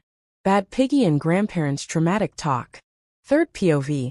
The boar glared at the children with anger. The beast was the strongest creature in the forest. At the start of the year, it discovered this cave and chose it as its home. This morning, the boar left to look for food, and now it returns home to find intruders desecrating it. Naturally, it's going to be mad. The boar charged while its vision dyed red with anger. Run away! Izumi screamed, and the 6 Uchiha scattered in separate directions. Quickly, everyone over here! Hana called out and climbed on top of a tree. The rest of the children ran to Hana, while she helped everyone up. Help me! Akari cried because she couldn't get to Hana in time, and the boar was catching up to her. The rest of the children wanted to rescue Akari, but were too scared. Seeing this, Eri steeled herself and left the tree. Eri! The rest of the children screamed with worry. Eri bent down and made a snowball, and she threw it at the boar. The snowball struck the boar in the rear, stopping. Over here, you fat piggy! Eri shouted. The boar doesn't understand what the little girl says. However, judging from the tone, it could tell that it was being mocked. The animal screeched with rage and immediately switched targets. Eri took a deep breath while the boar dashed towards her. At the last moment, she dodged and the animal smashed into a huge rock. The boulder shattered into pieces as the beast was briefly disorientated. Eri tried to get back on her 2 feet, but the boar was already upon her, and it glared fiercely at Eri. The other children threw rocks at the animal to distract it. Unfortunately, it was too angry to notice their futile attempt. The boar trotted slowly towards Eri as her body was too petrified to move. She closed her eyes in fear, and she clutched the pendant, awaiting her fate. However, the pain never came as eventually she opened her eyes and saw a figure holding the boar by the tusks. The boar struggled to break free, but the person wouldn't budge, and the animal was firmly held in place. Kaede, the young Uchihas, yelled with relief as their big sister arrived to save the day. Kaede smiled before putting her attention on the animal. Electricity crackled around her as she lifted the beast into the air and tossed it across the clearing. The boar landed with a thud, and it gradually recovered, wary of its new enemy. Kaede used her kamui and took out a naginata. With the spear, she drew a line on the ground. "Pig-san, please leave. This will be your last warning." The boar watched with alert. Its instinct told it to run away as fast as possible. The human in front of it doesn't feel like a human. Instead, it gave the aura of a dragon. When the animal was not backing down, Kaede summoned the first phase of Susanoo, and a gigantic purple skeleton appeared. The Susanoo roared, and the beast felt the monster's glowing yellow eyes staring into its soul. Immediately the boar screeched in fear as it sped away with its tail tucked between its legs. "Oinke ojinke ojinke. I will let you go scot-free this time." Kaede deactivated her Susanoo, and the children hugged her waist. They were on the verge of tears as the experience was too terrifying. Thankfully, Kaede used her big brother's ultimate secret technique, the 1,000 head pat jutsu, and the 6 Uchiha soon calmed down. All the children apologized for leaving the house.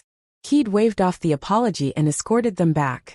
Akari thanked Eri and called her a hero. Eri felt embarrassed, but she was blooming with joy in her heart.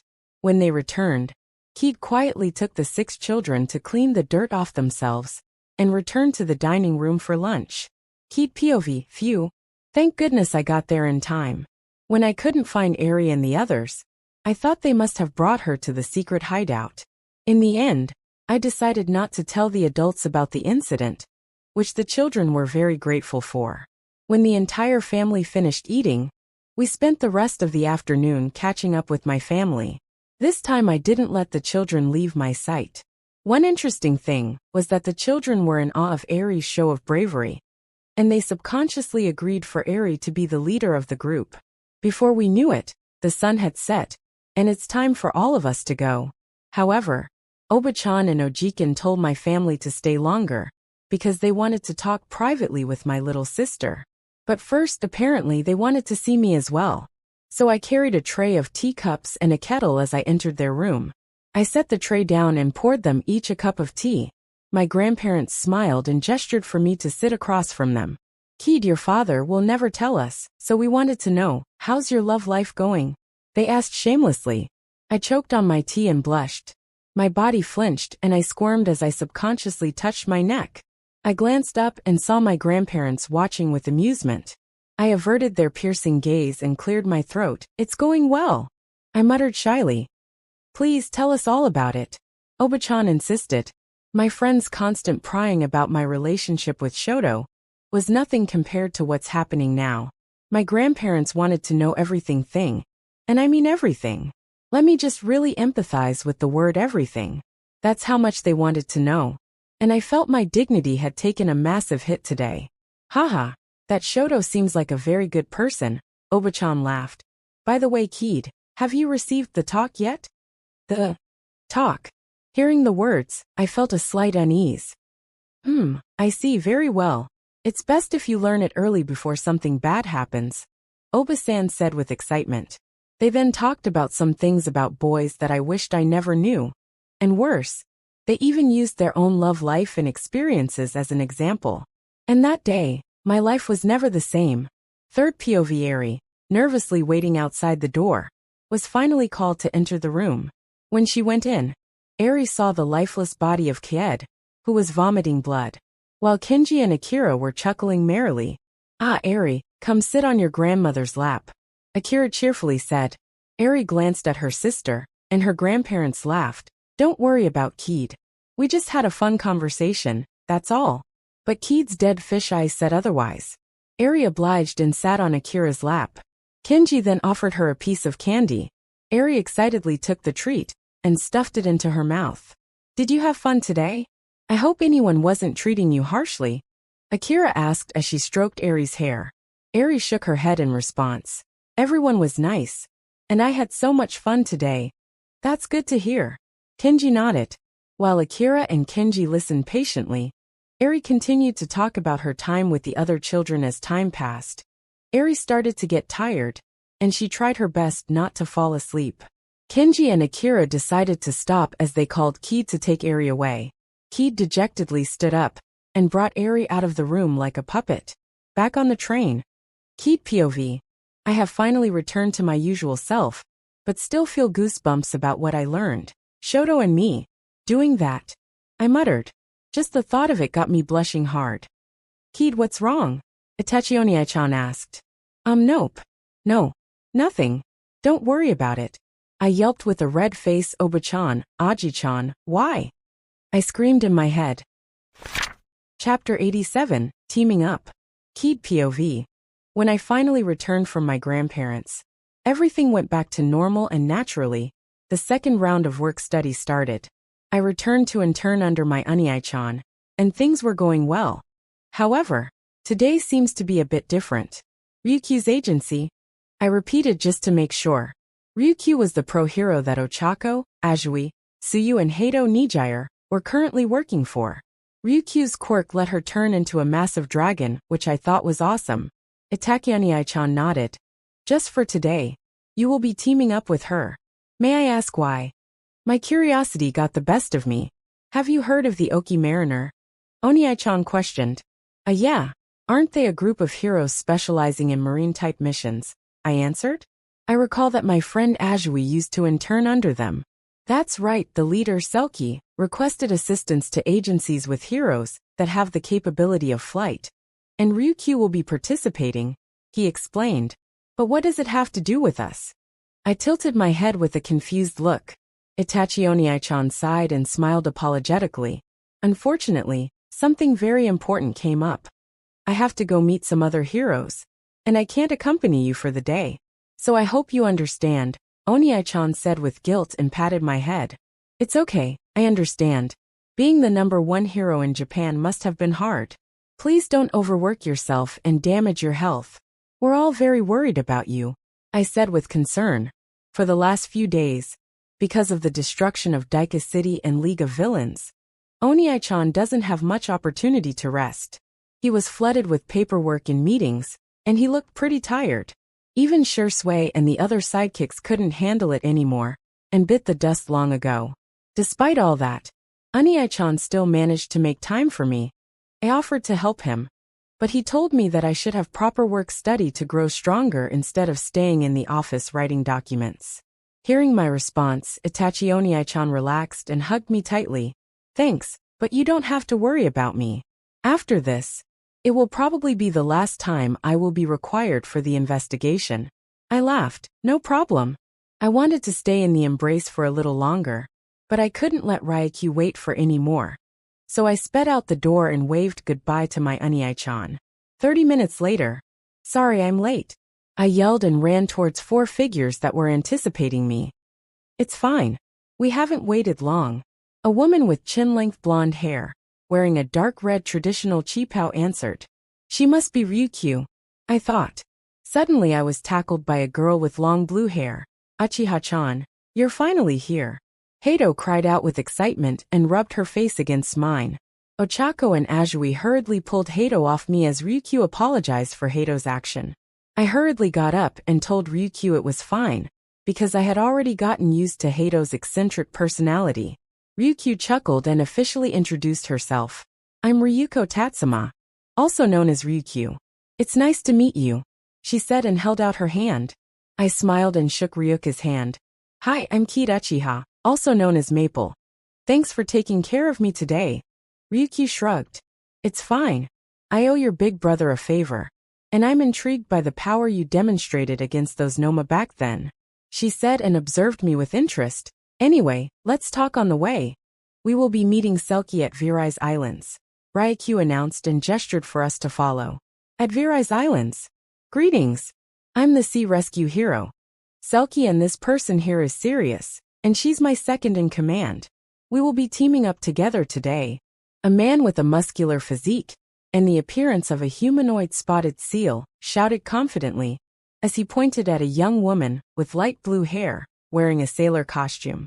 Long time no see, Selkie-san. Serious-chan. Ajui happily greeted the hero. Whoa, you've grown up, Hatsuyu? I'm so moved, Selkie exclaimed with a high-pitched voice. So cute, I muttered as my eyes sparkled. Finally, someone gets me. Selkie wept with joy as he slapped me in the back, and we both started laughing. Ryukyu cleared her throat, and Selkie stopped messing around. The seal hero then explained what the purpose of this mission was. Selkie said that recently in their sea patrol, he and his crew encountered an unknown ship carrying some suspicious cargo. The Oki marine crew pursued the ship after it disobeyed Selkie's order to stop.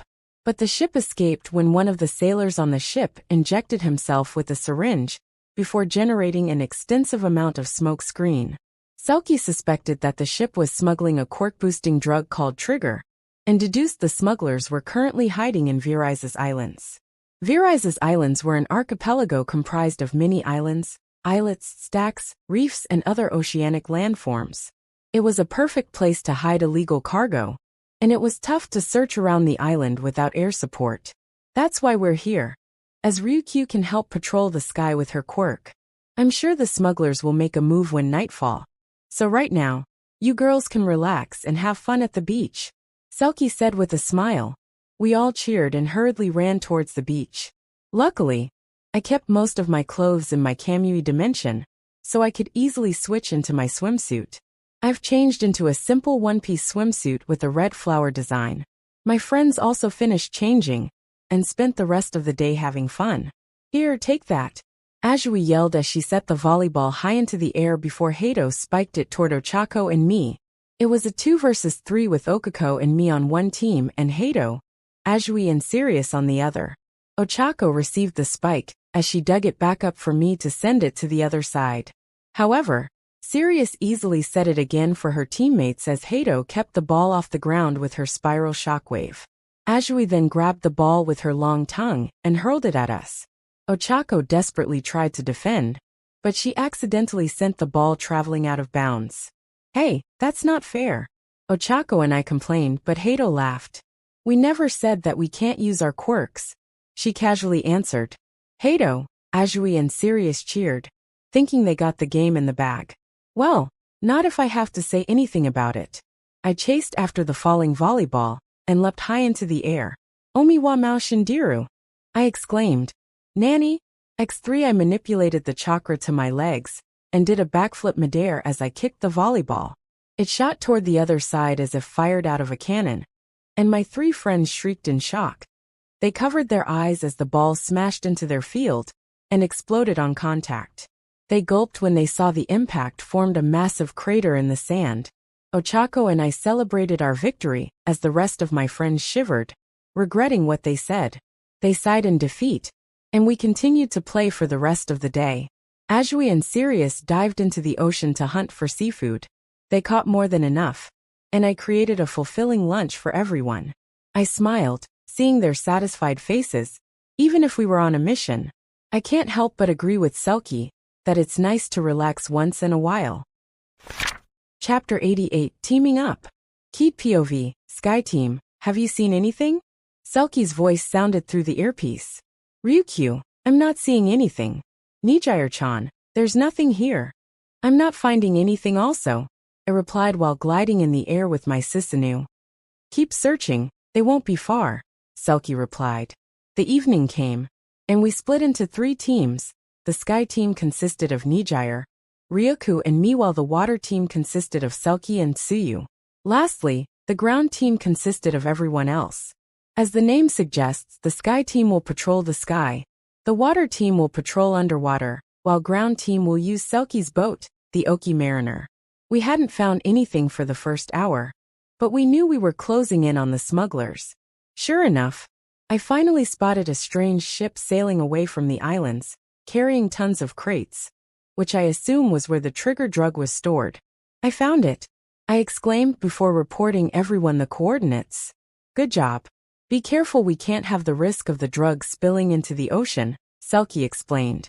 I was ordered to continue to follow the ship, while the rest of the squad gather at my location. Third POV. The atmosphere on the smuggling ship was grim. Heroes had recently discovered their trafficking operation, so they needed to leave the area before it was too late. What's that? One of the smugglers exclaimed, and he pointed at the sky where they could see a distant figure. The smugglers pulled out a pair of binoculars to see more clearly. It was a giant purple humanoid wearing samurai ornamental armor, a tengu mask, and a pair of giant wings on its back. The Titan stared at the villains with bright yellow eyes, and they felt a shiver down their spines. Immediately, one of the smugglers took a syringe loaded with the trigger drug before injecting himself in the neck. His eyes turned bloodshot as the smuggler's quirk activated and covered the entire area with smoke. Kaede frowned when the smugglers hid among the large fog. She hovered above the smoke, and with a single flap of her wings, the smoke cloud blew away, and the villains were revealed. Kaede grinned when she saw the dumbfounded expression on their faces. Beovlem the Susanoo landed in the ocean, and the boat rocked against the chaotic wave. The villains shrieked with fear, and their morale plummeted. Their legs gave out and fell on their butt, and the smugglers resisted the urge to soil themselves. The villains surrendered without a moment's notice, because they were smart enough to know not to mess with the girl in front of them. Selkie and Ajui soon arrived and boarded the ship. Good job, Maple. Selkie happily shouted, and gave Kaede a thumbs up.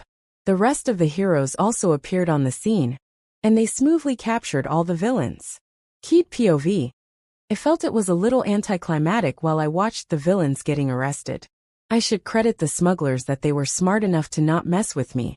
And nobody got hurt, so I won't whine about it. When Sirius opened one of the crates, she gasped with shock, and we gathered around her. We watched with disbelief, and realized that all of the crates were empty. Ryukyu immediately interrogated one of the villains, and revealed that they were serving as a distraction, while the smuggler's boss escaped with the trigger drugs via a water plane. Selkie and Ryukyu cursed, and commanded us to find the plane as soon as possible. As if right on cue, we all heard the sound of an engine roaring above us. I glanced at the sky and spotted the plane flying further and further away. Ryukyu and Nijire reacted immediately as they chased after the plane. Unfortunately, the aeroplane seemed to be way faster than them, and their distance lengthened. I gritted my teeth and glimpsed at Ochako and Ajui. They were annoyed that they couldn't do anything, but an idea appeared in my head. Third POV. Hey Kaede-chan, this is safe, right? Okako asked nervously. You will be fine. If you fall, I will catch you. Kaede merrily responded. I'm scared. Ajui muttered. The two young heroes were currently weightless, as they grasped tightly onto Kaede's gigantic spear. She aimed the spear at the distant plane and leaned back. With a huff, she hurled the weapon with all her strength, and her friends screamed in fear. The wind blew against their face, and they could barely open their eyes. They closed the distance at a tremendous speed. Ochako and Ajui saw a large shadow overcasting over them, and before they even realized it, they were already at the bottom of the plane. Hang in there, Ochako yelled when Ajui hugged her tightly. Ochako aimed her wrist at the wing of the plane, and fired a small grappling hook attached to a metal rope. The hook wrapped around the wing, and the two were pulled onto the vehicle. Inside the plane, the smuggler boss was laughing with glee. He has successfully fooled the heroes with the distraction, and now he can safely take the trigger drug out of Japan. Thud. The villain's laughter stopped when he heard a weird noise at the back of the plane. It must be turbulence, he said and feigned ignorance. After all, the heroes were wasting time hunting his subordinates, so what's there to worry about? He leaned back on his chair, imagining what he would do with the money when this job finished. Suddenly, the plane's back door was yanked open as Ochako and Tsuyu entered the plane. Wah! Before the boss villain could finish his sentence, Suyu's tongue wrapped around the smuggler's neck and dragged him to her. Ochako then punched the villain's face, knocking him out. We did it! Suyu and Ochako cheered. They informed Kaede and the other heroes of their victorious deeds. But Kaede's question snapped them out of their thoughts. How do we land the plane? Kaede said through the radio. Suyu and Ochako froze as they glanced at each other. Their face paled, and they rushed to the cockpit. The aeroplane was losing altitude by the second. Ochako sat on the pilot's seat, and Selkie desperately tried to guide her on how to land a plane. Together, Suyu and Okako grabbed the steering lever as they controlled the plane to move down. However, the aircraft's integrity was worse than expected, and the lever snapped in half as the plane turned a 90-degree angle and dive-bombed towards the ocean. The young heroes screamed and were tossed around by the sudden force, as if the vehicle was a hardcore theme park ride. Suyu winced as she smashed onto the control panel and somehow increased the thruster's power. Ochako-chan, Azuri-chan, get out of there! Kaede yelled as the plane's velocity grew, and even she had trouble catching up. Things were getting worse and worse when one of the motors exploded. Gravity makes the plane weightless now, Ryukyu ordered with a solemn tone. Ochako complied as she didn't have a better idea. She placed her hand on the aircraft floor and concentrated as she gritted her teeth. Sweat dripped down Ochako's forehead, and with the cheering of her friends, the aeroplane began to slow down. Kaede took this opportunity and grabbed the front of the plane. With the immense strength of the Susanoo, Kaede gently brought the plane onto the sea, and she sighed in relief. Kaede exited her Susanoo and ripped open the plane door. Azuri-chan, Ochako-chan, are you Guy L? Two figures barged past her as Chusu and Ochako rushed out of the plane. Their face was green, and they vomited while making some unholy sounds. Kaede cringed and patted their backs, and they waited for the rest of their team to arrive at their location. Looking back at the containers filled with trigger drugs, Kaede finally relaxed, knowing that the mission was successful. What's even better was that none of them was hurt well. She glanced at Ochako and Suyu, who was still spewing out the seafood feast she had made at lunch. Chapter 89, A New Unexpected Friend. Kaede POV, phew. That's today's work study done. I exclaimed to myself and cheerfully made my way back to UA. After my experience with Ryukyu, I returned to work study with Itachioni-chan. My time in work study has been going smoothly, and our usual routine was to patrol around the city, occasionally assisting heroes all over Japan. Meow. Huh, who's there? I muttered to myself as a voice snapped me out of my thoughts. I turned my head and found a tiny kitten sitting in an alleyway between two large buildings. It meowed again and looked up at me as I tilted my head in confusion. It meowed once more and scratched its head with its paw. I slowly made my way towards the animal and knelt down. We stared at each other in silence. I held my hand and gently patted it on the head. Feeling the softness of the fur, I slightly relaxed, and I was ensured that this time it was actually a cat, and not a plastic bag. Even if it may seem obvious, it's better safe than sorry. You never know when the god of plastic bags may choose to end my life again. The animal purred at my head patting, and I was surprised that the wild kitten was pretty docile, since you would usually expect it to be way warier to strangers. What are you doing here, kitty-kun? I asked. The cat meowed angrily, and it slapped my hand with its paw. I quickly realized the cat was a girl, and I hurriedly apologized, and the small animal calmed down. I giggled at the cat's smart behavior. I activated my Manjikyu Sharingan, reached into my Kamui dimension, and took out some food. I placed the snack on the floor. The small animal sniffed it, and immediately started consuming the meal. Since it's just a kitten, that means her parents should be nearby, right? I thought. I stood back up, and the kitten stopped eating and glanced up at me. Sorry, kitty-chan, but I have to go now. My friends were waiting for me. I explained and started to walk away. The cat quickly ran up, stopped before me, and meowed sadly. I wanted to stay, but I needed to go, or Aizawa-sensei would get mad. Still, seeing the kitten's gloomy look, I decided to give it a proposal. Sorry, kitty-chan, but I needed to go. But I will come back tomorrow. Is that okay? The kitten didn't move for a while before it nodded and went back to the alleyway. I was still shocked about how this animal could understand Japanese, but I decided not to put too much thought into it and left. Third POV, after that day, Kaede continues to visit the small animal, and the cat will always wait for her. Kaede found out the cat was an orphan, and felt sympathy for the kitten. She will give the kitten some food every visit and play with her. Without Kaede realizing, the kitten has already considered Kaede as her mother. After a few weeks of this routine, Kaede finally fell for the cat's cute charm, and decided to take her back to UA. She knows that pets were allowed since her classmate Koji has a rabbit in his room, so what's the worst that could happen? 10 minutes later. "Hi guys, I'm back," Kaede said as she returned from the dorm. "Welcome back," everyone greeted. What's that?" Mina pointed out the small creature covered with dirt in Kaede's arms. "Meow." The cat yawned and observed the new group of people.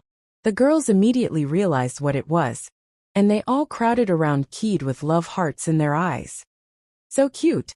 Where did you find this adorable thing?" "Kawaii."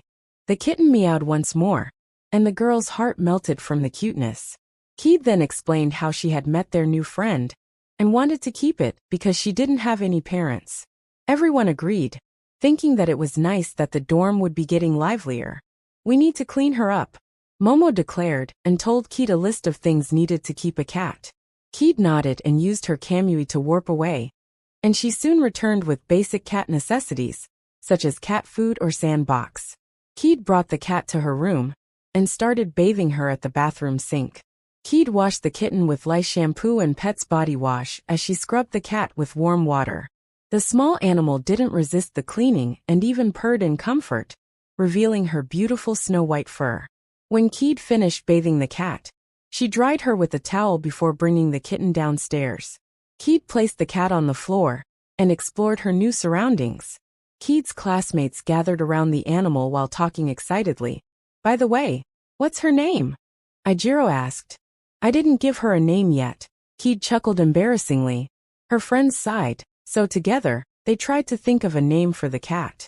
Everyone wrote down what they thought was the best name for the cat on the piece of paper, and they then placed the paper on the floor, so the cat would decide for herself. Kaede POV. My friends and I watched with excitement as Kitty-chan looked at the papers around her. At first, Kitty-chan slowly approached the paper with the names my classmates wrote, but she hissed before pushing them away, much to my friends' despair. When I finally arrived at my selection, I held my breath, hoping that my choice won't suffer the same fate as my friends. I have chosen the name Miyuki, because her pure white fur reminds me of snow. Kitty-chan stared at the name for 10 seconds before meowing, and placing her paw on the paper. I picked the cat up. "So, do you want to be called Miyuki?" I asked just to be sure. The cat meowed, and I took that as confirmation. I smiled happily and rubbed my face against Miyuki, my new family member. Third POV. As Kaede was playing with Miyuki, the front door of their dorm opened. "We're back," Midoriya called out as Bakugo and Shoto also entered the building. "Adeka-kun, welcome back." Ochako warmly welcomed him. Kaede also welcomed Shoto as he smiled before hugging her. Kaede's face turned red at Shoto's sudden contact. Shoto grinned, and Kaede's cheeks inflated like a chipmunk, and she pouted at him. Shoto's laughter didn't last long as Kaede stood on her tiptoes and quickly kissed him. Shoto's face goes red, and his brain starts to malfunction. Kaede also slightly blushed from her bold advance, but they both snapped out of their daydream when they heard their friends clear their throats. Kaede calmed down and introduced Shoto, Izuku and Katsuki to the new family member. "I want to introduce you to Miyuki-chan," Kaede said happily, and held out Miyuki in front of them. The cat meowed, and Shoto slowly reached out his hand to pet her.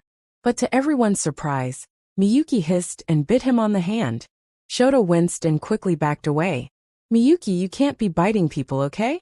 Kaede explained, and Miyuki meowed in response. "Sorry, Shoto-kun. I don't know what got into Miyuki since she was pretty friendly to everyone else." Kaede explained and healed the tiny bit mark on Shoto's hand. "What happened to Miyuki? She was being very sweet, but she suddenly attacked Shoto. I hope it may be just an accident and not something long-term," Kaede thought. "Miyuki POV. Mother took me back home. She fed, cleaned and gave me a name. She lives with other humans and they are nice too. However, there was one human that acted weird around Mother. Mother seemed angry at his actions, and she bit him in retaliation. So he must be harming Mother. I also bit the human to protect her, but Mother told me not to. However, if I stop, the dangerous human may hurt her more. So I need to protect Mother. Chapter 90, Day of a Cat. Third POV. Unfortunately for Kaede, things did get worse for Shoto and Miyuki. At first, Miyuki goes out of her way to cause minor inconveniences for Shoto. However, Shoto usually ignores her attempts to aggravate him. But his blatant ignorance hurts Miyuki's pride. Because of this, her temperament worsened whenever Shoto was in her proximity. She will wait in ambush and pounce on the unsuspecting Shoto, scratching him with her tiny paws before scurrying away, while leaving him stunned by the sudden assault. The only time where there was peace was when Eri visited. Eri finds out about Miyuki and takes the cat everywhere she goes. Knowing that Eri was Kaede's sister, Miyuki wouldn't dare to lay a paw on her, so the cat allowed herself to be carried everywhere. Miyuki thought she was excelling at protecting her mother, which usually cheered her up for the rest of the day. But to the animal's horror, Kaede and Shoto will spend time together, and luckily for her, Shoto doesn't tell Kaede about Miyuki's behavior. Miyuki doesn't know that Shoto was doing her a favor, so the kitten was enraged that Shoto was still annoying her mother. Thus, the cat's attack became more severe.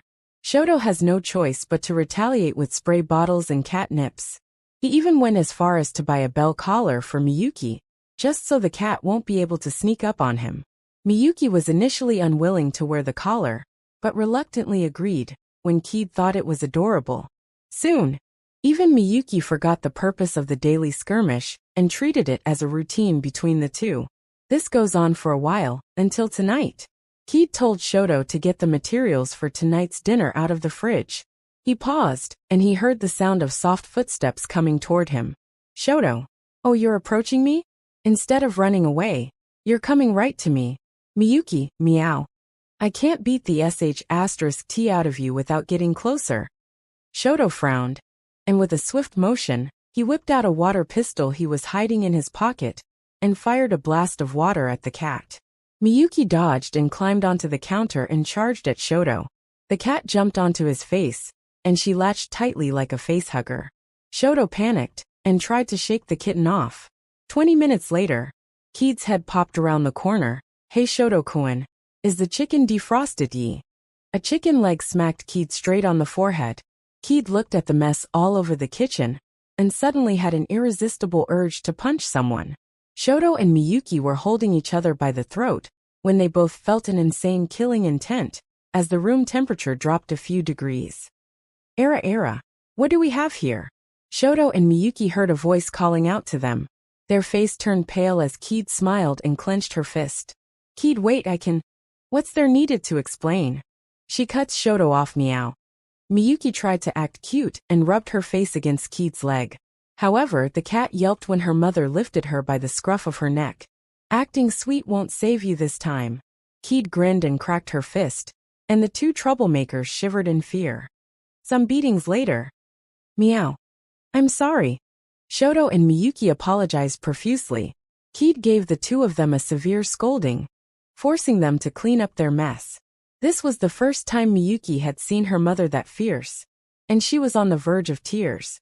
That day, Miyuki learned that her mother never needed protection, and she was superior to that idiot human this entire time.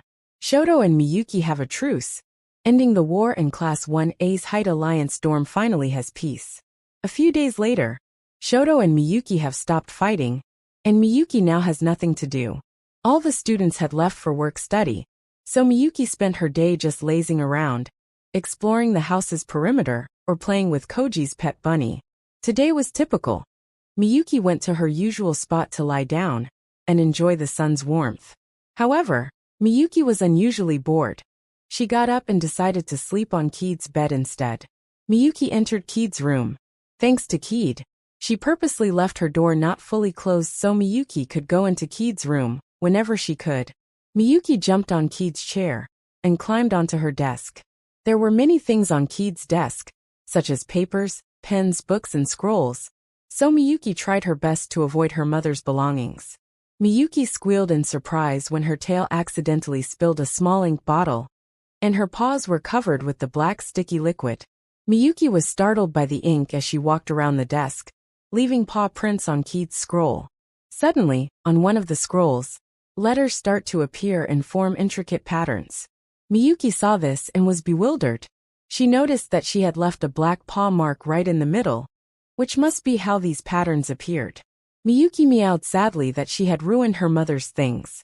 With the mere thought of Kaede, she felt weird and raised her head in agitation. Without warning, Miyuki burst into a cloud of smoke and disappeared. Kaede POV, "You're all under arrest." I threatened the group of bank robbers in front of me. It was supposed to be an ordinary patrol with my Onii-chan, until this group of villains decided to rob a bank. Onii-chan and I chased the thieves to an abandoned warehouse, and it turned out there were more of them waiting in ambush. Both Onii-chan and I had our Sharingan activated as we glared at the villains.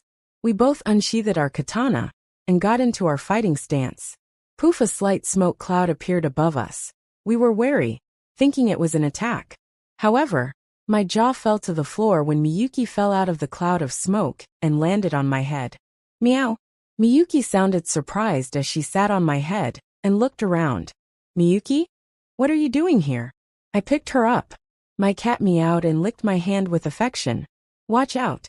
Itachi, Onii-chan warned. I glanced up and dodged as a long scorpion tail pierced the spot I was previously standing. I clicked my teeth, and Miyuki hissed at the attacker. Listen, Miyuki. I'm going to send you into my Kamui dimension, okay? So please be patient. But I will get to you soon once it is all done. I explained. Miyuki cried out in the complaint. However, it was still in vain as I quickly stored Miyuki in my Kamui dimension. Once she was in, I put my attention back on the fight. Now let's battle, I declared with a smile. Itachi Onii-chan also smiled, and both of us summoned our Susanoo. 10 minutes of beating later, Onii-chan and I put handcuffs on all the robbers. I relaxed and took Miyuki out of my Kamui space. Miyuki trembled and rubbed her face against mine. I chuckled and patted her. Sorry, you must go through that. My cat meowed in response, and I could tell she was pouting at me. By the way, Onii-chan, how did Miyuki get here? Miyuki must have become your summoning animal. Itachi Onii-chan thought for a while before concluding. Meow. Ah, weird paper. Meow. Then before you know it, you got sent here? Miyuki nodded. And I remembered requesting a summoning scroll from Mom. Miyuki must have accidentally formed a contract with me. Mom told me that to form a contract, the animal and the person must write down their name, with a particular type of ink fused with chakra on a special scroll. And I recalled leaving those two exact items on my desk. I have already done all the procedures on my end, and I was planning to ask Miyuki for her opinion. But who would have thought she accepts the contract herself? The summoner can summon the animal with a drop of the user's blood and scroll. The animal doesn't need to do that. The animals could freely teleport to the user's location if they held the contract scroll. So it was imperative not to lose the contract. Wait, how can I understand you? I said and stared at Miyuki, who cutely tilted her head. I'm entirely baffled, but luckily, Onii-chan was there to answer my question. A summoning animal will be linked with the summoner, and they were able to project their thoughts onto each other. But since Miyuki was still young, she won't be able to form complex sentences yet. But you will still be able to understand her somewhat. In time, you will be able to communicate with her telepathically, and able to see what Miyuki sees. I nodded to my Onii-chan's explanation and cuddled with Miyuki. What do you say? Are you happy to be my summoning animal? Miyuki purred in happiness, and she yawned tiredly, and immediately fell asleep in my arms.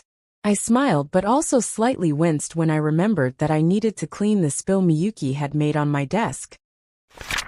That's the end of this tale for now. Thank you for watching, and I'll see you in the finale.